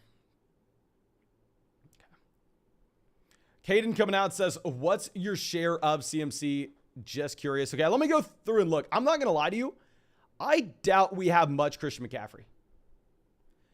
It's just simply because I have been drafting Christian McCaffrey at the same spot all offseason. I've been drafting him at 2. He's been my second player off the board. We have CMC in 6% of these leagues. Here, we looked up Christian. There are 3 players. I know y'all probably can't see it. We have Christian McCaffrey in 6% of leagues, and dear God, that we have 3 again. Where to go, Cup? We have 10% Cup, 10% Jefferson. Let's go, Cup. I have not heard anything else about this Matthew Stafford elbow injury. This elbow injury isn't a threat. I know everybody here, we've already asked in the live chat, y'all still all prefer Justin Jefferson. We preferred Cup all offseason. We got scared off it where we started taking Justin Jefferson over him because of the Matthew Stafford elbow injury. There are other reasons why you can make the argument for Jefferson at 1. But I think if it looks like it's less likely that this Stafford elbow injury has an impact on Cooper Kupp this upcoming season, let's start taking him here again. Okay. Campbell says, for week 1, would you rather have Stafford or Dak? Okay, let's go through and let's look at the matchups. And also, I'm going to read out all the matchups for week 1 right now that we have this season. Let me know what game you're most excited about. So Stafford going up against the Buffalo Bills. Could be a shootout. Dak going up against the Bucks. Oh my gosh. I don't think you can go wrong. I would like to possibly hear more out of Dallas regarding the health of Michael Gallup going into it. I don't think you can go wrong either way, though. But let me know what game you are most looking forward to. I think I will know everybody's answer. Give me your top 3 games. Top 3 games. First one, I think, is going to be on everybody's list. Buffalo playing the Rams. We made the prediction that this is what we are going to have for the Super Bowl this year. I think we made that prediction like 2-3 weeks ago. I think that this is a Super Bowl preview here with the Buffalo Bills and Los Angeles Rams. We have the Philadelphia Eagles, Detroit Lions. The 49ers, Chicago, I really want to see that game. I just can't wait to see Lance. Like, I've been waiting on Lance for 2 years now. Like, I'm going to be watching the 49ers Chicago game very closely. Bengals, Steelers should be exciting. Patriots, Dolphins, I don't care. Actually, I guess you have Tua and Waddle. That's exciting. You have Baker going up against the Browns. Texans, Colts, could care less. Falcons, Saints, I guess actually have Michael Thomas, Winston, Chris Olave, Kamara, Jarvis. You have a whole new offense there for the Saints. And we got Drake London. Ravens, Jets, not too interested. Jags, Commanders, not really interested. Packers, Vikings. Oh, I do want to see what the target shares look like for the wide receivers in Green Bay. I am very, very excited about that. Giants, Titans, don't really care. Raiders, Chargers. Yeah, we got to see Devontae Adams. We got to see Adams in that game. Chiefs, Cardinals. Oh, I could not be more excited about that game. And Bucks, Cowboys, obviously, that's going to be a very exciting matchup as well. Let me know your top 3 games. My top 3 games, I think, Bills, Rams,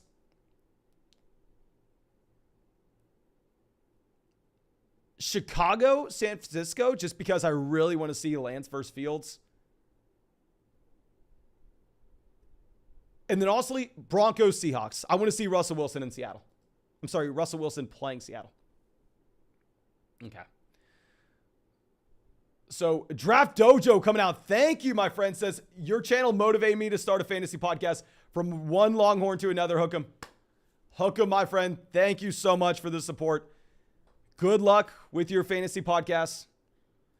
I don't know exactly when you started it, but maybe you're bigger than me. I have no idea. If I have any advice for anybody starting a fantasy football podcast, you got to work harder than anybody else.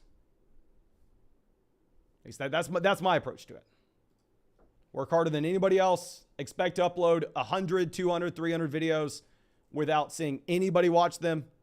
Like, I probably uploaded like 200, 300 videos, probably even more than that, before we got 100,000 total views on the channel.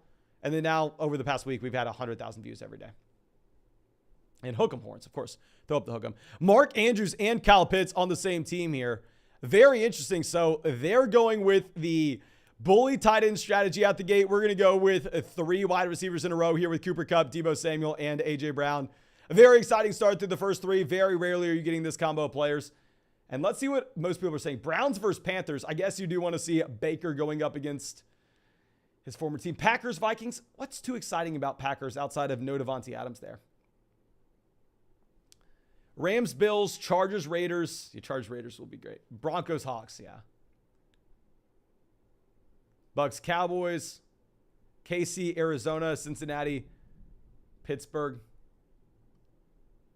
Maybe it is going to be a nice storyline to see the Cincinnati Bengals with an improved offensive line finally. Maybe that's something we should get excited about. But Triple E coming out. Thank you, my friend. Says 12-team PPR. We got Jalen Hurts, Joe Mixon, DeAndre Swift, Scary Terry, Deontay Johnson, Dallas Goedert, Amari Cooper, Ramadre Stevenson, J.D. McKissick, MVS, Kadarius Toney, Cordell Patterson. I'm assuming that this is Jamal Williams. If it was Javonte Williams, it would have been at the top of the list, and Khalil Herbert. So we have the elite level quarterback with Jalen Hurts. We have the stack up with Dallas Goedert, who I think is a respectable top 10 tight end this upcoming year. We have potentially 2 running back ones with Mixon and Swift. We have 2 nice wide receivers there with Scary and Deontay. I feel like it's a strong team that has no holes anywhere. I feel like it's not necessarily super strong anywhere in particular. Like, it's just a well-balanced team. Regarding what we're doing with the players down there on the bench, I think that honestly, maybe like McKissick, I'd rather be rostering a running back that could eventually step into a 3-down role if a starter were to go down in front of him. I don't know. But now we have Keith coming out. Thank you, my friend. Says 12-team full PPR. We got Lance, Mixon, Kamara, Waddle, Godwin, Thomas, Pitts, Sanders, Elijah Moore, Sky Moore, George Pickens. How do we do? With the elite level quarterback, potentially 2 running back ones, 2 respectable wide receivers, and the elite tight end. I really like this team, my friend. You have so much wide receiver depth. I would say we could potentially try to package together Elijah Moore and then a wide receiver that I even really like. Like, trust me, I love Godwin. But if we could package like Elijah Moore and Chris Godwin and get like Deebo Samuel back and get that correlation in there with Trey Lance and open up a roster spot down there at the bottom end, that way we can make waiver wire moves early on. I think that would be interesting. Great team, though. Great team. Okay.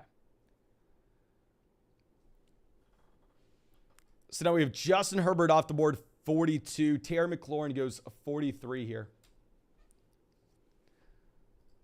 Don't exactly know what we're rooting for. I mean, think there are two players that are really like, I would love to get one of these guys so we can play the clip. Love to get one of these guys for the. Okay, we just passed 1,200 likes in the stream. If you have not done so already, please go down there, drop that like in the live stream, even though I'd imagine that 99.99999% of y'all have already dropped that like. So thank you so much, everybody. I truly do appreciate you. Jerry Jeudy off the board. Sadly, I thought we were going to go ahead and get Jerry Jeudy at pick 46. I thought we were going to be able to play the clip, but it is what it is. We'll take the elite level quarterback with Lamar Jackson. I mean, we're drafting Lamar at the 4-5 turn very often. Very often. Panda says, liked it before the video loaded. That's what we're looking for. That's what we're looking for. Thank you, my friend. NRG says, why Lamar? I mean, I think if we go back and look at the upside play for Lamar Jackson, he was literally the best fantasy football quarterback of all time in 2019. At least since the year 2000.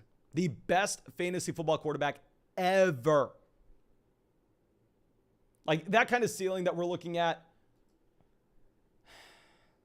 I think he's easily worth the pick in this range. Like if we go back after that 2019 season, he was going at the 2-3 turn. We have Jalen Hurts off the board here, 49. Juju Smith-Schuster goes. Do we go ahead and take? Yeah, we'll go ahead. We'll take Breece Hall. We drafted Breece Hall a ton over the past few days. Like ever since the Michael Carter Jr. report came out, I feel like we've been drafting a lot of Breece Hall. Let me see what my ownership is of him, because I feel like we've taken him in literally every draft tonight. Drafted him a crap ton yesterday, the day before that. We have 9% Breece Hall. So I guess we weren't drafting him as much earlier this offseason, but it feels like we have been drafting him nonstop. Tyler says, does Sony Michel affect where we're drafting Eckler? I think when we update our rankings, which we have updated rankings coming out tomorrow, so maybe we need to put something in the comment section. Eckler is, in my opinion, probably no longer a tier 1 running back. I think that you probably have to move Eckler down to tier 2. I don't think you can put him in the same category as a Jonathan Taylor, as Christian McCaffrey. I think instead he's right alongside. He's still my running back 3. He's always been my running back 3 in fantasy. On Underdog, earlier this offseason, because, of course, on Underdog Fantasy, it's a little bit different. We go through, you have to start 3 wide receivers every single week. It's going to be easier to find running back value later on. Back earlier this offseason, I was taking Stephon Diggs at pick 6 on Underdog. When you had the Isaiah Spiller injury, then I decided to start taking Austin Eckler at 6 instead. Now, given the fact that Spiller's healthy and they bring in Sony Michel, we probably go back to Justin Jefferson at pick 6. I'm sorry, Stephon Diggs at pick 6, specifically for Underdog drafts. I don't know how much it really affects your casual redraft league, though.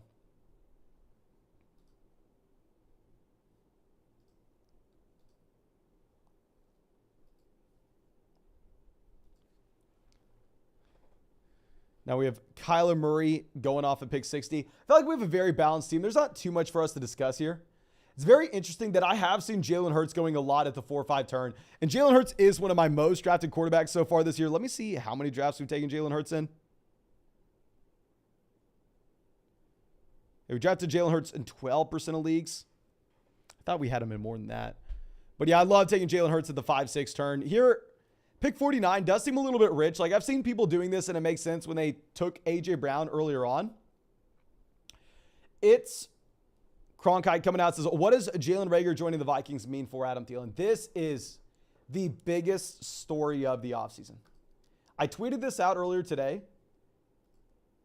How did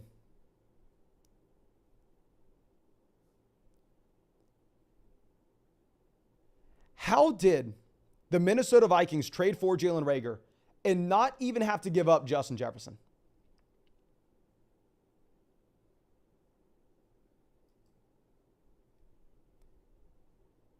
Like, the NFL seems rigged.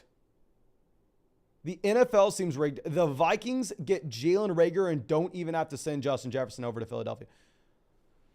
I don't even want to go down that hole, but yeah. So I think we have to move Justin Jefferson down to probably being a wide receiver that goes at the 2-3 turn now. We probably have to, I don't even know if you can draft Adam Thielen. Adam Thielen's probably undraftable. He's probably not even a top 48 wide receiver. KJ Osborne's completely done. I wouldn't be surprised if KJ Osborne gets cut. Of course, I'm joking. Jalen Reagor has no impact whatsoever. There are wide receivers that are hanging on to a roster spot for dear life, going from one team to another. It's just like Laviska Shenault. Maybe you make the argument that KJ Osborne takes a hit, but in reality, there's no impact. Okay. So we have Dameon Pierce, 68. Dave Montgomery, we're going to go ahead. We're going to take Elijah Mitchell. I think Elijah Mitchell is a little more exciting here now that you have Trey Sermon getting cut from San Francisco. Just clears up the running back room a little bit. But we have M. Breezy coming out. Thank you, my friend. Says, what's up, Mason? My league is a 8-keeper startup, and I'm getting the sense that Jefferson will be available to me at 6. Your thoughts on that? 12-team, 1 quarterback, 2 running backs, 3 wide receivers, and a flex. In an 8-team startup, hell yes. In a 1-quarterback league, we are taking Justin Jefferson at 6. And I think this is the format where you can build around wide receiver. You have to start 3 of these guys. It's a 12-team league, so you can see 48 total starting wide receivers across the entire league as the year goes on. So I like the idea. Let's go through. Let's get Justin Jefferson there. And honestly, in the second round, if we have like another wide receiver value like CeeDee Lamb falling to us, I'm completely fine taking him as well. Now we have Amari Cooper off the board. We're going to go ahead. We are going to take Trey Lance.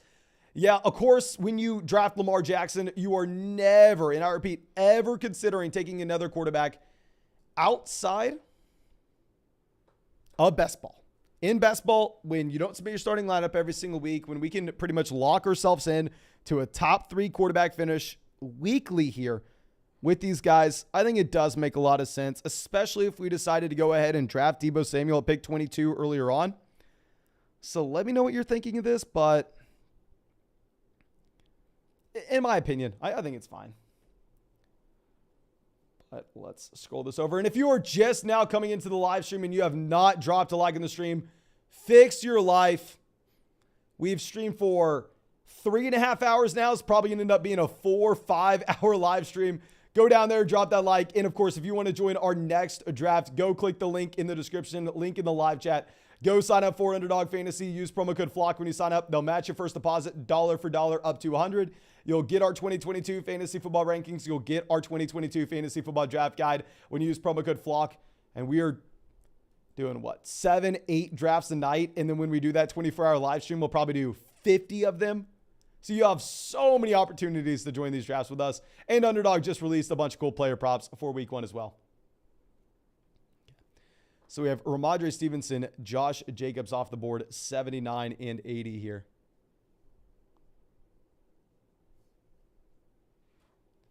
Chris Olave, 81. Alan Lazard finally goes. I mean, with Alan Lazard, I feel like he always goes a little bit later in these drafts that we do on Underdog than you have just according to his ADP. Like, he does have a significantly higher ADP than this.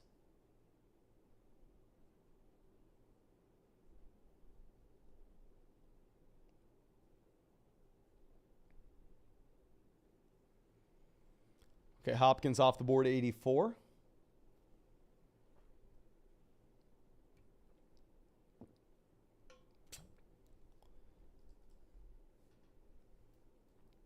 Let's scroll this over. Russell Wilson, Dallas Goedert. Where? I guess maybe it would be nice for us to get Hawkinson on the way back around. We don't have a tight end yet. But Robbie coming out, thank you, my friend, says, hey, Mason, I've got a draft this Saturday, and your rankings and videos are a big help. Also, where are you ranking DeAndre Hopkins right with Christian Kirk? Right in that same range. So with DeAndre Hopkins, he has not made our top 36 wide receivers because if you're playing in a league where you would have to keep DeAndre Hopkins on your bench, it's going to be very difficult for you to draft Hopkins because he's going to be burning that bench spot for you for the first 6 weeks. It's going to be limiting the amount of moves that you're actually able to make on the waiver wire. So what I would look to do is definitely try to figure out with the platform you were drafting on, with how your commissioner set it up, figure out if you can put DeAndre Hopkins on the IR. Because if you can draft DeAndre Hopkins, put him on the IR and you don't have to waste that roster spot through the first 6 weeks of the season, I think you can actually slide up DeAndre Hopkins to being a borderline top 24 guy in that format in particular, because obviously the elite level production we should expect down the stretch. However, if you're playing in a shallow league where you have to burn that roster spot on him and sacrifice the upside that we could have with some different waiver wire plays, it's going to be much harder. But let's go ahead. Let's take Sky Moore. Let's just get a wide receiver that has access to a high ceiling here. I mean, we don't get Hawkinson. Obviously, we would like a tight end making it to us, but we're not reaching on Dawson Knox. Even though I will admit, even though I've been coming out here and saying that this is a horrible price on Dawson Knox, I've been saying that all offseason, I will admit OJ Howard leaving does make me more excited about Dawson Knox. Not a ton, but definitely. So now we have George Pickens off the board, 96. Kareem Hunt, 97.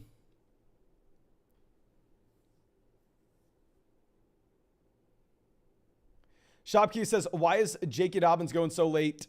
With Dobbins, it's literally just people are worried about the injury. And I've been drafting a ton of J.K. Dobbins, but at the same time, I can't sit here and look at the fact that we saw that video of J.K. Dobbins limping on the field on Twitter today. On top of that, just very, very sad to see that Kenyon Drake's going over to Baltimore. I don't necessarily think that Kenyon Drake plays over J.K. Dobbins or has a serious role when Dobbins is fully healthy or anything. And if he were to have that serious role, he's just going to have that serious role over Gus Edwards. But what this indicates is that the coaching staff is not sold on J.K. Dobbins being healthy. That's all it tells me. The coaching staff doesn't think that Dobbins is healthy. Okay, so let's scroll this down. We have Miles Sanders off the board at 99. Well, Miles Sanders also another running back that's not healthy and another running back that's been plummeting down draft boards. DNB says Dawson Knox will be a top 5 tight end this year. Oh, I don't know. Isaac says thoughts on Miami running backs. Obviously, a much better situation. And now that you have no Sony Michel there, possibly taking the red zone role for those guys.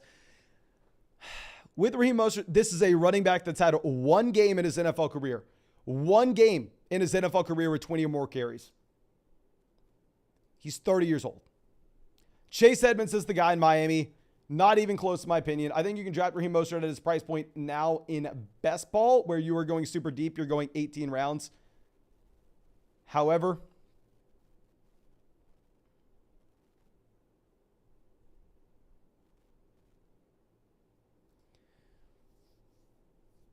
in your casual shallow redraft league, I think that we're going to go through. I think instead we are just going to look at playing through Chase Edmonds, taking the running back that can catch passes out of the backfield, taking the running back that's had multiple games with over 20 carries.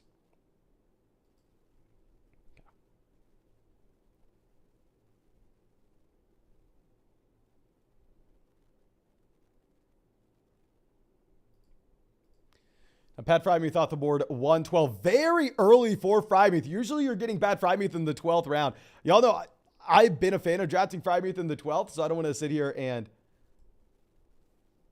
act like this is horrible, but it's still pretty early. And AO says, do 100% of your drafts contain a quarterback stack? No, they do not. Because I am not willing to go out there and like reach around to get our quarterback stack, because when we're drafting in tournament drafts on Underdog, I am trying to create super teams. I'm trying to have players fall to us past their ADP and get stacks. So there have been a lot of drafts that I've been in where I've wanted to target a stack. Like we've taken Patrick Mahomes at the 4 or 5 turn, but we haven't had his pass catchers fall to us later on. So I'm trying to get a stack in every league, but obviously 99% of my drafts are just complete trash.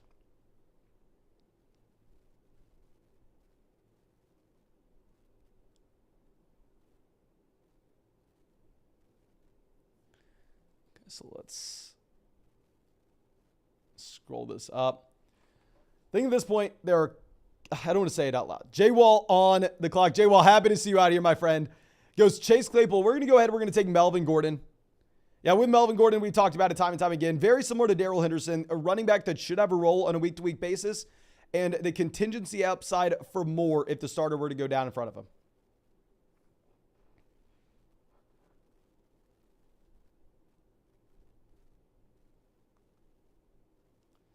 So let's move this down. We have Michael Gallup off the board, 119. NRG taking our guy. I mean,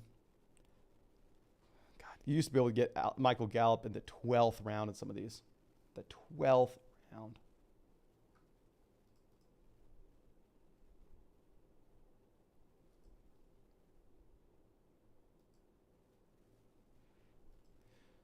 Jack Wallace coming out says, had to get at least one draft with you. Thank you, my man, for coming out and hopping in and draft. Hope you were doing well.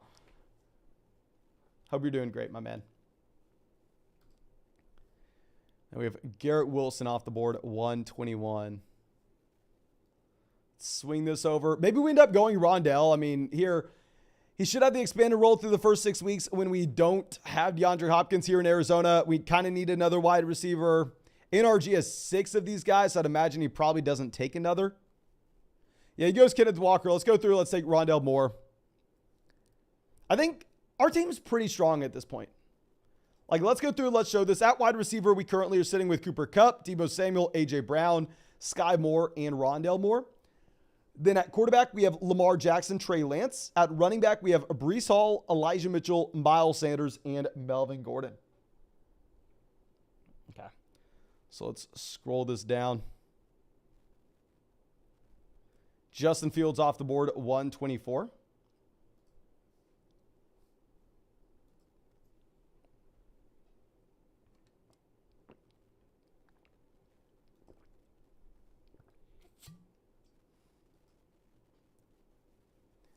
Romeo Doubs, 127. At this point, I guess really the only thing we're rooting for is tight end value to make it back to us. Like, we're locked into a 3 tight end approach regardless what happens at this point, but we have some respectable running backs. We have strong wide receiver core. We have the elite level quarterbacks. And let me reiterate myself, if this was not best ball, if this was a regular shallow redraft league, you would take Lamar Jackson and you wouldn't take Trey Lance. It'd be idiotic to take Trey Lance at that point. And we are about to pass 1,300 likes in the stream. Of course, thank you so much for everybody who's gone down there and dropped a like on the live stream for us. Y'all know I appreciate it. And we have probably this stream getting close to our like record. I think we got 1,600 earlier on.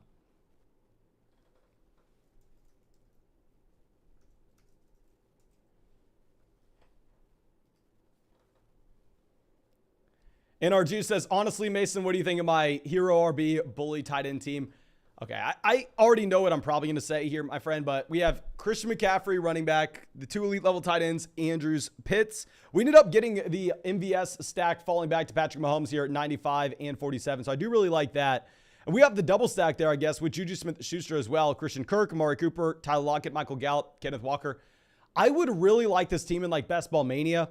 I would really like this team in, like, a puppy draft. Like, I think there is a possibility that a bully tight end team in one of those large field tournament contests end up winning, specifically because I think you're able to sneak a Mark Andrews team through. I think you could potentially sneak a Kyle Pitts team through to the fantasy football tournament in that contest if an injury occurs to one of these guys and you may be the only one with them in there. And not the only one, but obviously, you know what I mean, at very low ownership. Because if you just walk through this, like, what happens if Mark Andrews rolls his ankle week 2, misses the next 10 weeks, and all those teams that drafted Mark Andrews and then decided to wait until the very end of their draft and then take Isaiah Likely, or not Isaiah Likely, but Noah Fant as their second guy, those teams probably didn't have enough tight end production to make the playoff tournament.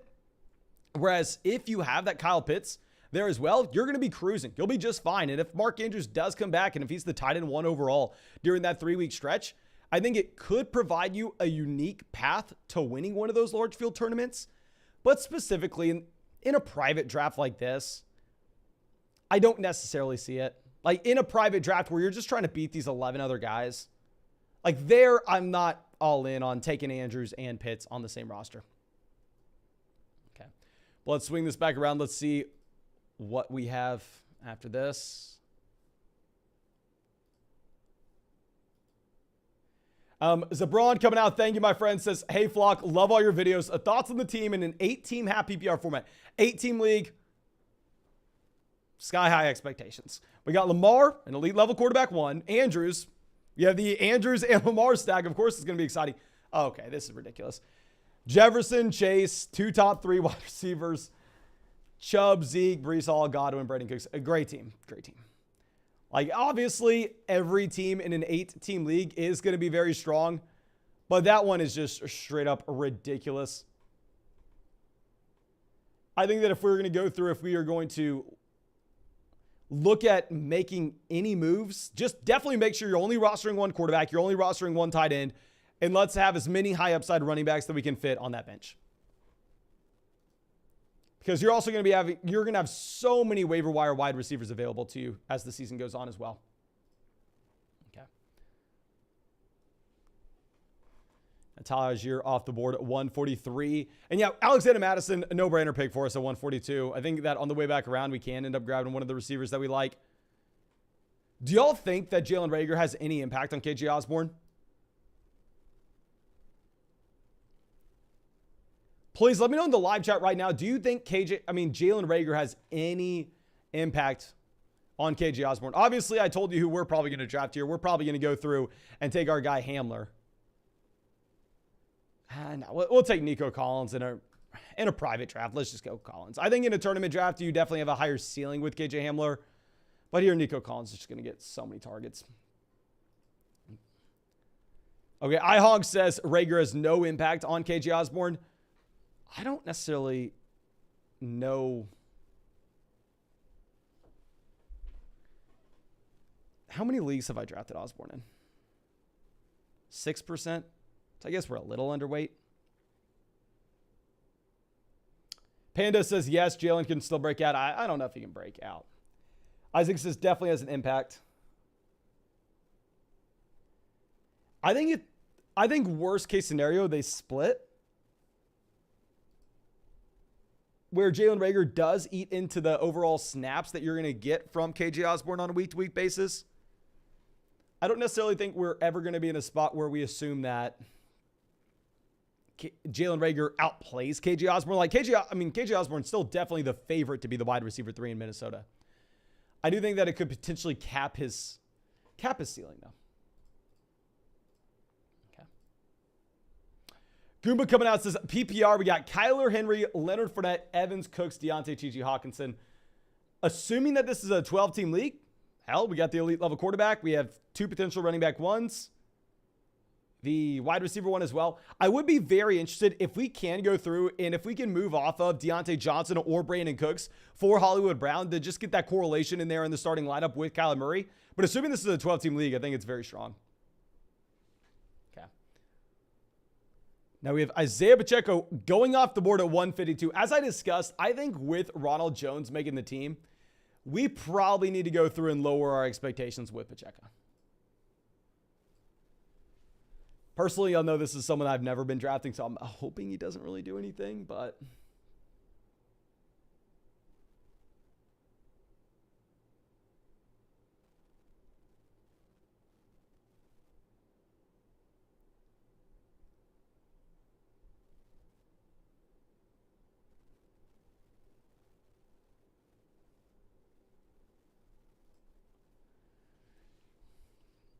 and Isaac says, should I drop Mike Davis for Kenyon Drake? Hell yeah. I think at this point, Kenyon Drake's definitely a much better play than Mike Davis. Do y'all think I'm wrong with that? I mean, I would be much more excited about Kenyon Drake over Mike Davis.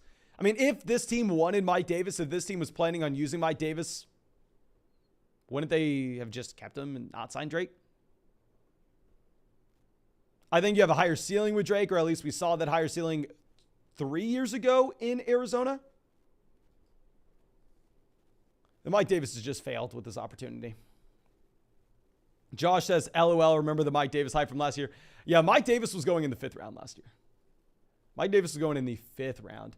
Tom is coming out, says a 14-team league where we got Trey Lance, CMC, Leonard Fournette, J.K. Dobbins, Hollywood, Brandon Cooks, Darnell Mooney, and Dawson Knox. I like this team in a 14-team league specifically because we punted tight end. Like, I think as we go towards that shallower format, like an 8-10 team league, that's where it's going to be so important for you to make sure that you grab that tight end that could be the tight end 1 overall. Get your Travis Kelce, get your Mark Andrews, and it's going to be so much easier for you to find running back value, wide receiver value late in drafts, and also off the waiver wire. But as we go over to a 14-team league, I agree that it's going to be much more difficult. So I do like the team. I do like the team, specifically in a 14-team format. But at this point, I think that we go through and we probably look to bring in some tight ends. This team, in North Shore, Minnesota North Shore, has Allen, Dak, and Jameis Winston. Took Jameis Winston as a third quarterback after taking Josh Allen and Dak Prescott. In my opinion, you can't take a third quarterback when you start that way. Okay, so we're going to go ahead. We are going to get Mike Gesicki. I think with Mike Gesicki, the easiest pick ever, pick 166. I love the value of Gesicki here. And on top of it, we are getting him on a team where we don't have a tight end yet, and we obviously need to start bringing these guys in. Okay, so Brian Robinson off the board, 167.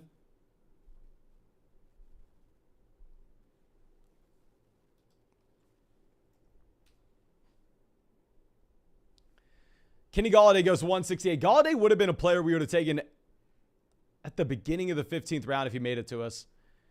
At this point, we have Kupp. Do we just get the correlation with Van Jefferson? I think you can make the argument that also Marvin Jones is appealing here now that they ship off Laviska Shenault. NRG only has one quarterback. That quarterback is Patrick Mahomes. So I don't necessarily know how excited he is to go through and draft another. So Isaiah Spiller off the board. Let's go ahead. Let's take Marvin Jones. Do we go with 6 running back? No, never mind. We're going to go with 6 running back because this is a private draft. If it was a tournament draft, I don't think you do it. But because it is a private draft, I think we can afford to go ahead and take a 6 running back at this point. Okay. So let's scroll this down. Let me know what y'all think of this team overall. I really like it. So at wide receiver, we have Kupp, Debo, A.J. Brown, Sky Moore,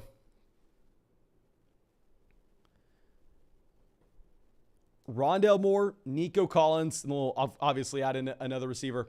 At quarterback, we have the 2 elite level guys, Lamar Jackson, Trey Lance. A running back, we have Breece Hall, Elijah Mitchell, Miles Sanders, Melvin Gordon, Alexander Madison. We only have 1 tight end to this point in Mike Gesicki. We definitely need to draft 2 more tight ends, though. So we're going to draft 1 more receiver and 2 more tight ends from here. Okay.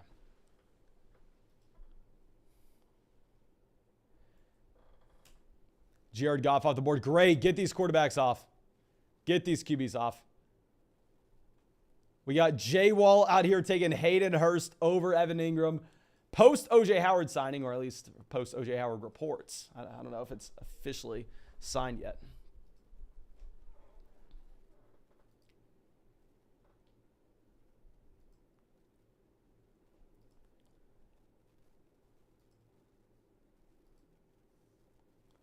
Van Jefferson goes 176.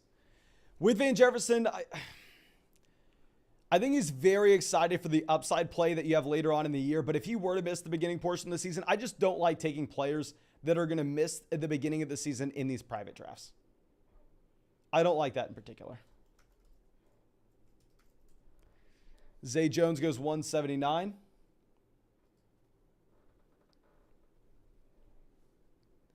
AJ Green, 180.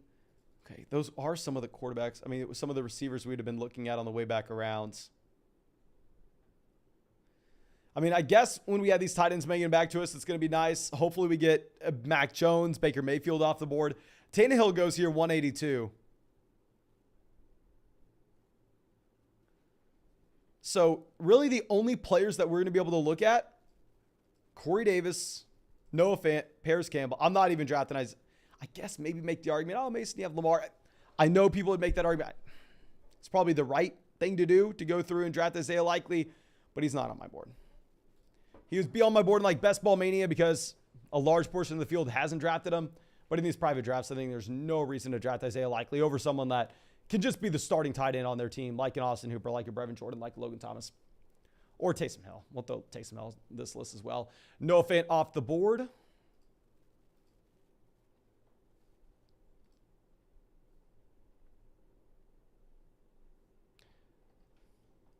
Okay, Isaac coming out says Saquon's interview saying he has something to prove this year. Nobody believes in him. Has me fired up. Okay, I'm happy to hear it has you fired up. But in reality, for a fantasy football standpoint, that stuff just simply doesn't matter. Like a player could come out and go, oh my gosh, I have the desire to be the #1 running back in the NFL this year. This is my year. I'm going to have 2,500 yards rushing. Cool. Is he supposed to come out here and say, oh, you know what, guys, I don't really care about this year. Yeah, 2022, it's kind of whatever for me. I've already done what I needed to do. I'm just going to kind of, I'm going to kind of coast for the rest of my career. No, you can't say that. You can't say that if you're a player. We're going to reach on Logan Thomas. I mean, with Logan Thomas, I think he's the best value here, and I don't think it's close either for what this team specifically needs. So let's go Logan Thomas, 190. And of course, if you are wanting to get in our next draft, we do this every single night on the live stream.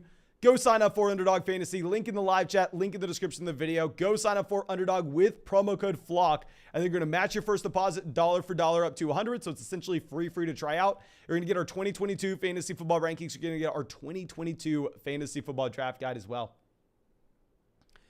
Now, OP Shun goes, Dontrell Hilliard. Ooh, I've not heard that name in quite some time. I don't know the last time we saw him get drafted. And then maybe, what tight ends could we look at in the 18th? Mo Alley Cox versus the receivers. What receivers would we want? I guess we go ahead, we take Paris Campbell. It is what it is. I'm not that excited about Paris Campbell.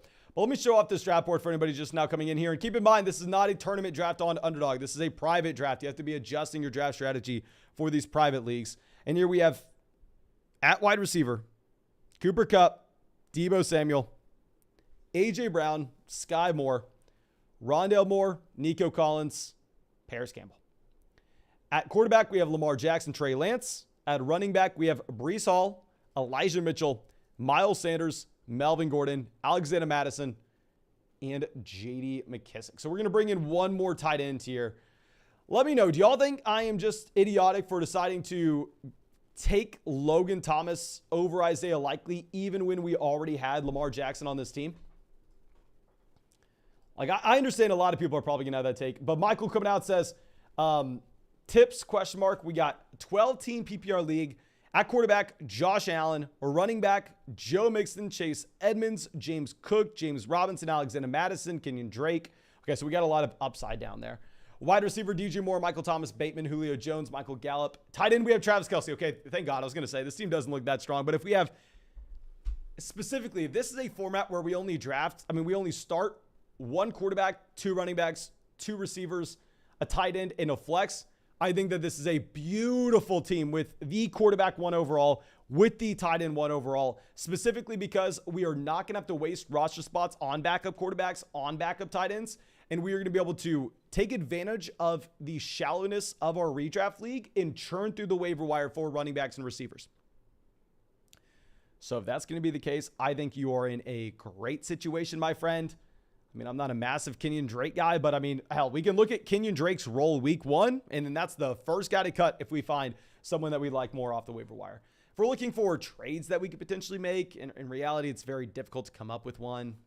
I think you're just sitting on your hands for now. Okay, so let's swing this back around. I mean, we do kind of need tight end at this point. I mean, our two tight ends are Gesicki and Logan Thomas. Mike Gesicki and Logan Thomas. Marlon Mack goes. Marlon Mack. Oh, dear God. I know we got reports that he's going to be on the practice squad for the Houston Texans. But if they're willing to come out here and tell us right now that the 4th round rookies, the starter in Marlon Mack, is not worth a spot on the active roster, that does not bode well for Marlon Mack. That does not bode well for Marlon Mack.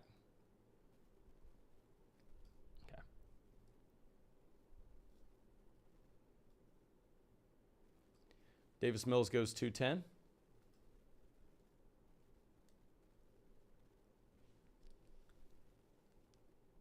Michael says he also has Kittle. Oh, dear God. I did not even see you had Kittle in the flex. Okay, never mind. We can make a trade here. If we have Kittle in the flex, I think we got to go through. I think we got to try to package Kittle and like DJ Moore, Kittle, Michael Thomas, and go get Stephon Diggs. Go get that #1 stack there with Josh Allen. I think that would be very appealing. This team's 10 times better now that we see that it has George Kittle, and we can make that play for the truly elite level wide receiver. A great team. Great team.